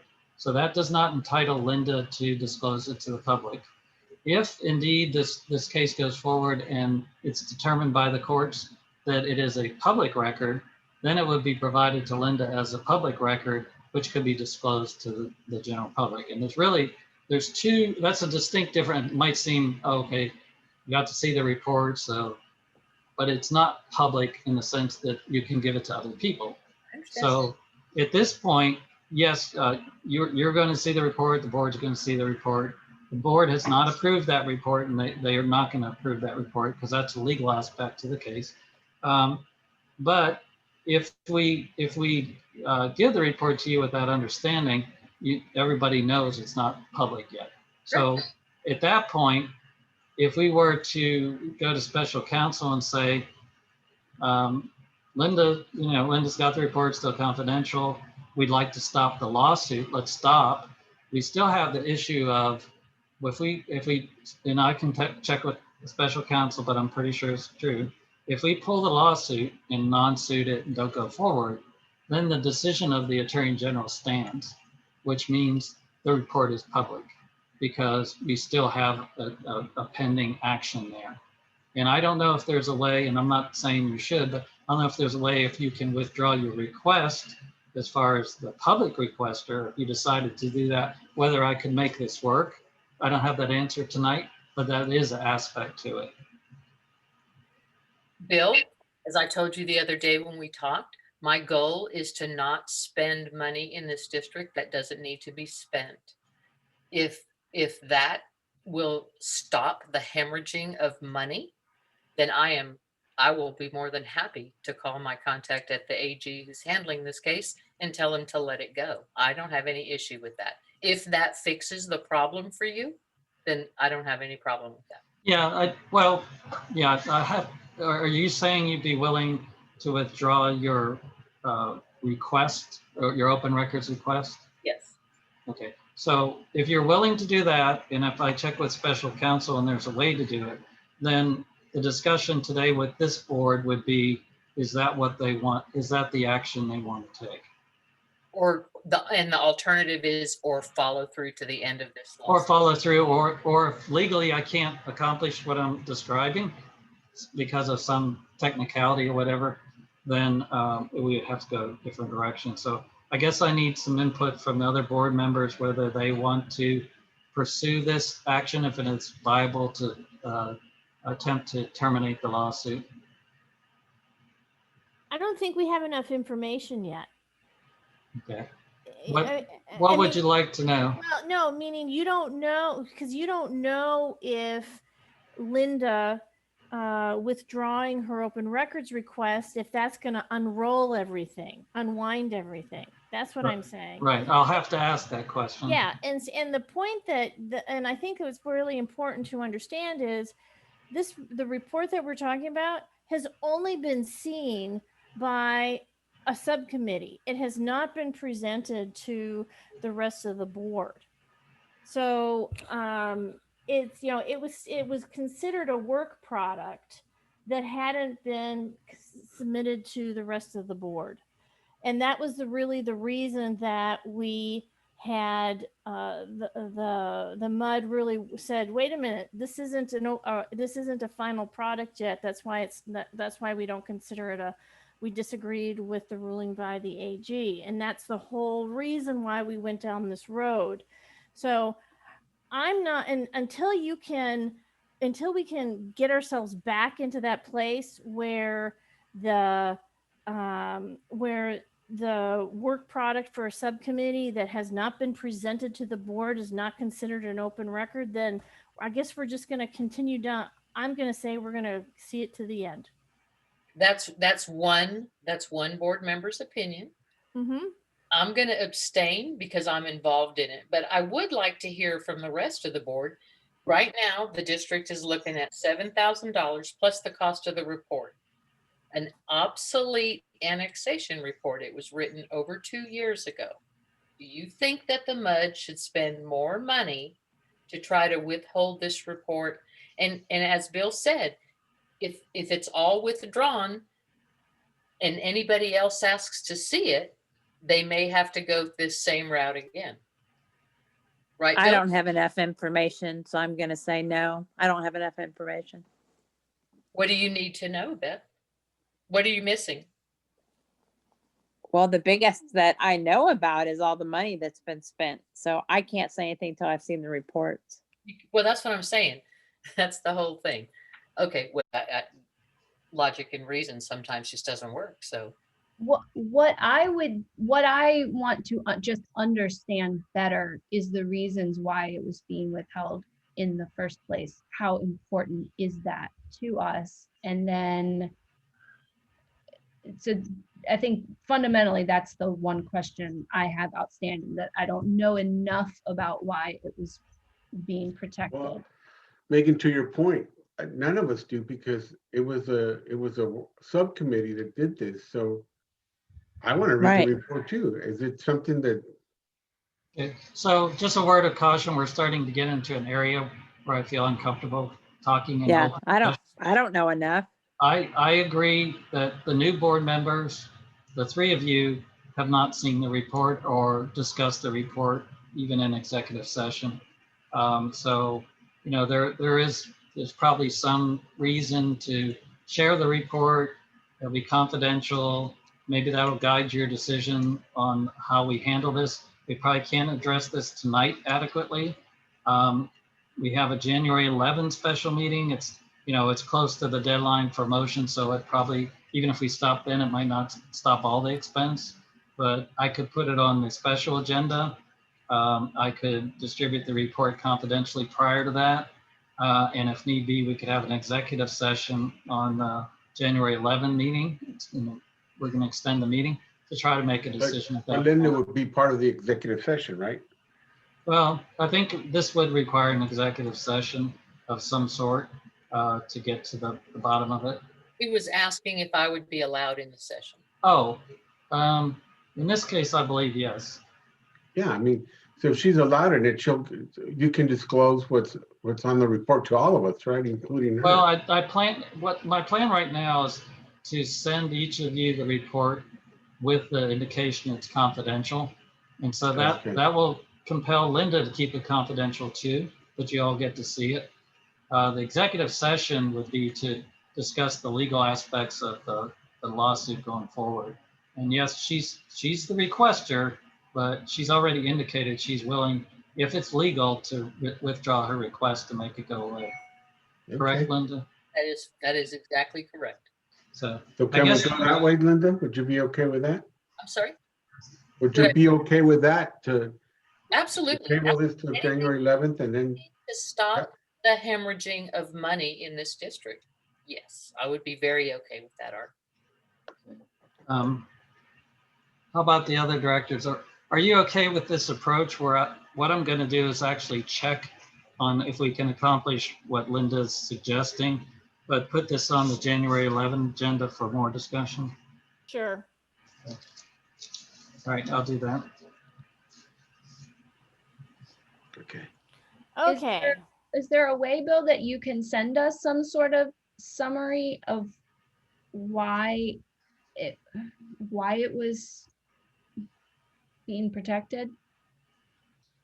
So that I think he said because it hadn't been released to the whole board. It was just like a work product. Yeah, I don't want to go into those details right now. I'll see if I can include something when I send it to you. But I also think it's probably set forth in the petition that's with the court. So I might be able to give you the petition, which is actually a public record. I think most of those reasons are stated in the petition, I think. yeah, that would be helpful, just so I have some foundation for what questions. I understand. I sympathize with you. Yes. Okay. Can we move on? Yes. Okay, agenda item 12, director contacts with vendors, consultants, authorization of work by vendors and consultants.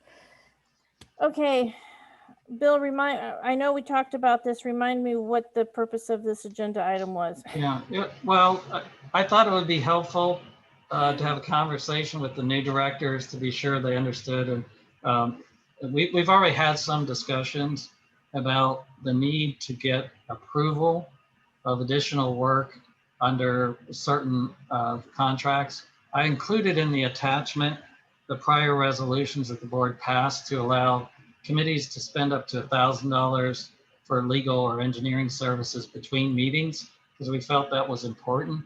And so I gave you copies of those resolutions, which are still in force.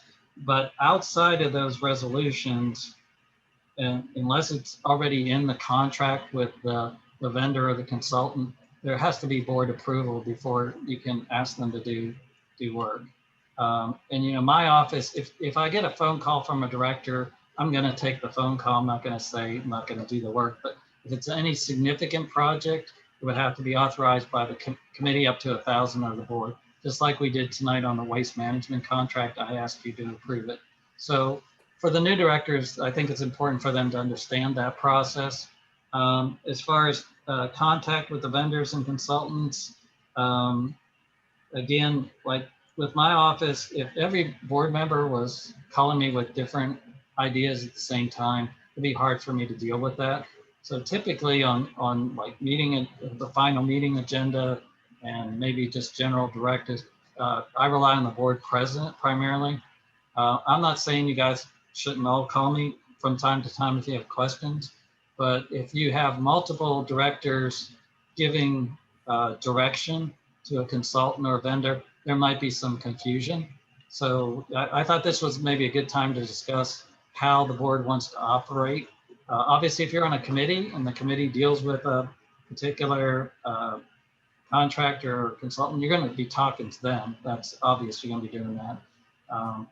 But anyway, it's just a general opening for a general discussion, see if there are any questions that the new board members might have on how we've been operating up to this point. Yeah, and I think part of what we were trying to get at is that so for instance, we wouldn't want, 3 different people, calling Sunscapes up and giving them, different directives. We wanted sort of a coordinated approach, through the appropriate subcommittee. So the rest of the new board members, did you have any questions relating to this topic? Not right now. Okay. So if I don't hear anything else, I'm just going to move on. No questions. Okay. No questions. Okay. Agenda item 14, TCAT appraisal review. Here. 13. Oh, I'm sorry. Oh, sorry. Agenda item 13, provision of district records to directions, preservation of confidentiality of district records. Okay.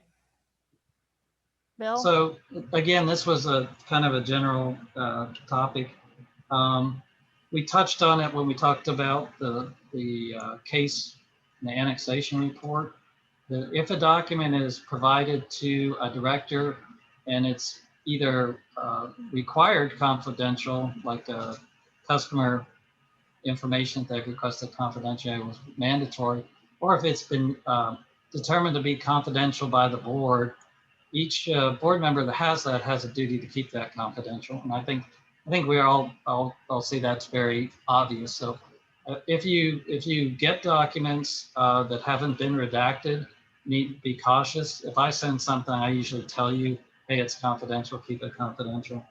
But as far as access to district records, every director has an access to a district record. It's so, in other words, it's not, once you're a director, there is no confidentiality between or a prohibition from you accessing records of the district, period. Whether they're confidential or have attorney-client privilege information or customer information, it's not confidential. There's just one exception for Linda, because she has a pending lawsuit.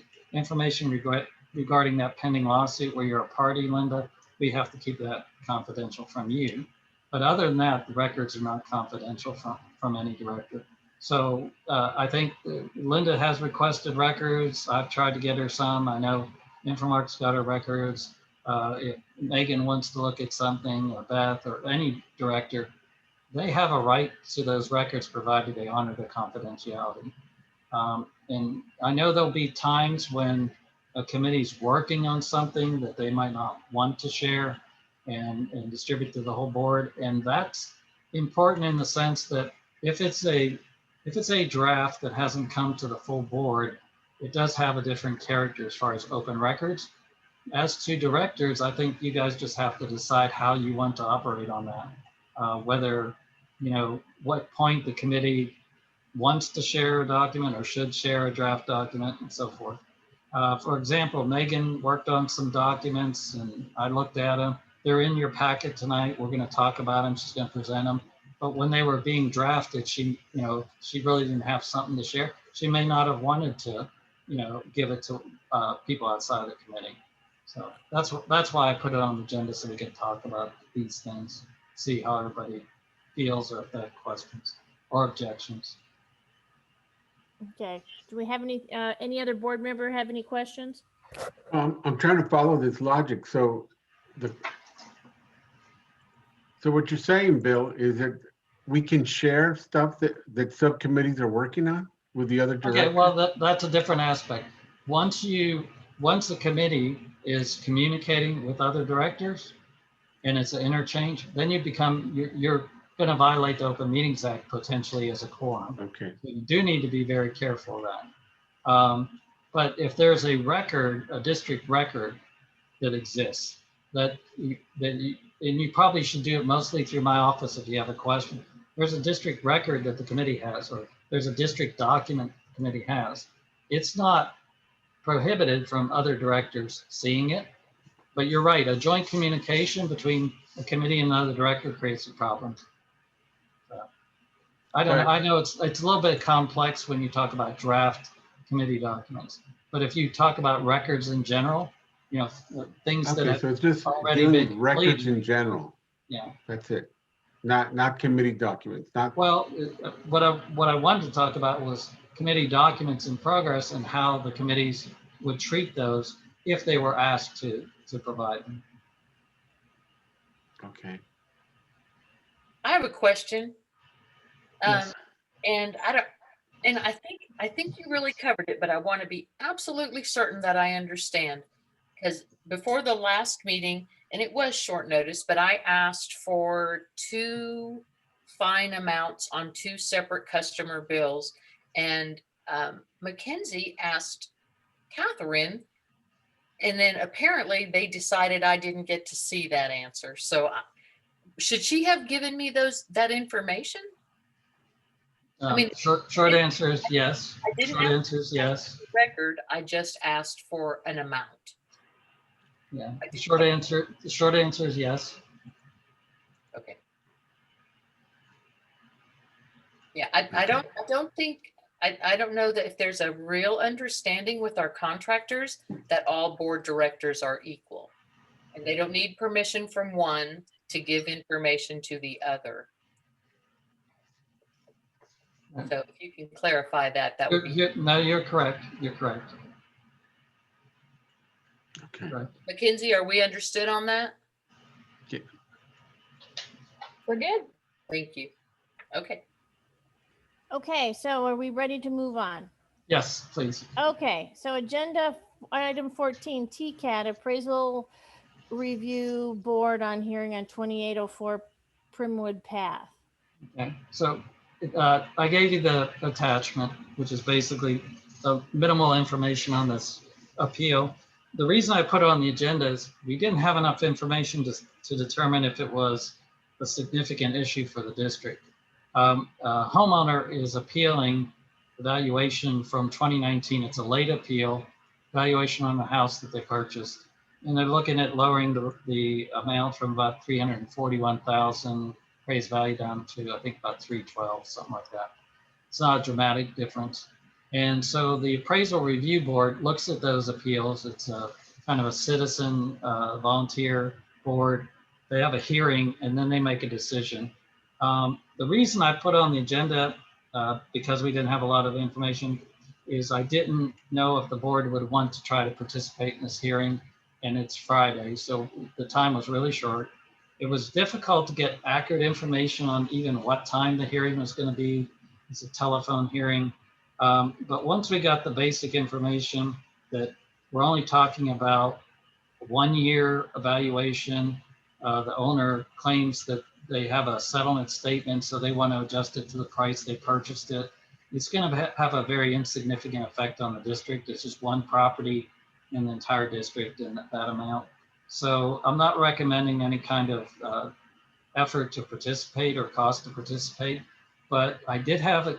I know it's late, but it's probably worthwhile to tell you this. I did have another district where an owner actually had one of these hearings. He lied at the hearing under oath. He brought in a realtor that testified his house was totally worthless due to a wastewater line easement that came close to, or was very close to his house. And the district found out about it after that. He got a retroactive 5-year correction, lowering his market value by half. And that cost the district a lot of money. When we found out about it, we hadn't, as the district, we had no standing to appeal that. All we could do is get the county attorney to look at perjury charges, which she was not willing to do. And so I wanted to be sure that this one didn't rise to that level without you guys knowing about it or having a chance to at least be a part of the hearing. So that's a long way of telling you, I don't think there's anything here to worry about, but it was worth checking because it could have been much more significant. Yeah, well, this is the reason we even know about it because it could affect the income of the MUD in taxes? Yes, we got a notice. It's in, they sent us a notice about because we're the entity that receives the taxes from this property, we got this notice. Now, you don't get notice when the staff makes adjustments, just when it goes to the appraisal review board. Because I know I've done it before and it would never showed up on an agenda. Well, you probably haven't gone to the appraisal review board. You probably adjusted with the staff. Anyway, I'll stop there. So you don't think there's any reason for a board member to go to this hearing or something like that? That's what you're trying to tell us? Correct, yeah. Okay.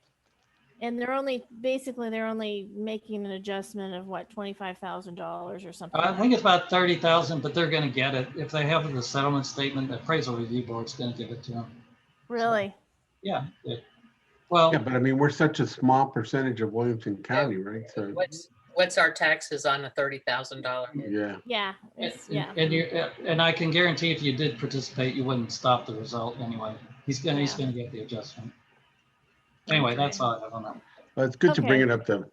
Okay. Bill, just for my informational purposes, this was the thing that came to me that I sent to you so that I recognize this sort of thing in the future, because it was the first time I ever saw one. So, Yeah, you were the one that started all this. Yes, Mike. yeah, sorry. Thanks, Mike. Okay. Catherine, Michael, are you ready to go back to your item on Oh, the yeah. check register? Do you have a Sure. number? That would be great. Okay, so let me quickly walk you through this. Check 5067 to Janie Kane, we're going to void until we get corrected invoices. That's 160850. We have 4 director checks that we're going to remove from this and then reissue for their lower amounts. Check 5054, 5057, 5092, and 5098. And then the final piece is the Sage check 5097, 48, 27, 25. We're going to pull out that check. We'll do a reissue for the 460725 that is not under question. Okay, so that's going to lower this check register when we remove those 6 checks to 334, 565.20. And then I'll do the reissues and we'll have those show up on your check register next month. The Sage reissue for the 460725 and the 4 director fees of office for the unquestioned amounts. So Okay, any so questions on that? Give me the final number again. Yes. 334,565.20. Okay. Bingo. Who's on the billing now? Megan and Linda. Megan, When do would you guys have to? do the motion? Yeah, we need a motion to accept the check register for that amount. Oh, and wait a minute, do we need to include what we're holding and whatever?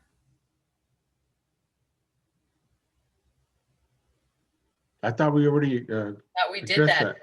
that. Okay, so we just need to approve the amount then. So somebody make a motion. Megan. Okay. All right.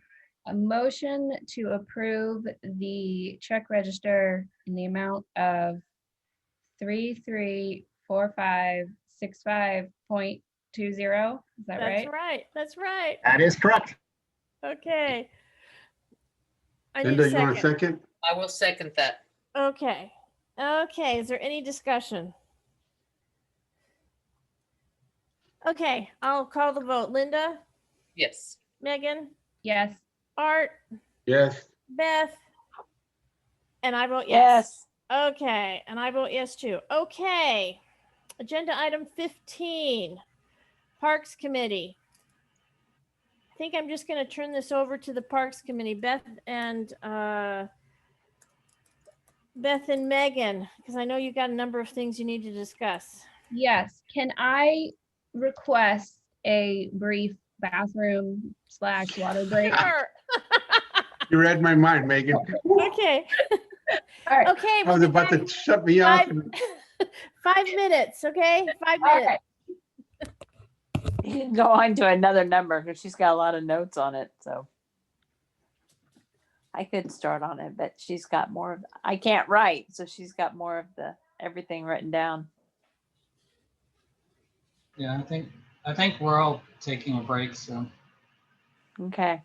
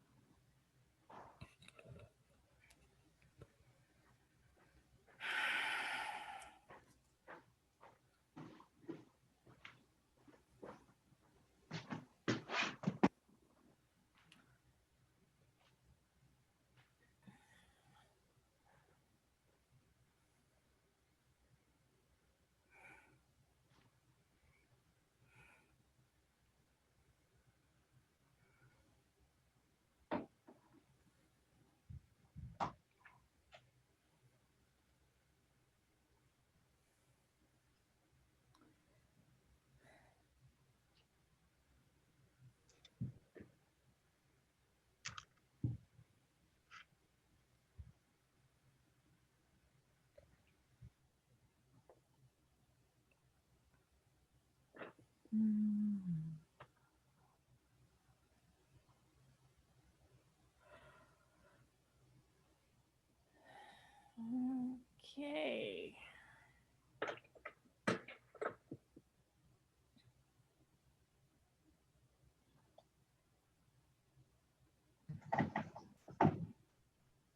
This is crazy. The spreadsheet I'm using to track the time is just like super slow. So I've had to go back to paper. What's up with that? Sometimes it is easier just to write it down. Strangely enough, paper works. I'm back.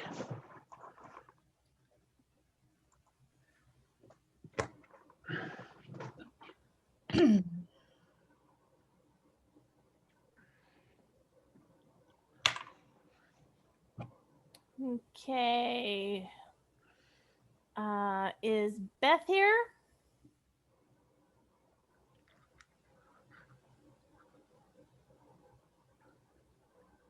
Yes, but on mute. Yeah. I'm Okay. here. Okay. We're back to the Parks Committee. Okay.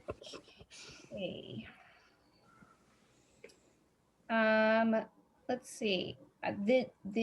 Okay, so the two kind of significant things to discuss tonight are G, policy on landscaping in the right of way, and H, Park Plan Advisory Committee charter. And both of those were in your packet. We sent sort of a late day adjustment to the landscaping. So apologies for that. Mackenzie, is it possible for you to share your screen? What do you need me to share? For the landscaping in the right of way policy, and it's the attachment. It would be the one that came in, I guess, last kind of. Yeah, it's 15G that says revised version. So it'll be at the bottom of the attachments, 15G revised version. I think I got it. Give me 1 second. Thank you. And you have those photos too. So that way, if you're sharing your screen, you can just switch over if needed to the photos. Photos, yeah. Bigger, please. Bigger, please. Thank you. Thank you. So just to summarize again what this is for anybody listening. So a number of months ago, we had a situation where a resident who lives on the corner of Lobelia, I believe, and El Salito, put some lovely landscaping along the wall, that the masonry wall that runs along El Salito. It's adjacent to their property, and they didn't realize that that is technically not owned by them. It's owned by the county, and the district has a maintenance agreement with the county to maintain that strip of land. And so initially the response was, well, they have to remove that landscaping. But it looks really nice, and the alternative was dirt. And so at last month's meeting, and I don't know, does anyone want to see the picture again of what we're talking about? Would that be useful to anybody? Or do you feel like y'all have a good? I remember it. It had the gravel, right, or the river rock. Yeah, you did a nice job. Yeah, it was very nice. Very nice. Yeah. It was an improvement. Ham, his last name. Yes, it was. Yes, definitely. So, we talked about it last month at the board meeting, and the board decided to task the Parks Committee with coming up with some sort of policy if we wanted to allow residents to be able to landscape these areas. It was agreed that there would, at minimum, need to be a policy in place that made sure that we were protecting ourselves and keeping things looking nice and making sure that we didn't have pink flamingos in the right of way. Right, Linda? Hmm? Right. Well, that was, No, I really like I pink like the flamingo. flamingos. I do too. I like pink flamingos. But anyway, You're right. keep going. Right. So, okay. So this is the draft policy that we have come up with, and Herb has weighed in on this and provided comments. Sunscape also has contributed to it. So what would be the best way for you all for me to go through this? I don't want to just read to you because you can read, but I also realize that that if there are people on the phone, they can't necessarily see the screen. Well, I've read through it a couple of times, and I thought it was very well configured and put together. And it was the reason why I asked the Lakeline Oaks guy about where Lakeline Oaks was taking care of stuff, because I really thought that they had something on Little Elm, but it said, but apparently they don't. So, Well, yeah. Little Elm is where they just did the landscaping.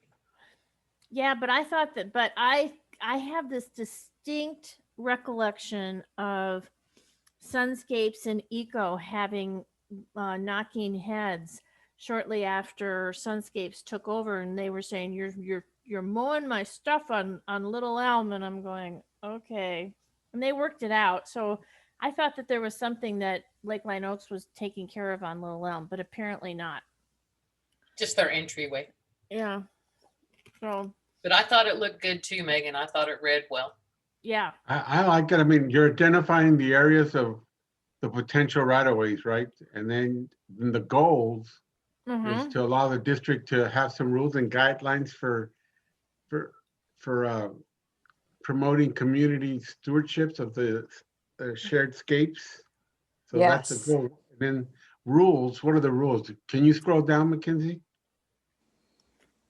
Please. There you go. Okay, so not raised bed or planters not permitted in these right of ways that we're talking about. Because I immediately thought, wait a minute. What I was thinking in front of my house, and I know that some people have done that, but we're not talking about that. Yeah, this would only apply to the areas where we have a maintenance agreement. Okay, so what was the input that Sunscapes had into this? Well, what we worked with them on is the preferred plant list. Oh, okay. Which is attachment A. And then we also talked with them about, would they be able to, from my perspective, if somebody's going to go through the effort to plant one of these areas, they're going to take pride in it, probably. And they're probably going to reasonably maintain it. However, we have to account for the fact that they may not. They may reach a period of time where they're not able to, for whatever reason. The property may change hands. And so what happens to those areas? And so essentially what Scott told me from Sunscape is that it would be possible for them to, just in the course of, they're out doing their normal maintenance of those areas. And if they come across, there's a plant that's just growing across the sidewalk, they have the authority to trim it back. And that's stated in here, that we maintain the right to maintain the right of way. So if it's not looking good, then, it just in the normal course of their routine maintenance, they can trim it back or do whatever it is. And if there's an issue that they need to report to us, something's not right, then that would come back to us. But so that's what we had them weigh in on predominantly. And so did they come up, were they the ones who said no decomposed granite, no artificial turf? They came up with that? They came up with, yeah, the artificial turf was one that I read in another example of these policies that I used as a basis for this one. And, you know, one of the things that we want to accomplish is we want to promote, you know, natural infiltration of stormwater. And artificial turf is not gonna allow for that. So. Well, Megan, wouldn't any impervious cover totally negate that exact thing? Yeah, anything impervious. Right. So I was gonna suggest that there be something in there that says no impervious cover of any kind. Yeah, we can add that. Just to make sure that the stormwater has a good place to run. Mm-hmm. Yep. I'm glad Can't think of anything offhand that looks good. Yeah. I did have a few things, but let me just start by saying I do like it. I can actually support it very easily. I just want to clarify the wording to say that the area you're talking about are located in a public right-of-way where the district currently has a license agreement. Mm-hmm. Okay, that way, you know, when new board members come on later, there's no misunderstanding that that hell strip in front of Catherine's house is not included in this policy. I think if we tighten up those words, then somebody later down the road can't say, oh, that old board meant this. Yeah. They could always match it to the contract date. And you have some of that in there for the corners. Didn't we add that in there? Well, no, so up at the top, it does list the areas that it applies to, but I okay. think what Linda's saying is make it more explicit that this only applies to those areas where we have a license. So that nobody comes down 10 years from now and says, oh, they were talking about that hell strip in front of Catherine's yard. You can do this to it and nothing else. Because right now, property owners have a lot of leeway what they can do in that strip in front of their house. Right. And this is more restrictive, as it should be. So yeah, if you tighten up that word there, I think that's a go. Linda, where do you want to insert that wording? Right at the end or at the beginning? Megan will figure it out. She's good with that stuff. She'll find the right place for it. It's going to go somewhere up at the top where she's talking about the land that's in question.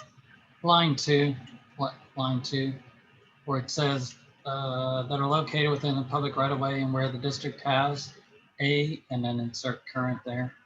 Right at the top, line two.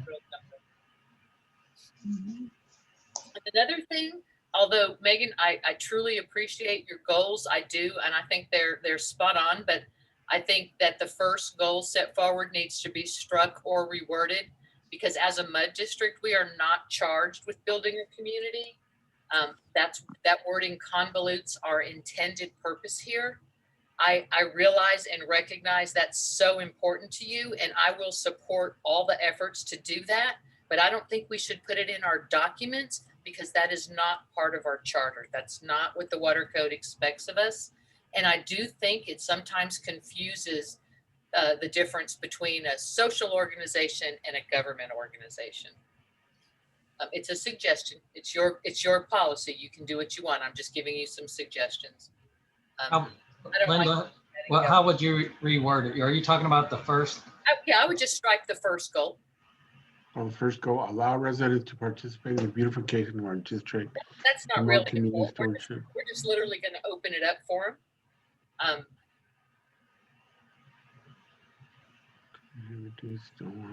What do you think, Megan? What do you think? Oh, I'm sorry. I don't think that it necessarily changes anything substantive about the way this works. So if the board has issue with that, I'm fine removing it. I would if we were going to make an adjustment to that one, I would say I would get rid of the promote community stewardship. Just say allow residents to participate. Yeah. Yes. I like that. I like that, Catherine, because that's really what Megan, what you and I were talking about is, we want them to know that it's okay to do it as long as they're doing it correctly, as long as they want to make it better. So, Correct. okay, yeah, so to clarify, so it would read, allow residents to participate in the beautification of our district, Of the district, how about the district? of Period. the district, period, okay. Yeah. And then Or the mud district, if you want to put it that way, you know, Yeah. one of make the it formal. one of the That things might help for people to understand better. Yes. At the top, it says that district will refer to. Megan defined the district as the district at the top, so calling it the district. Oh, is- there you go. Yeah. and one other thing that might be helpful, people might be more interested in doing and taking advantage of this offer is if you could somehow or another get the utilities companies to come out and mark to make sure there's nothing under there, because you know a lot of people probably don't make that phone call before they start digging. I understand it's a free call. They'll come and mark it for free.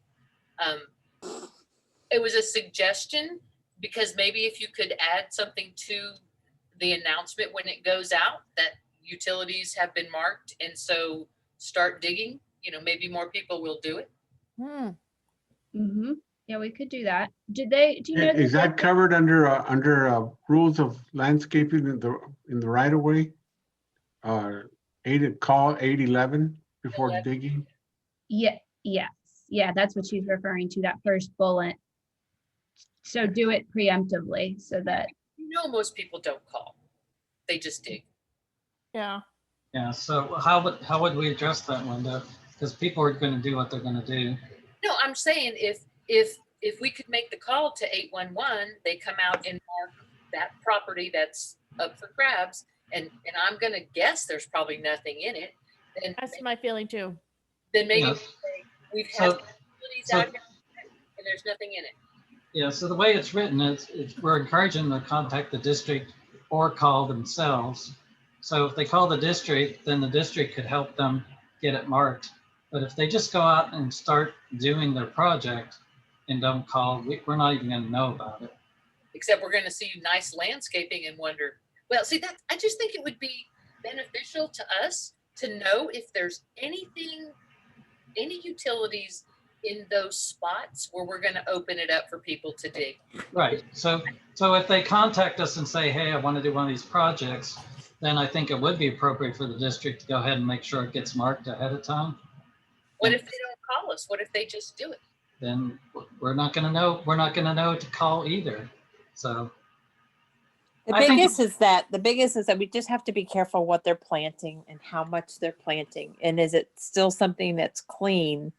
That if our company has to, clean it up a little bit, how much work is it so that we're not having to pay more? Okay, so I'm going to ask a stupid question. How do we get this out to the district?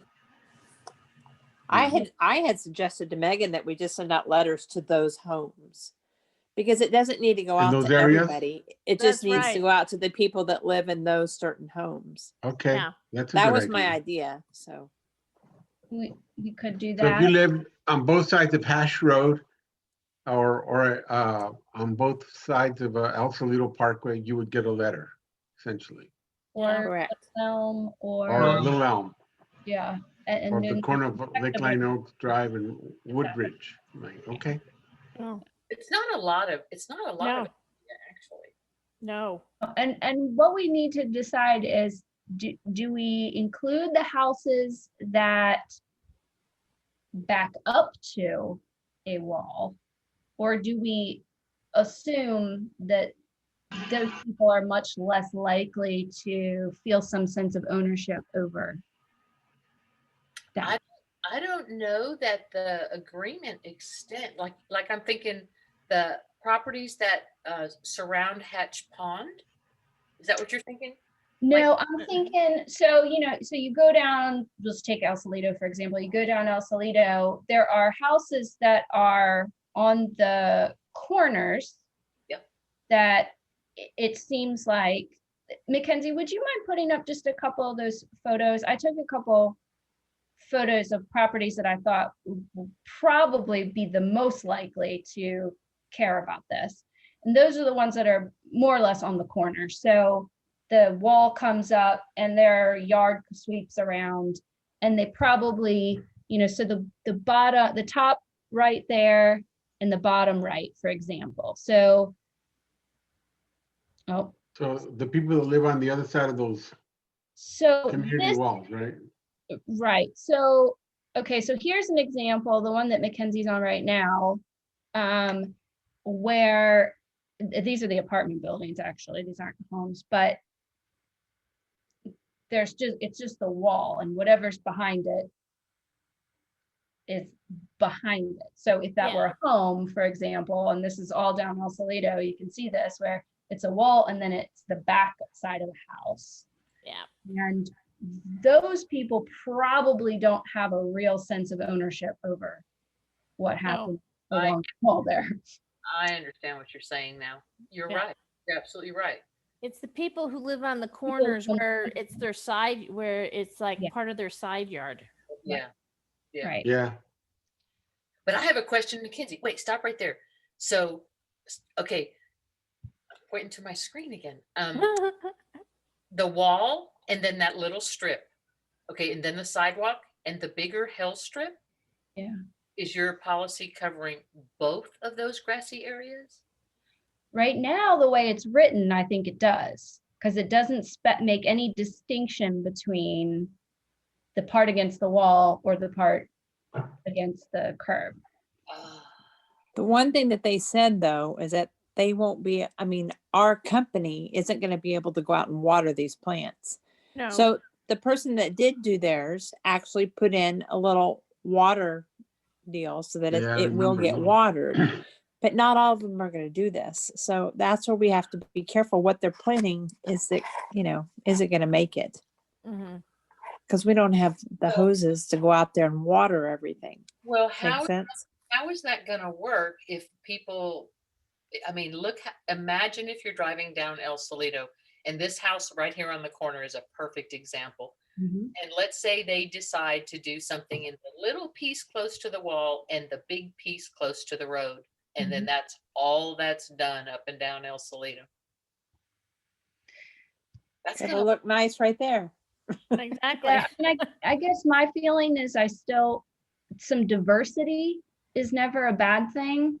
And so, you're driving down this road and it's effectively dirt and kind of crummy grass. And so the pops of diversity to me aren't a distraction or intrusive. To me, that they make things an enhancement. Yes, I hate how it looks because it's so bare on that whole road. It's pretty bare. Rocks, anything that will disturb the absorption of water, then you're right. Anything would be better than nothing, I suppose. And effectively, if this one person decides to do it, it could enable others to want to do it as well. Yeah, that's what I'm thinking. And they're like, "Oh, that's nice. I didn't know I could do that." Then yeah, hopefully. Okay. Yeah, that definitely could use some enhancement. So, but is this where the guy did it? No, these are just examples. I was trying to bring in some examples of where this could potentially happen. Okay. Okay. So this is the one house on Lakeline Oaks Drive that this would apply to. It's like this tiny little piece that we have an agreement with. Yeah. But if I were that homeowner, I would feel some sense of ownership over that. Definitely. Yeah, the people who, was it Buckeye or something? Their whole backyard is the wall along El Salito. I don't think they have any sense of ownership of what's on the other side of that fence. No. Yes. And one thing that some communities do in addition to something like this is they actually develop a more robust beautification program where they basically identify areas that they would love to see enhanced, and they ask for volunteers, sponsor this area, come plant this area. So, you know, that's a potential offshoot of this if we did this for a while and, you know, it seemed to be working fine, or it's just an idea. How beautiful would it be that next year we had Christmas lights all the way down El Salito? I'm gonna keep bringing it up. Okay. And you have wreaths off of Anderson Mill Road, like all the other neighborhoods. Like Okay, art so- signs. So Like art the agreement signs. here is to send Love- letters to all these people, Megan, right? The people What? that are adjacent to these walls and these walkways. Is that what the program's to do? Yeah, Yeah, these- I agree. I think after we approve a process, we should identify the, what, 30 houses in the district that this might apply to. Like I said, if your Yeah. backyard is completely along El Salito, you don't have any ownership on that 18 inches on the other side of the wall. You know, you don't even think about it. You don't. Uh-uh. That's why they have a wall there. Mm-hmm. All right, I like it. I really do. So as a suggestion to move it forward, we'd be looking for a motion to approve the proposed policy for landscaping in the right of way with a few changes. In line 2, inserting the word currently between district and has, and under goals, the first bullet point to have that read, allow residents to participate in the beautification of the district, period. And delete the rest of that bullet point.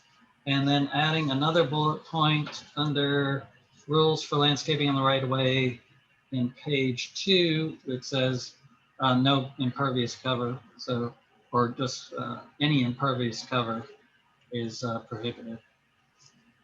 Were there any other changes? Okay. No. Okay, and so if that's approved, what we would do is we'll add a signature block with a date when it gets signed so that people can tell when it was approved. And as with all new policies, you can revisit it later if it starts to not work out very well, if you have to modify it. Okay. Okay, so we need a motion for the policy then. Yeah, as with the changes I just indicated. Yeah, so somebody needs to make a motion. I'll motion, yes. Okay. Give me a second. I'll second. Okay, so any more discussion that we need on this policy? Not from me. No, again, kudos, Megan. You did a really good job of putting this together. Yeah, great job. Yeah. Okay, so if we don't have any more discussion, I'll go ahead and call the vote. Linda? Yes. Megan? Yes. Art? Yes. Beth? Yes. I'll vote yes too. Sorry.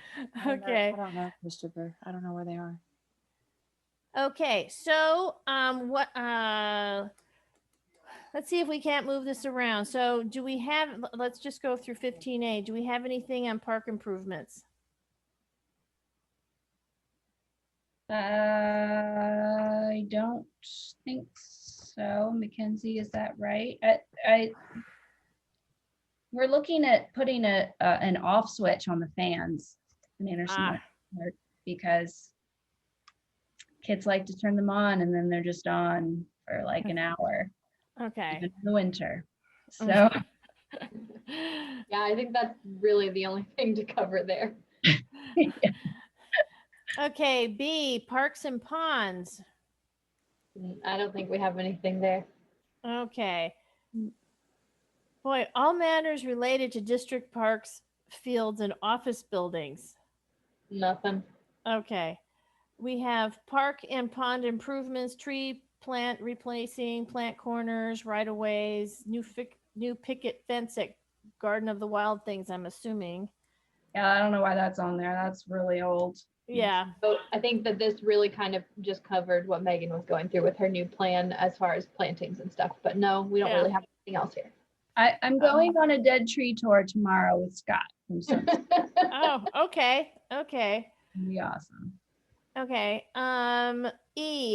Plaque for Louis Zervagon.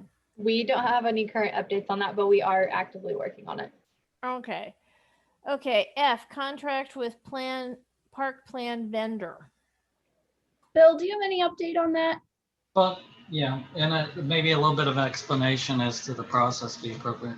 So I've reached out to Kevin Shepard for Dunity. He's not responded. So I have not progressed on the contract draft. I do have the proposal that the board had reviewed and decided to go with last meeting. The process in this case, we're dealing with a process of hiring an engineer, because this is an engineering company. The park planner's engineer. So the process is that you follow the Professional Services Procurement Act that applies for your district, applies to attorneys, engineers, and I think it also applies to auditors and accountants, where it's not the normal bidding process where you go out and you just take bids and you evaluate it on the lowest price and so forth. The process is really two-step, where you choose the person that you would like to work with and negotiate a contract. And if that works out, great. If not, you can go to someone else. And usually you request, it's a request for a proposal of sorts where you want to know their qualifications, you want to know their ideas, you want to know the scope of the work, and then you judge that, and then you go forward to the contract process. So the board has not approved a contract. The contract hasn't been drafted. So there's no formal commitment to engage this company with a contract, but the board has, as my understanding from the prior meetings, has decided to choose this engineer to work with towards a contract. So we've accepted the proposal. So I don't know why they haven't been real responsive to me. Maybe somebody on the committee could reach out to them and encourage them to contact me. I'm guessing that they have other prior contracts they've done, which would be a good starting point perhaps for us to work with. And then we could then move that forward. I reached out to him probably a couple of weeks ago at this point, and he responded and said, yep, it's on my list, my to-do list. I'll get back with Yeah. soon. Yeah, So so it's probably just busy. That's probably the invitation. yeah. So I can follow up again, see what's going on. Okay, so we've done G, policy on landscaping in the right of way, and then H though is Park Plan Advisory Committee charter. Yeah. So this is another good one. So this is in anticipation that everything goes smoothly with the contract process with Verdunity. And the RFP and the proposed scope of services that was part of Verdunity's proposal indicated that the process would be managed by way of a advisory committee that goes beyond just the two-person directors on the Parks Committee and includes some residents as well. And so that is just one more way that we involve more people in the community and a diversity of people in the community in the process. So when I chatted with Bill about this and how the board would go about that and forming that committee, his suggestion was that I put together a draft charter that would outline the purpose of the committee, the roles and responsibilities of the committee, and the criteria for selecting the committee members. And then that could be approved by the board so that we all as a board have an understanding of the purpose of the committee, and the people who would choose to be on the committee would have an clear understanding of what their role and responsibilities were. So Bill, did you want to add anything to that before I? You're correct. That was my suggestion, and I thought you did a very good job of putting something together. I mean, we have various committees. I think in the past we attempted to, put in writing the purpose of the committee or what the functionality of the committee was. Except for the DRC committee, all our committees are merely advisory. They can't make a decision. So this indeed is an advisory committee, but it's different in scope, and the intent is to include residents on the committee, which is different than our normal committee process. So I didn't propose all this. Megan came up with all this on her own, which I thought was very, very good. I mean, the board can judge the substance, but I thought it would be best, especially this type of committee, to have an actual charter. So she's drawn this up, and I'm sure she's interested in the comments. Yeah. Okay. Mackenzie, could you bring that? Could you bring that up, please? Yeah, that one's 15H.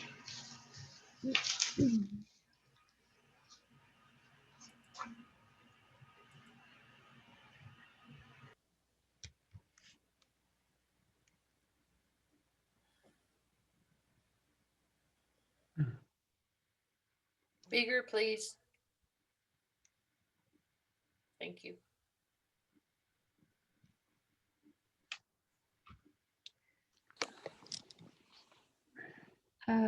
Okay, so again, I don't know how much y'all have had a chance to look at this. Again, I read it and I thought, like Bill said, it was really well organized and put together.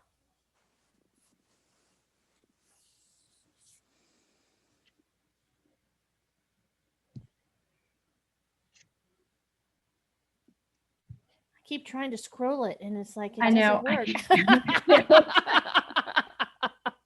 I either point or I try to scroll. So That's good. yeah. Is there more? Keep scrolling. Membership. Okay. So does this I don't remember, does this charter just exist for this project, or does it have a longer life? Nope, it's just for the duration of this project. Okay. Okay. So you're gonna pull people from all the You community, scroll a the little bit more. HOAs and Thank the- you. okay. Yeah, the objective would be to get people from all of the to represent all of the neighborhoods and areas in the community. And also to try to get some diversity in terms of who's serving on the committee. So, we want people who represent a diversity of needs with respect to our park system. So that would include, older residents, younger residents, residents with children, residents without children, young children. As much diversity as we can pull. Good.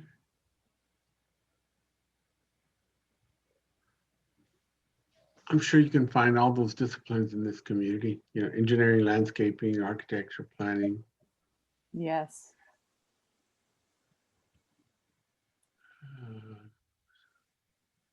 Have one on our street. It's really good. Mm-hmm. Is there more, or is that it? That's it. Okay. And this is for the park plan, correct? The advisory committee. Right. I think that's the way to go. A charter. So how many people ahead. total were we looking to get participation in? What did we settle on? Can you scroll up just a bit, Mackenzie? I thought it was 8. I think we settled on 8. Yeah, because we didn't want it enormous.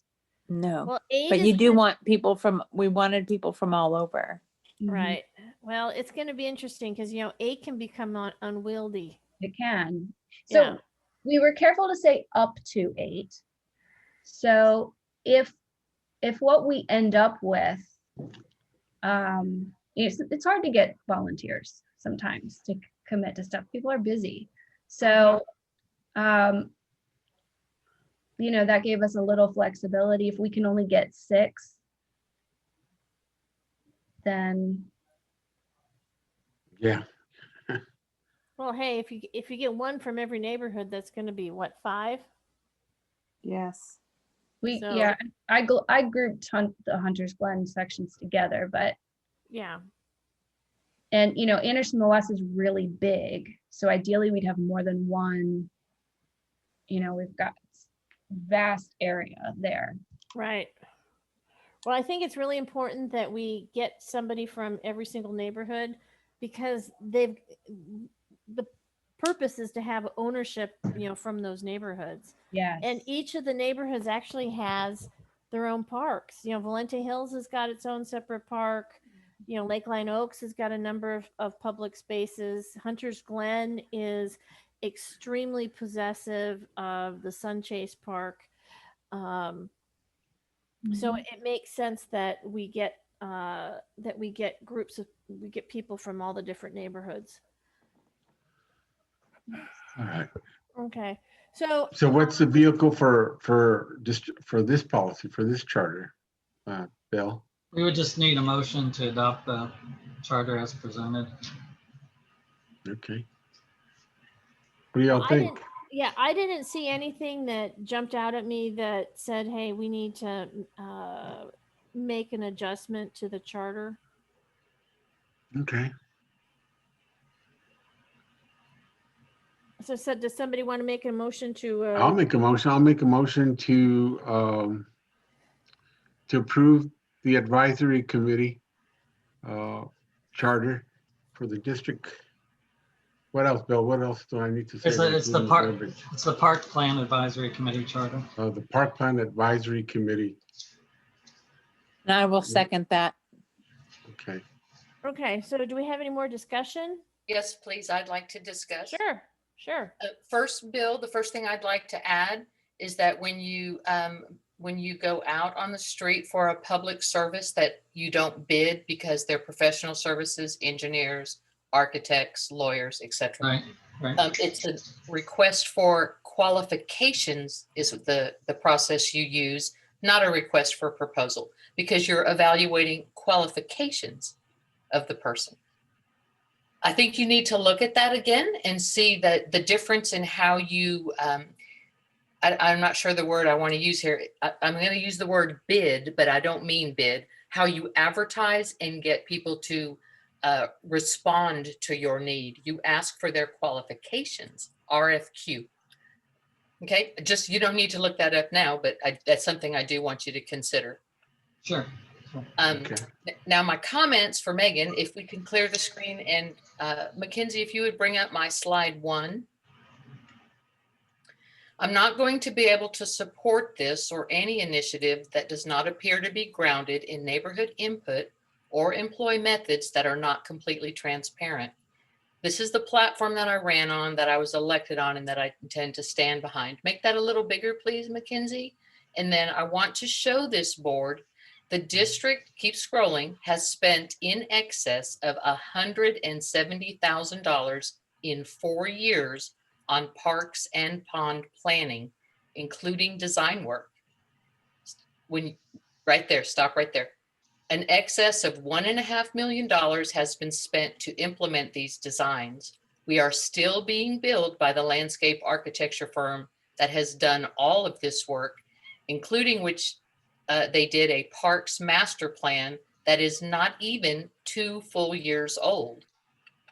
You see the billing down here? Mm-hmm. Parks concept plan, parks master plan, spent $5,565 for that work. Mackenzie, bring up slide 2, please. The final product that was delivered by Ferris Design. Mackenzie's getting it. was 99% complete, and it includes every pond and every park in the district, except not a final drawing for Anderson Mill West Park. If there are any, you don't need to scroll through all of that, but if you guys want this, you can have it. It's like 47 pages. There is a plan. It includes parks. Mackenzie, go to page 21. I believe that's where the parks start. Slide 21 or page 21. Do you remember this scorecard? It was part of the infrastructure committee. See Astor Park here? You'll start seeing the parks. And most of this stuff has been implemented already. If there are any projects that steer the direction of our neighborhood or spend large amounts of public money that are outside of the primary function of our MUD, which is water, then I want to hear from the residents before I vote yes. And that includes a survey sent to every property in the district. Luckily, the MUD has already bought and paid for a comprehensive community survey to be done, and it's in the base contract for Inframark.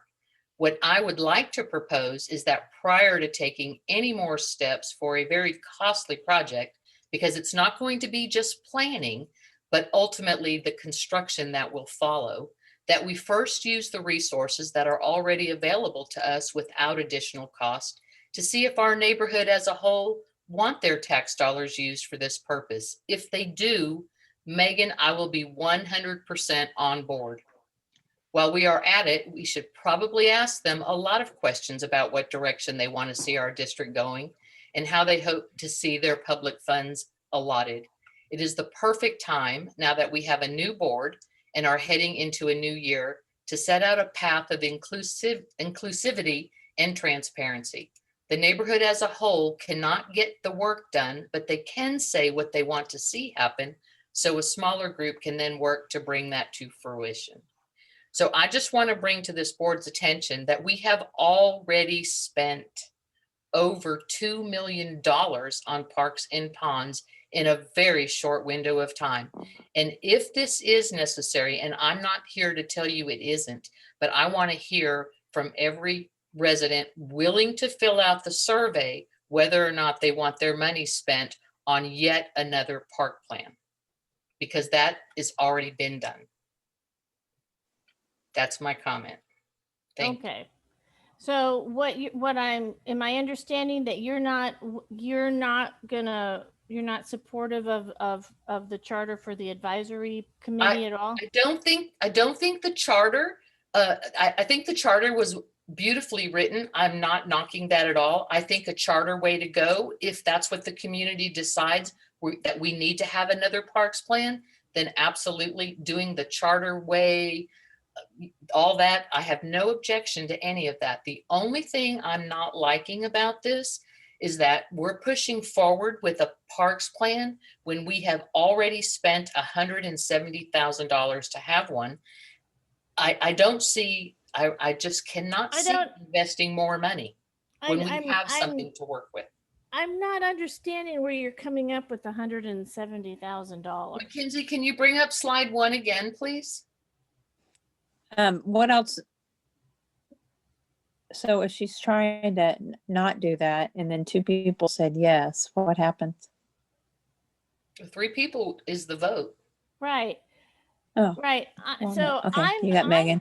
Okay, so I think that we should continue moving forward with the plan, with the process.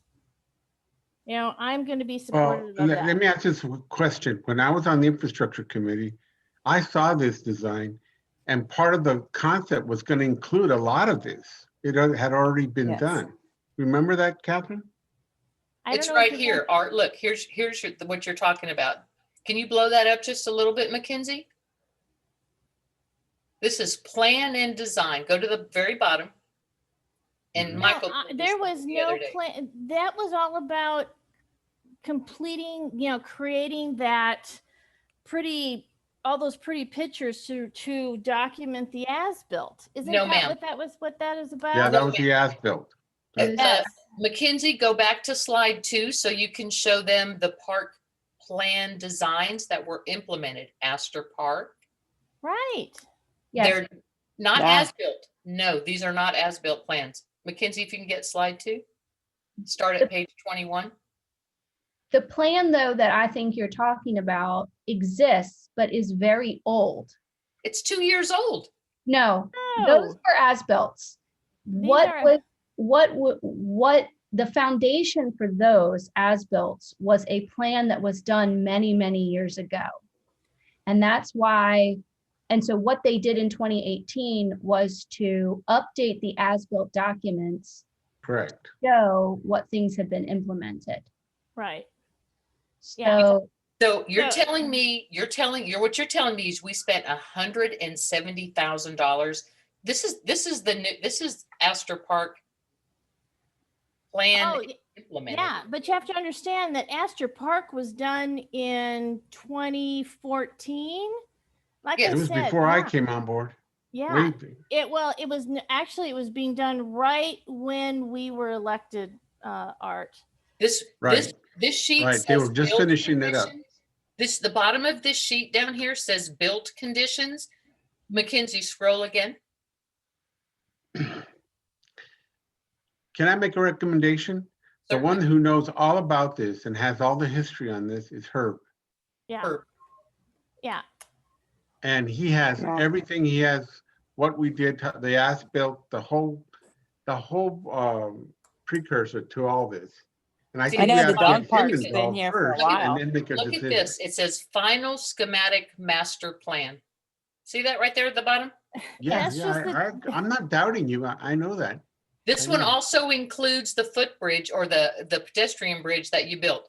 This is Right. not just Yeah. as-built. This maybe there are No. as-built in here. There Yes. are, the as-built plans are here, but this also included design for it the was future. brought forward though from a planning process such as it was that happened many years ago. There was no renewed planning process. So everything that they brought forward in 2018 there was nothing new. There were no new recommendations. And when when this started becoming a discussion 3 years ago, no one even really knew that we even had a park plan. Yeah. See, And if you look at this is I'm sorry for interrupting, Megan, but go ahead, Art. this shows Madden Loop without any trails or nothing, just Right. that was the concept back then. Right. But I really think we Right. should get Herb involved they're all before we make old. any decisions. So it's all very old. And I know because I went through the process of trying to, before any of this materialized into anything more formal, I went through the process of trying to understand what the district had and what they didn't have. And they had a very old plan that then was, the recommendations from that were brought forward into this 2018 document that more or less just documented what had been implemented With the and state. brought things forward from that Yeah. previous plan. So it was all about documenting what the current state of the parks were after we had. I would believe you telling me that, other than if you look at Sunchase Park and the plan for that park, which included the landscaping and the pedestrian bridge, and all of that happened last year, within the last 18 months. Oh yeah, oh definitely. Yes, and that's the reason why we need an updated plan, because without an updated plan, we're going on plans from however many years ago that are no longer relevant, have been mostly implemented. And so then projects are being selected just based on what the board wants to do. Right.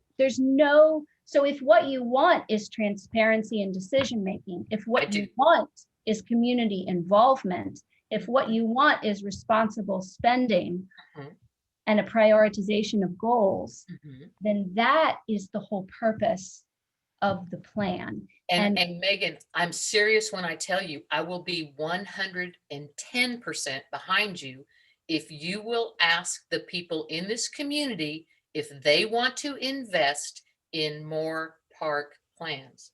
That's all I'm saying. You So can't ask 8 people, you and Beth and Catherine, and you can't make that decision. That's my argument. I want the people involved that have to ultimately pay for it to tell you, yes, we want to invest $20,000 for you to do a park plan with the design, Oh, and okay. then another $1 okay. million to construct it. If no, you no, no, No, that's No, not I think fair. we should vote. That's not what the process is about. And everyone's been very clear about that. And we've also been very clear about the fact that Virginity was selected for the express purpose that they are they focus very much on fiscal responsibility. And the goal here is not to go out and you know, identify a whole bunch of really expensive capital improvements that we should do and then to somehow justify them through a planning process. That's in fact the opposite of what this is about.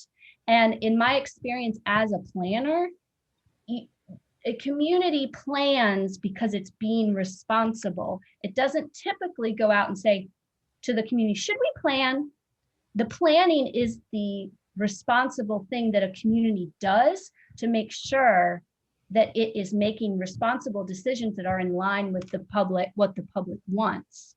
So unless you're saying we just shouldn't spend anything at all on our parks ever, which I don't think is in the best interest of the community, then it behooves us to do the work to make sure that we have a plan in place that represents what the people want. So, and yes, to do that, you have to put forth some resources. You have to spend the money to do it right, because I want it done right. I want a plan that's done right. Yes, and Megan, you've said it very well. The other thing that we have to remember is that we are not here to make decisions 6 months out. We are here sometimes we have to be at 10,000 feet and see at a higher and a longer term versus the current fiscal year, which is why we're doing the planning process. That's how I see this. I see this as planning and investing long-term in my community. And that is why I think the planning process has to move forward.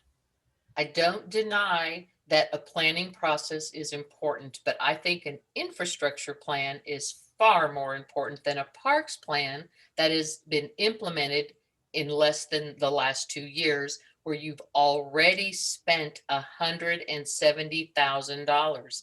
I don't know how much more money you want to keep throwing at this. I think you're mischaracterizing things a little bit, Linda. I think it's unfair, because what we're telling you is that the 2018 plan was not a plan in the traditional sense of what most people would understand to be a plan. There was no public involvement, and I know that doesn't make you happy. No. And but it's done. I mean, it doesn't make me happy. You're right. But it's done. It's bought and paid for. It's done. It was done a long time ago. And I wasn't part of the decision to pay Farrah to do the as-built. I wasn't the decision to, however it was coded or labeled in the billing or whatever. But what I do know is that what was produced in 2018 was not in any way, shape, or form a document that we can say represents the community and that we can use with any sense of confidence to make decisions that are representative of the community. Well, how are you going to engage this community to find out if they even want anything in their parks? Well, I think that as a representative of the community, as an elected representative of the community, it's my job to try to do what is in the best interest of the community and what I understand from being a member of this community, from talking to constituents, what I understand those people want. And I know that a lot of people place extreme value in our park system. Then you should be excited to do a complete district-wide survey that tells you to go forward. You really should. If you think No. you have it, you No. should do that. You So really that's should. what the It's Parks not your Committee is decision, for. Megan. Don't you understand that? It's I not never said it was my decision. This is a board decision, and the I'm telling board you. Yes. generally supports it. So Yes. no, this is not my Let's decision. make a vote. Yes. Let's make a vote. Well, So- let me ask one more question. What do we have an estimate of what this is going to cost? Yeah, This we've concept. we've already awarded, you know, the RFP to Verdinity, who's going to help us with the plan. We've budgeted for it. We've awarded the contract, and we're in the process of putting the contract together. So we're working within the approved budget for the fiscal year. No, he's over budget by 200. He's over budget, or that company's over budget. What are you talking about?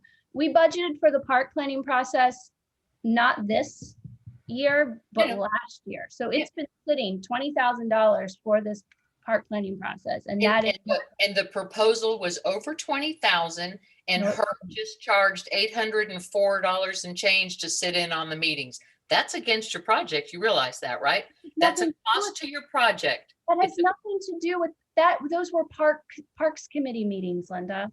Look, you don't, see, this is the part that fails you. So you can say, oh, I only spent $20,000 on a park plan, but what you're not including is all the other costs that you are incurring to get there. Herb's would not have billed the $800 to sit in on the interviews. No, he wouldn't have. If there was no parks plan, he would not have. Yeah, No, he wouldn't listen, have. okay, we're off topic here. No, we're on topic, Catherine, because we've got a project that has no community approval. Yes, I know Megan thinks it's important, and I don't say planning isn't. I think planning is. But I think if we ask the community, what would you rather have first? An infrastructure plan and be prepared for that, which is older, much older, and gonna need a lot more money than parks. What's more important to do? What is our purpose here? The primary. They're different. I don't know why you're pitting them against each other. They're not mutually exclusive. I've expressed that I think it's extremely important that we have a CIP.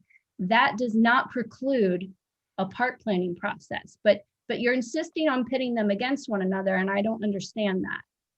And they're different, very different. Right. Okay, so we've got I've completely forgot. Did we have a motion for, yes, we did. Art, you had a motion to, I did the motion, yes. yeah, and then it's been. I second it. You seconded it. Okay, I'm gonna call the vote. So Linda? No. Okay, Megan? Yes. Art? Yes. Beth? Yes. And I vote yes too. Okay.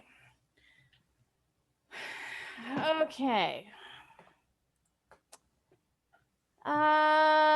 Okay. Report from It's the 11:40. I know. I think we broke the record. Yeah, okay, D, we're gonna try to move through this as quickly as possible because I'm hoping that we don't have much more to talk about at this point. Report from the Deed Restrictions Committee. A, pending appeals and fines. I don't have anything. No, we didn't. Okay, Diana? We have not gotten anything via email or mail, phone call, text. Okay. B, did district's rules governing violations of fines. I don't have anything on that. There was an amendment made, but it was 4 months ago, and that's what we've been following. Okay. I don't think we have any minutes. Do we have any minutes, We Bill? approved them at the last meeting on Monday. Okay. D, report from DRC and act on restrictive covenant enforcement. I have something for you on that. Okay. The DRC, according to our contract, can specifically authorize us to do additional services, and we were authorized to do a additional night tour, and I'm letting you know right now so that there's no surprises with invoicing when we turn them in at the end of the month, that we did do a night tour. And page 9 of the contract lines out how much the cost is for those additional services, and the board voted on it and approved it 3 What's months the cost? ago. What's the cost? $1,100. What was the purpose? The purpose of it was the night tours to check the lights. We paid you $1,100 to go look at burned out lights? It is a Who approved that? tour. Who approved that?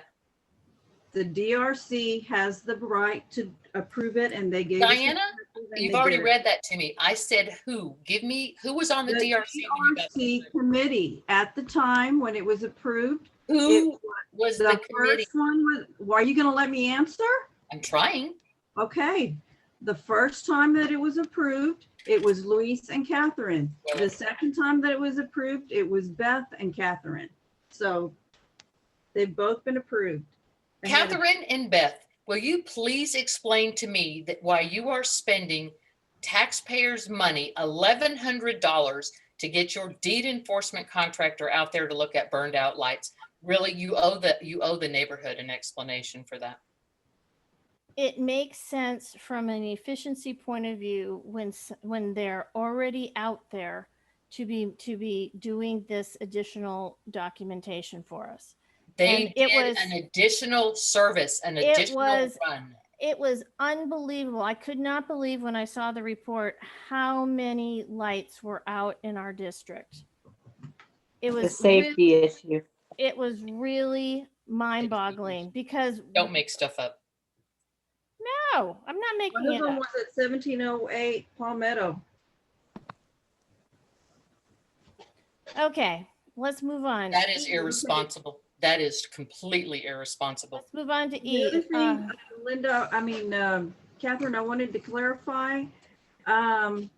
We had a comment made at the last meeting, the last Wednesday meeting, regarding a renter that on a case that we had escalated, and the person on the CAD and the person on the account are the exact same person. And so all the letters have been sent to the owner of the property. We cannot find any evidence of a renter at that location. Okay. So I wanted to make sure, because the minutes reflected a statement, and I wanted to make sure that that was corrected. Okay. Okay, E, Bill, Wait, do you have? wait. Okay. Bill, a committee can prove an $1,100 expense of an additional service that is not engineering or legal? It has already been approved in our contract. I'm not asking you, I'm asking Bill. Well, we read that portion of the contract previously, and it says the board or its designated committee is what it says. I think we need to relook at that, because that is not acceptable. That is never going to be acceptable. That is literally a license to print money, and there is no justifiable excuse to do that when we have contractors on our accounts that are making close to $1 million. Catherine, I cannot believe you did that. I just can't. Who's making $1 million? I said nearly $1 million. Infomark's total fees each year get really close to that. We need to do something different so that committees do not have the approval to do those kind of hits to the budget ever. Okay, E. Unless it's an emergency. Of course, I would always concede to an emergency. That's not an emergency. That's not an emergency. Okay, E. Catherine, on Yeah. E, F, and G, I don't have anything new to report from Monday's meeting. Okay, we've already taken care of H, and we don't have anything for I. I have something for H. Oh, okay, well.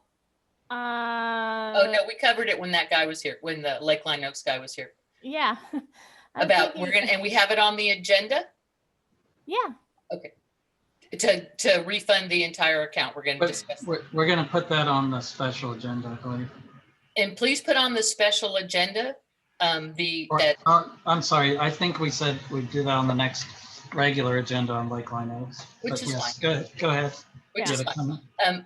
But I would like on the special meeting agenda, a motion to remove committee's authority to approve expenditures. We can agree on an amount, but $1,100 night runs, no. That's So, Okay. so Linda, are you suggesting we put the Sage contract on the agenda? Is that what you're saying? well, that's coming later, but no, I'm suggesting that we make a resolution where no committees can approve without a board vote.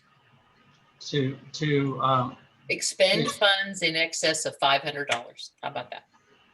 well, okay, so right now, except for the possible interpretation of the Sage contract, we just have those two resolutions that you've seen for legal and engineering. Are you saying that we would, because the other committees don't have authority to do that? Let's remove the authority from the DRC committee because I think they're handling it irresponsibly.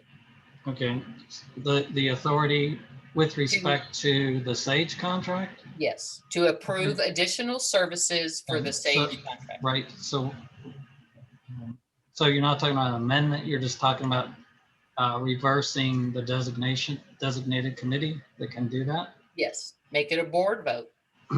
That's an amendment, isn't it? Well, I think it is. So we would be putting the contract amendment on there. I would Yes. appreciate that, please. That's what you want? Because that's $2,200 in less than 6 months of additional services just to check, just for night runs. That's unbelievable. Okay. Are we ready to move on? Yep. Okay. 17, report from the investment committee. I don't have anything. Beth, have you done anything with that? Have you guys taken your training? Nope. We have a Training year. setup is all. I missed that. What was that, Beth? So the training, I've got to finish the training. Okay. Okay, 18, report from the audit committee. So the audit committee does have something to report on the arbitrage rebate report. Linda, Megan, would you like to address that? We looked at the report. We asked a lot of questions. We learned that you can't earn interest, much interest in your debt service account if you're enjoying tax-free bonds. Bill looked at the report for us because that was just a lot of numbers that didn't make a whole lot of sense. But it actually looks very viable. And I understand there's a law that requires it has to be done. So what I did want to say about this, and so we have no problem with the report or the invoice that paid for it, none of that. But I did figure out that last year this happened and the IRS wanted almost $8,000 from us. Yep. I'm sure that was the interest earned plus maybe some penalties. And so I asked Michael to look up who paid for that, what account did that come out of? And the MUD district paid for that. And I looked at Infomark's contract and it says when they make the mistake, they pay for it. So I think we should try to pursue getting a refund for that failure in accounting, where we ended up having to return money because it wasn't reported accurately. Well, I don't think, Bill, correct me if I'm wrong, it wasn't that it wasn't reported correctly. It was just that we earned too much money at the time, right? And it was many years ago. Well, I'll try to give you the really short version because it's late. During the time period that we're talking about, where the district earned more money than they should have on the surplus bond funds. Prior to that, the district was trying to spend those funds as quick as they could to avoid any kind of problem like this. The interest rates were so low, nobody was concerned about extra earnings at all. And the consultants that do this work now really weren't around. Even though the laws have been in place for a long time, the IRS wasn't auditing anyone, consultants weren't doing these 5-year reports, and there wasn't a whole lot of concern about the interest rate. There was a little uptick on the interest rate, And that's where the report that was done showed we over-earned. I forget the exact year, but it was towards the end of that period where the interest rates went up. And so there was probably zero concern by any consultant or anybody back then. We did start doing these reports on a more regular basis, and all of them came out clean, including this one where we didn't owe any money. We weren't late on any filing. We didn't have any penalties, but we did have, which was a relatively small amount of over earning that the district was able to, we had those funds during that period of time, and then we paid the penalty. So when I talked to bond counsel about this in pretty great detail, the word I got back was for that period of time, really the districts were, none of the districts were doing these reports or reviewing those calculations. It's just now that we have these consultants that are in this business that do it fairly efficiently, that everybody's doing it every 5 years now. So I don't, you can take that for whatever it's worth, but I personally, I wouldn't be blameful of it not being detected prior to that time. Okay. I didn't know how far back it went. I thought it was last year's earnings. Honestly. No. Just for the history of it, it was on the series 2003 bond, and I believe it was in the first 5-year period. So it was between 2003 and 2008. I can't remember. I can't nail it down more than that, but I believe that was when the period was. Okay. Yeah, I think it was 2000, around 2006, the excess earnings period. Yeah. All right. You don't have to pay that back, Michael. All of them my checkbook, and there's nothing there. So was the law in place by then, Bill? In 2000? Yeah, the law's been in place. I think as early as 1995, but virtually nobody paid attention to it. It's one of those Are those things. called the laws? Nobody Including the IRS. How did it get found out then? Well, over time, just like any government agency, once there was some suspicion, maybe some entities, especially in California, government entities were not being properly run. They started focusing more on the municipal debt. And they did start, I don't know how many years ago, I would say probably about 12 years ago or so, occasionally an auditor would show up to a district and do an audit. So that really alerted all the consultants to maybe worry about it a little bit. But still, even in that environment, the interest rates, for a long time, the interest rates were so low that there was no way you could be earning excess earnings. So I think we just got snagged by around the 2006 time when there was a little uptick. Okay. Thank you. I appreciate the explanation. So what we would look for is just a motion to approve the report, and then it'll go in the file. Okay. Somebody make a motion. I make a motion that we accept the arbitrage report provided by arbitrage compliance specialist and approve the invoice for this service in the amount of $32.50. But the invoice has already been approved, but you can put it all together. Sure. Okay, somebody give me a second. I'll second. Okay, so do we have any more discussion? Okay, I'll go ahead and call the vote. Linda? Yes. Megan? Yes. Art? Yes. Beth? Yes.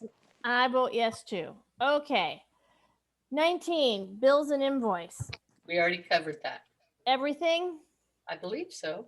Okay. So do we have anything about the code of ethics, financial management? Did we have anything on that tonight? No, that's still pending. I'm going to need to meet with the committee.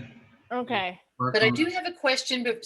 Well, I've already looked at that, but I need to understand what's the difference between a policy and a rule. What's the recourse for policy violations?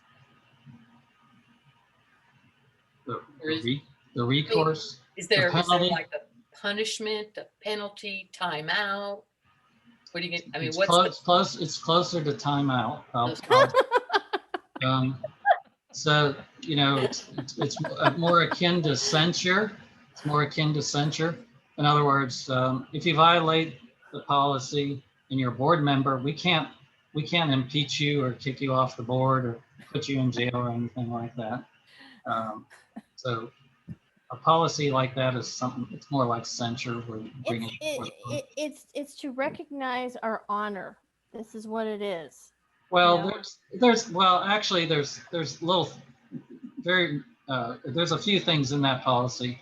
It also includes the travel policy in there. Right. Well, that was really why we put it on here in the first place. But the policy is, or the code is very antiquated. It's not even in conformance with current law. So I'm recommending we update the whole thing. Okay. And I'll try to follow up with the committee and schedule a time to talk about it. Okay. We Thank can you. still use it as it's written, right? Well, it's still in effect right now, yes. Okay. Yeah.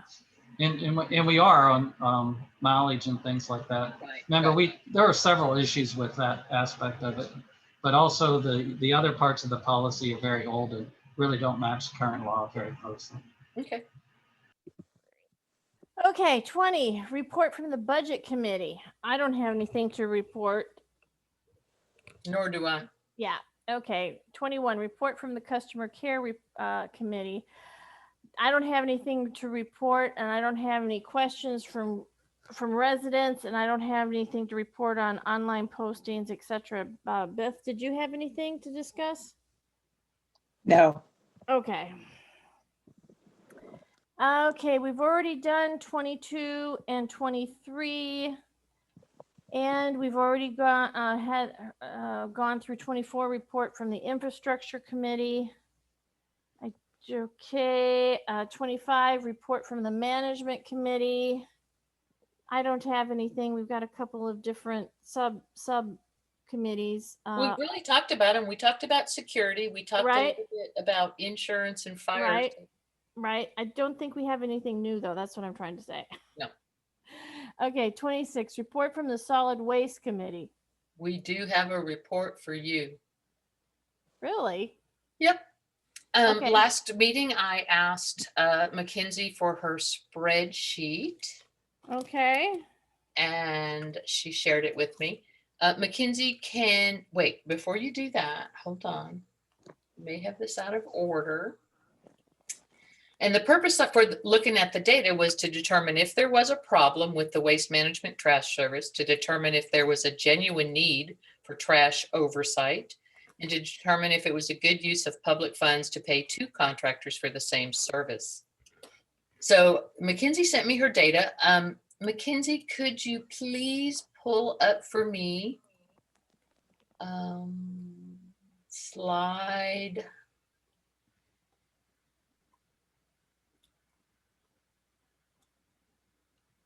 I do not have it there. You cannot pull that up for me. I apologize. I can send it to you though. I can show you the data. I literally sorted the data and I wanted to be able to determine at a glance which reports were from Sage, which ones went to Infomark. I basically did a complete data sort. And what it turned out to be was there were 24 total reports. It was an 11-month window of bulk pickup problems, 6 of them to Infomark, 18 by Sage. Bulk pickup, according to the waste management contract, the guy's got a list as long as my arm of reasons why he does not have to pick up the bulk on the curb. If it's not in the right, if it's not bundled properly, if it's too close to a trash can, there's 100 reasons why he doesn't have to pick it up. So in order to be fair on that report, I cut the total reports in half and figured half of it would be on the side of the customer and half of it on the side of waste management. Missed pickup and recycling, there were 53 total reports, 31 went to Infomark, 22 went to Sage. And the damaged carts, 48 total reports, 38 to Infomark, 13 by Sage. During the 11-month window, there were 130 total reports, 76 directly to Infomark by the customer, 54 reports over a 6-month window by Sage. There is, hold on, my findings were, and now, Mackenzie, now please pull up the slide number 4. One of the reasons that I found that Sage was so actively involved in this is one of their letters. If you'll scroll down right there, you see what was going out in the deed letters. This has nothing to do with deed violations, but the customer is told if you need assistance or have any questions regarding the trash service, need a new bin, or if your trash is not being picked up regularly, please call Sage. If you'll scroll to the top, Mackenzie, this letter is dated August 6th, and Sage Management did not have an amendment to their contract until September. So this statement in this letter started turning trash violations. They started being reported to Sage. I don't know how often that was put in letters, but that is one thing I'm looking for, is to try to determine why Sage decided to become the contact person for trash. When I look at McKinsey data, literally Waste Management in averages on a month, 3.5 missed carts. 3.5 carts are not being picked up on a monthly basis. When you look at the number of carts that they're picking up, you couldn't ask for better service. That statistically is near perfect. But I was wondering what got Sage involved in this, and then I found this letter. And this letter what it appears to me, this is my findings, and I shared these with Art after I had done the analysis of the data. So let me just read my findings real quick. Waste Management contract describes many reasons they can not collect someone's trash cans or bulk pickup. Lids that are not closed, overstuffed carts, carts not properly placed on the curb, not enough clearance between carts, or a multitude of other things that inhibit proper servicing. This data does not lend itself to determining the point of failure. In the area of bulk pickup, they have even greater latitude to not collect. And without pictures of what was not collected, it's not possible to determine who failed in this area, Waste Management or the customer.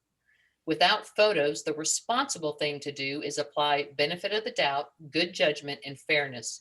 Doing so would dictate half of all bulk pickup and missed pickup issues would be considered a result of the customer's error. That leaves 38.5 missed pickups in 11 months, or 3.5 per month. Replacing damaged carts. In every instance, Waste Management replaced the cart within their contracted time limit of 7 days, and more often they replaced them sooner, much sooner than 7 days. So those really aren't issues, they're the cost of doing business. Infomark's contract includes in their base fee first line support for all customer related waste management issues, and they are the direct liaison with Waste Management to report and resolve issues. The website and recycling flyers direct customers to garbage recycling infomark.com.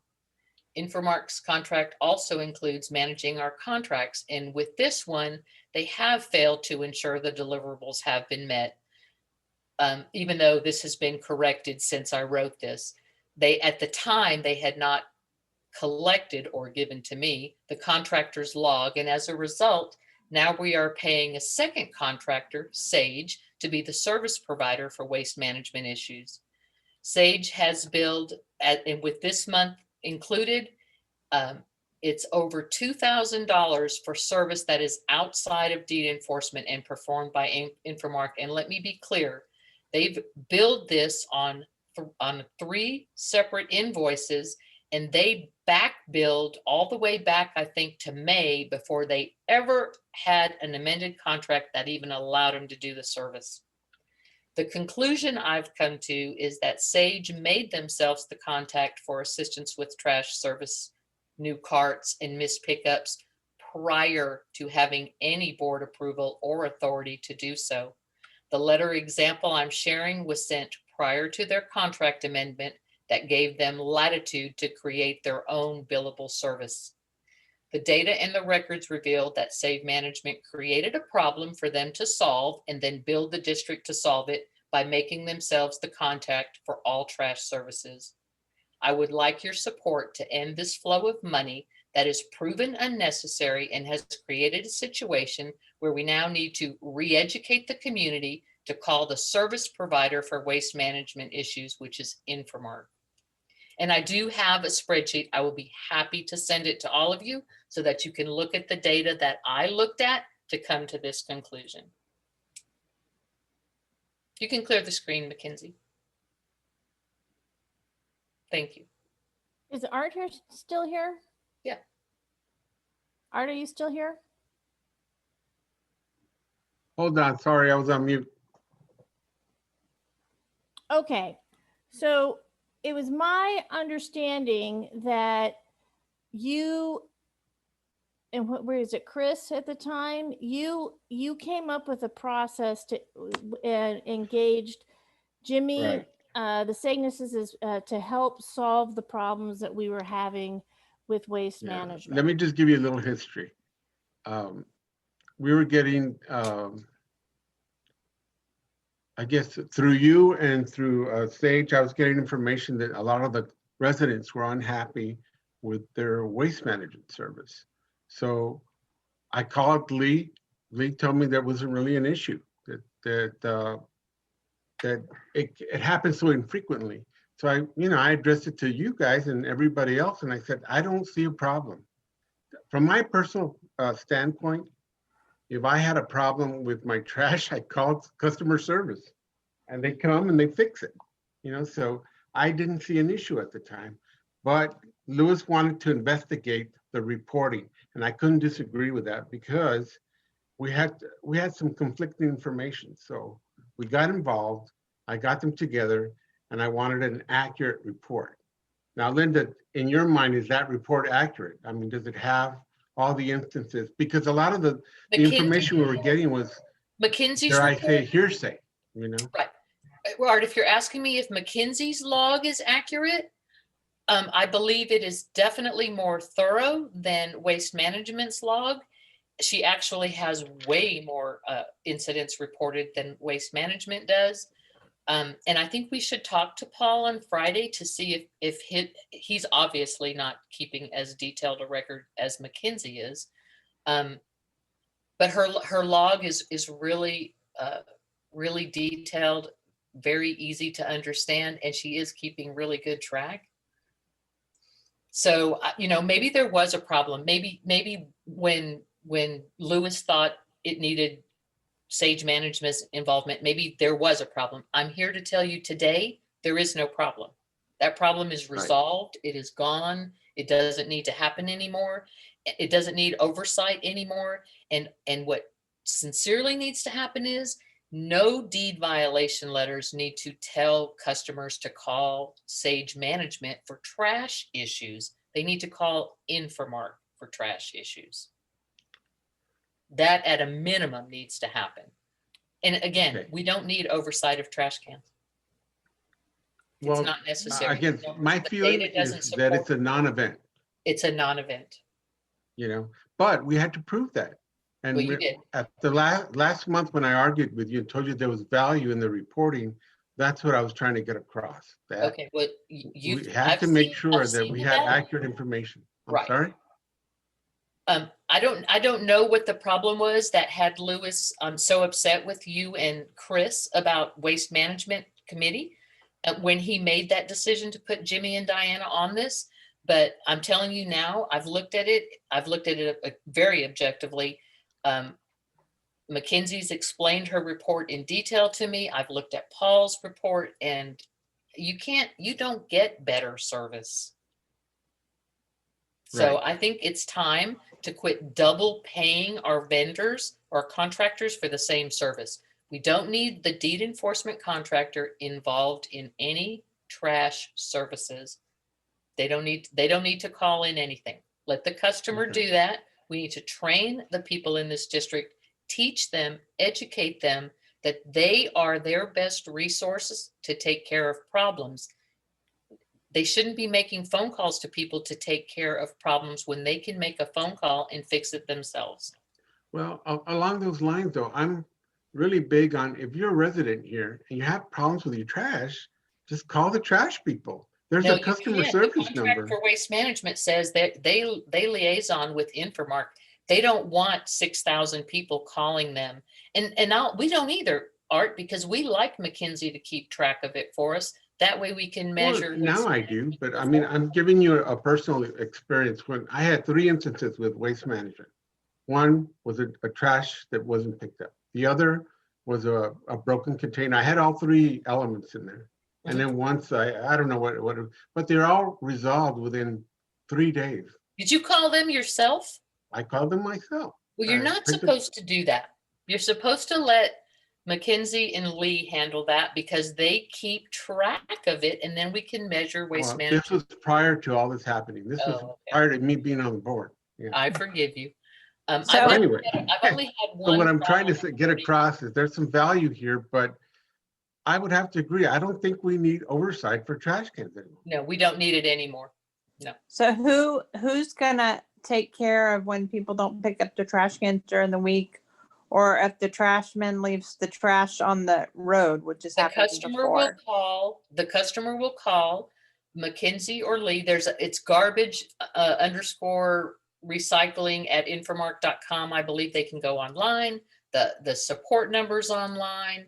Their contact information is there. All the information anyone needs to take care of the rare occasion where your trash is not picked up. You call Infomark support and they take care of it for you, and they take care of it fast. Not to interrupt, but just to correct, it's garbage dash recycling, not underscore, but garbage dash recycling at infomark.com. Just We're for not anyone going to use listening. it. We're just going to call you directly. But that works too. From Sage's So point of view, Lee in and their McKinsey, defense, you guys will send out letters when people don't pick up their trash can? We contact Waste Management when we get reports that trash has been missed, carts are broken, wheels need to be replaced, the whole 9. And we then communicate that to Waste Management and they take it from there to their customer service department to put in tickets for each item that is reported, and they go back out and handle those items. All right, Trash cans that are left outside, like if they're empty or in sight, I think is a deed restriction issue, but like missed pickups or missed bulk pickups or missed recycling isn't us issue. Beth, If that's what you were we're asking. talking about waste management, not picking up or emptying people's trash cans or recycle cans, or not picking up the bulk pickup. We're not talking about deed violations. About trash cans. But it's I'm back, sorry. Okay, so what do we need to do? I'd like to make a motion. I'd like to make a motion that we no longer use the deed enforcement contractor to do trash can oversight, and that service continue to be provided by Infomark in accordance with their contract, and they be the direct liaison to waste management service for any issues that residents have. Can I get a second? I'll give you a second. Thank you, Art. Okay. So do we have any discussion?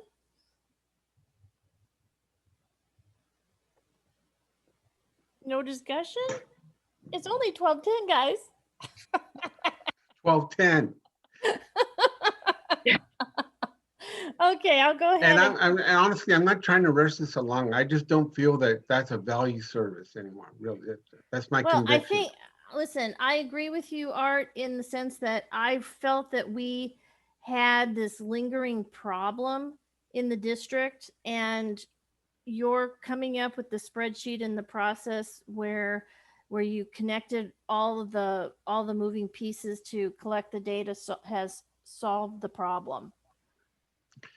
And maybe to some degree for us it did, because now we can really, like what Linda did, she can dig in and really see, okay, is there a trend here? Is there a problem?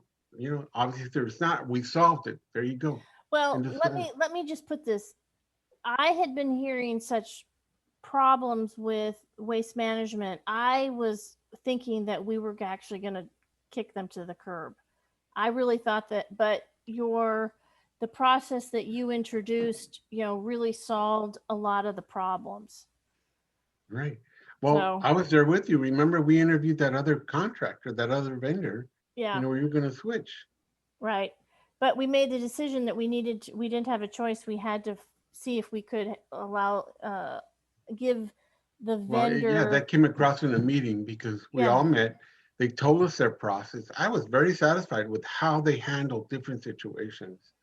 So Chris and I said, no, let's just stick with what we have, you know? And the other one wasn't much better. The contract terms were not as good as these. So you know, if it ain't broke, why fix it? Okay, that's my piece, sorry. Okay, that's your piece. Okay. Okay, so I'm going to call the vote. Linda, Yes. Megan, Yes. Art, Yes, Beth, Yes. I vote yes too. Okay. Wait, Catherine, Bill, yeah. if I send the spreadsheet to everyone on the board, is that a violation?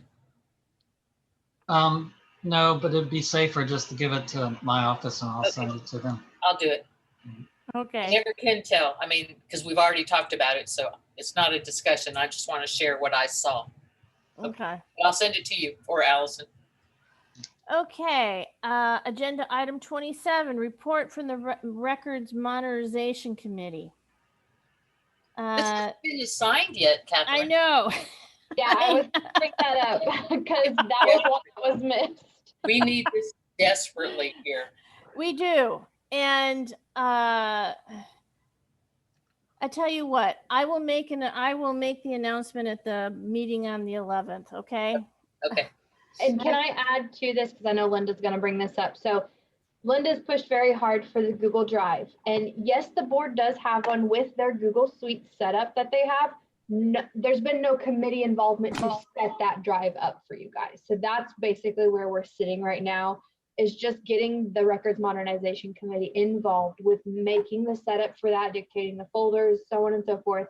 We'll work on the permissions on our side. We do this for both Hayes 1 and 2 districts as well, so we're pretty familiar with it, but it does require the committee's involvement with setting that up. So our hope, Linda, is to eventually get you what you want as far as a good document place to pull things up. Perfect. That would be so ideal. In the meantime, Mackenzie, I've created my own shared drive so that all of us don't have to keep the same amount of files, but I would love to see it centralized and let somebody else handle that, manage that. Okay. Agenda item 28, service provider vendor evaluations. So I will say this, I've been very busy this month. I have not had the chance to meet with the 2 companies that are waiting for me. Hopefully over the next few weeks before the special meeting, I will. It's just been a very crazy month getting ready for the holidays and what have you. But I do have 2 companies ready to come toward the district for cleaning services, just to give us an additional quote for what Jana King currently does. Okay. Oh, well, I may have made a mistake. Maybe I should have done this in the ethics agenda item, but I would like to exercise the ethics policy, and I am requesting to do an employee performance review of Sage Management. And I would like Megan to be on that review with me because it involves the budget and it also is going to involve an audit. And Megan and I are both on that committee. I don't want to do this alone. I want 2 objective opinions. And so with your permission, I would like Megan, if you're willing, to do an evaluation of the Sage Management contract against their performance. Sure. I'll do that.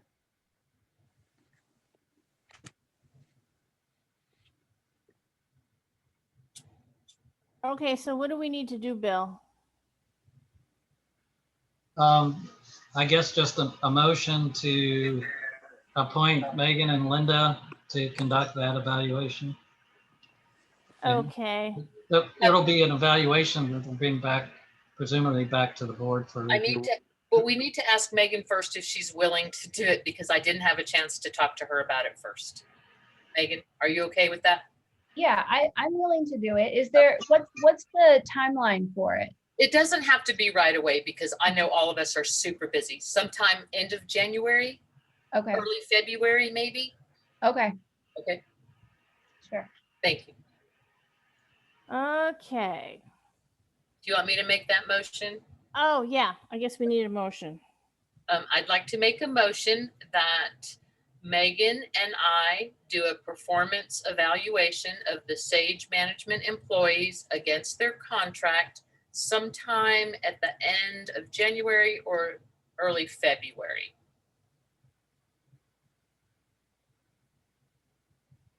I'll second. Okay, do we have any discussion?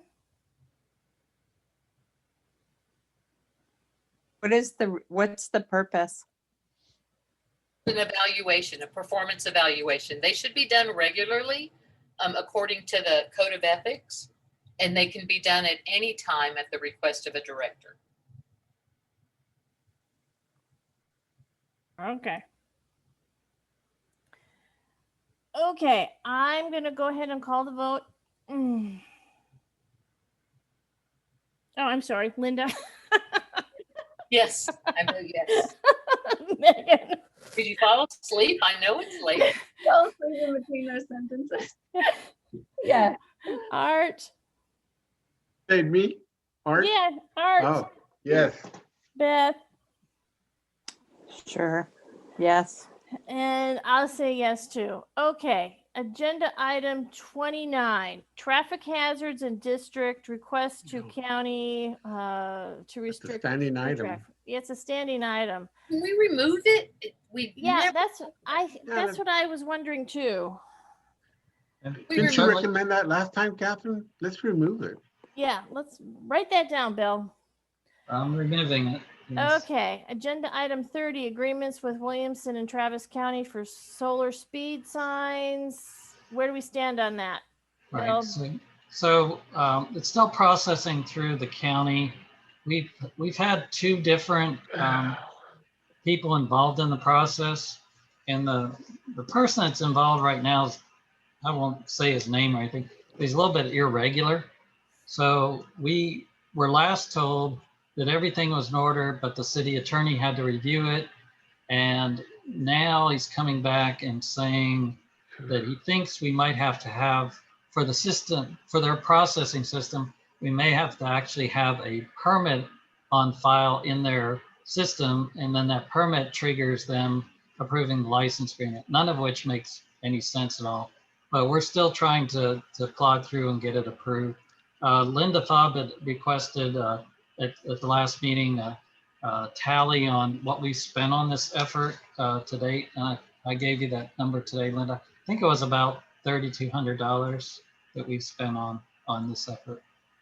No? Give me any numbers today. I can't tell you. Probably, maybe, yes. I know the original signs cost about $9,000 for the solar speed signs. So plus your.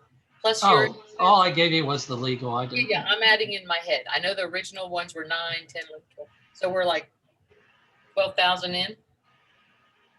So hopefully we'll be able to complete this. I feel like we're not getting really good service from their staff people, but we'll continue. No, would showing up at a commissioner's court meeting and asking about this be helpful? Not right now. Maybe later. Okay. What is an alternative? If at some point we say this is just not going our way, can we sell them back? Can we sell them to somebody? Can we do something with $9,000 worth of hardware that's been in storage for 3 years? It's going to be obsolete by the time you put it up. Well, I don't know the answer to that exact question, but there are a lot of homeowners associations that utilize these signs. So I'm assuming that unless they're totally obsolete, they probably could be sold. Okay. Probably. Well, not for full price. I'm hoping Travis County comes through for you. I really am, because you've tried so hard to get it done. But geez, at some point you just got to cut your losses. Yeah, Well, I'm not quite there yet, but almost. Okay. Yeah. But I think this agreement is more than just for solar signs. Isn't it going to give us, the ability to do other things? Well, we're working on that too, but it's going to be a two-step process. We're going to get the license agreement for the solar signs and then come back and do an amendment to expand it. So, and that's if we start them both at the same time, they're creating much more havoc at their department. So once we have it'll be a lot easier to amend a license agreement once it's in place. Okay. And we've already got one in place with Williamson County, correct? Yeah, and we have a couple with City of Cedar Park. Wow. Now, the Williamson County one does not include solar speed signs, and you'll Right. recall Williamson County doesn't want to do it. Right. Right. Okay. So this is sort of our first license agreement with Travis County. Correct. But anyway, Okay. we'll continue. We'll continue. Yeah. Okay. Agenda item 31, agreements with Williams and Travis counties for maintenance of the right of way, etc. Yeah. And that's the expansion for Travis County. That would be the amendment I just talked about. For Williamson County, we've not approached them yet. So okay. I guess we were trying so hard with Travis County, wasn't approaching Williamson County yet, but again, it would be an amendment to our existing license agreement. So we'll start that inquiry. Can I ask why you're pursuing this agreement? The board asked me to, is the short answer. Well, right. What are we trying to achieve? I know it's late, but I think the reasoning for it was that first of all, our license agreement doesn't apply to the whole district. So that all the streets off the main streets have right-of-way issues, and the right-of-way issues sometimes are tree limbs blocking sidewalks or bushes overgrown and so forth. So it was primarily driven by a way to allow us to go in and make those corrections to the landscape that was interfering, because a lot of people have put things in the right-of-way, and of course they don't always maintain their trees. And then I think Catherine was the one that thought it'd be a good idea to have the doggy bag dispensers along the way too. But that's primarily the trimming of vegetation was driving it. So that's the same as obstruction of sidewalks that almost got implemented. It's the same purpose, to be able to clear, if something grows over, to be able to cut it. Yeah.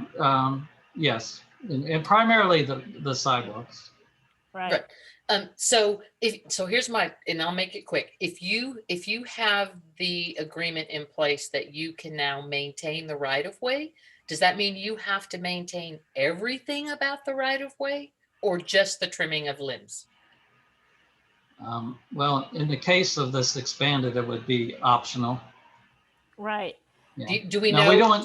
We don't want to take on the maintenance of the entire right of way, obviously. That was going to be my next question. Yeah, no, but we want to be able to go in and take care of specific defects if we think they're severe enough.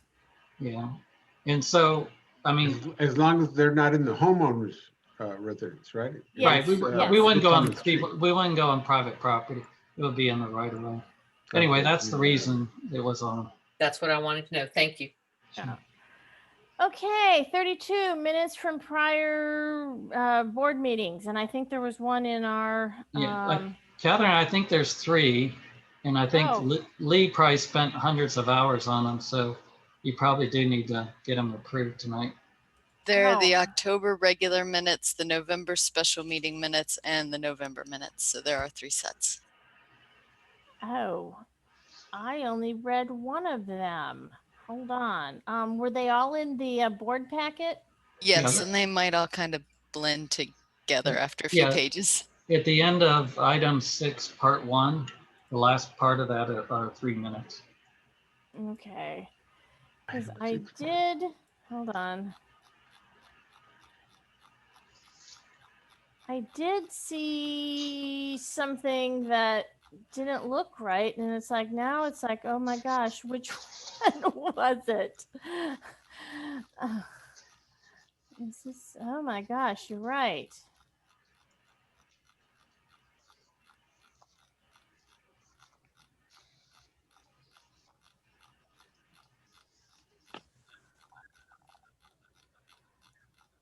Okay.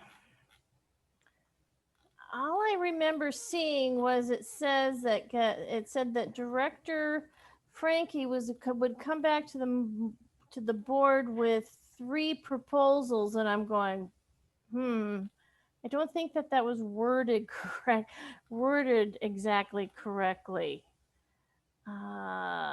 Which meeting are you looking at? That's what I'm trying to remember. That's what I'm looking at.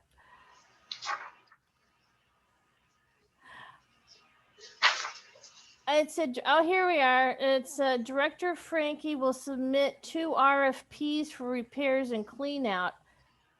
This was part of Herb. Yeah. I got my people mixed up. Sorry. Okay. What page is that? Hold on.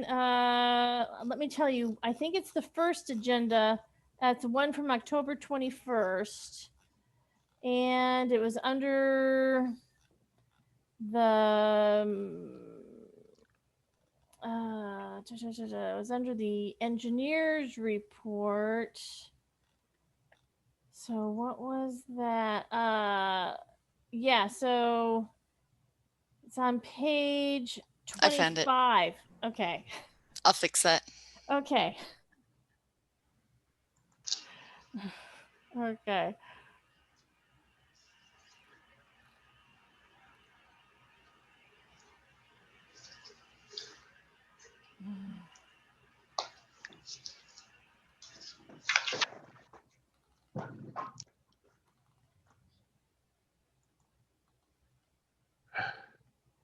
I'm trying to find these minutes.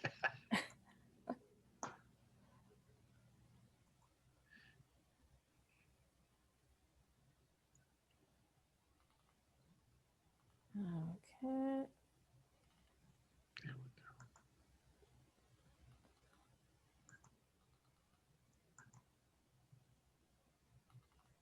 It's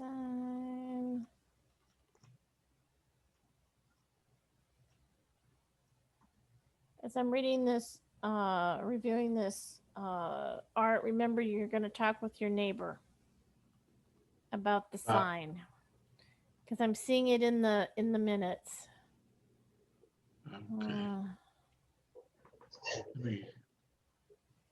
Oh yeah, that's okay. Good. I'm glad you reminded me.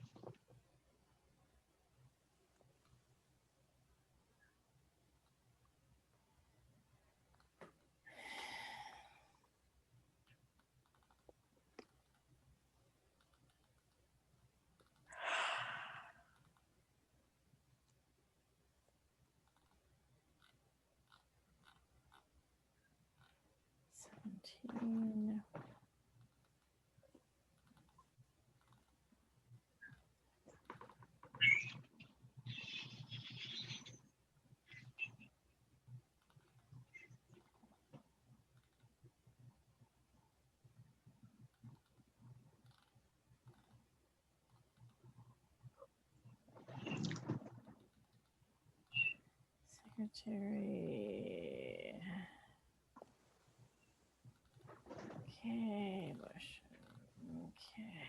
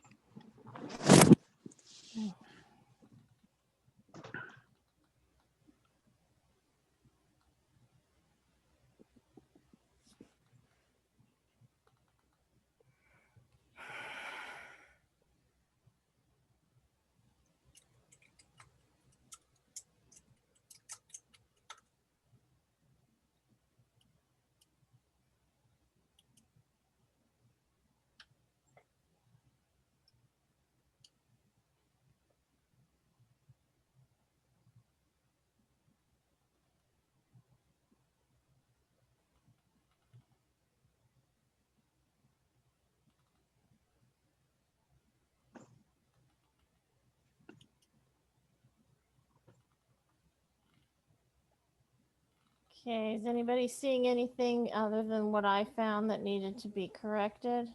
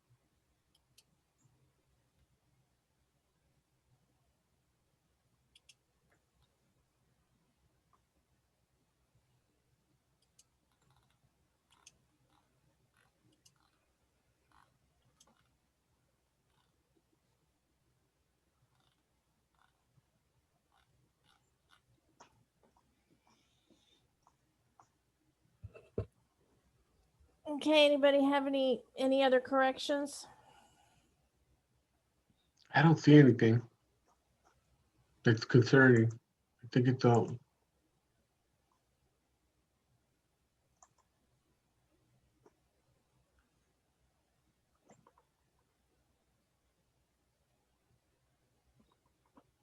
I haven't seen anything either.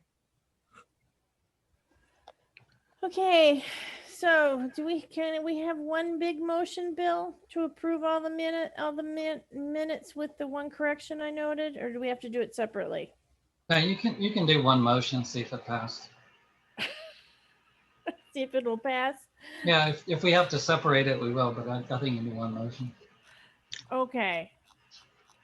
So I move, geez, I gotta make sure I have what the dates are.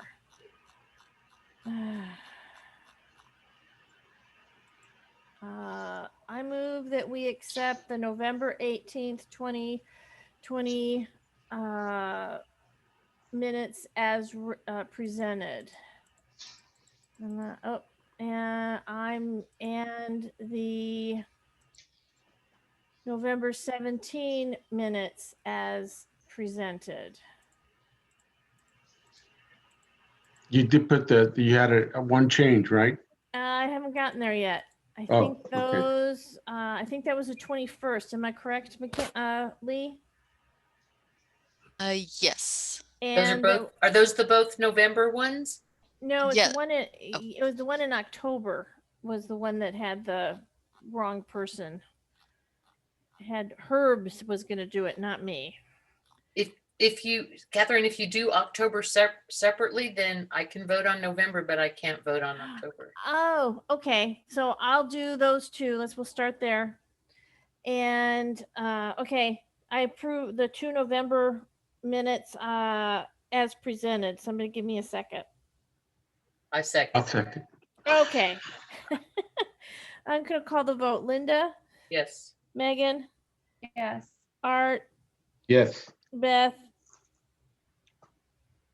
and I vote yes, Yes. too. Sorry. Okay. And I move that we accept the October 21st minutes with the correction that Herb was going to get the RFPs, not me. Okay. Somebody give me a second. I'll second. Okay. Linda, you're going to abstain. I am. Megan, Yes. Art, Yes. Beth, Yes. I vote yes, too. Okay, so I think that leaves us with, we need to adjourn the meeting. Somebody adjourn the meeting. Adjourn the meeting. Somebody making a motion to adjourn the meeting. Give me a second. I'll second. And I'll say aye. Aye. Aye. Okay, Aye. okay, meeting's adjourned, and I really want us to have it be a goal that we have shorter meetings. Yeah. Yeah, that would be a good idea. Right? This is the longest meeting in 20 years that I've been working for this. Congratulations. Who broke the record? I'm going to confess, you guys, this is my longest one too. And I used to do Blockhouse Mud. So you guys, this is a record. But here's the deal. Look at how much business we took care of. That's right. That's what it's I about. know. We So did. Blockhouse Mud, they were really bad. Oh, they were horrible. Nobody wanted that district. My boss, looked sad at me and said, "It's yours." All right. Good night, There are everybody. some Okay, districts good night, that only everybody. let people talk for a minute or two, and that's, we may have to put that in place. All right. Merry Christmas. Okay. Merry Bye. Christmas, everyone. Bye. Bye.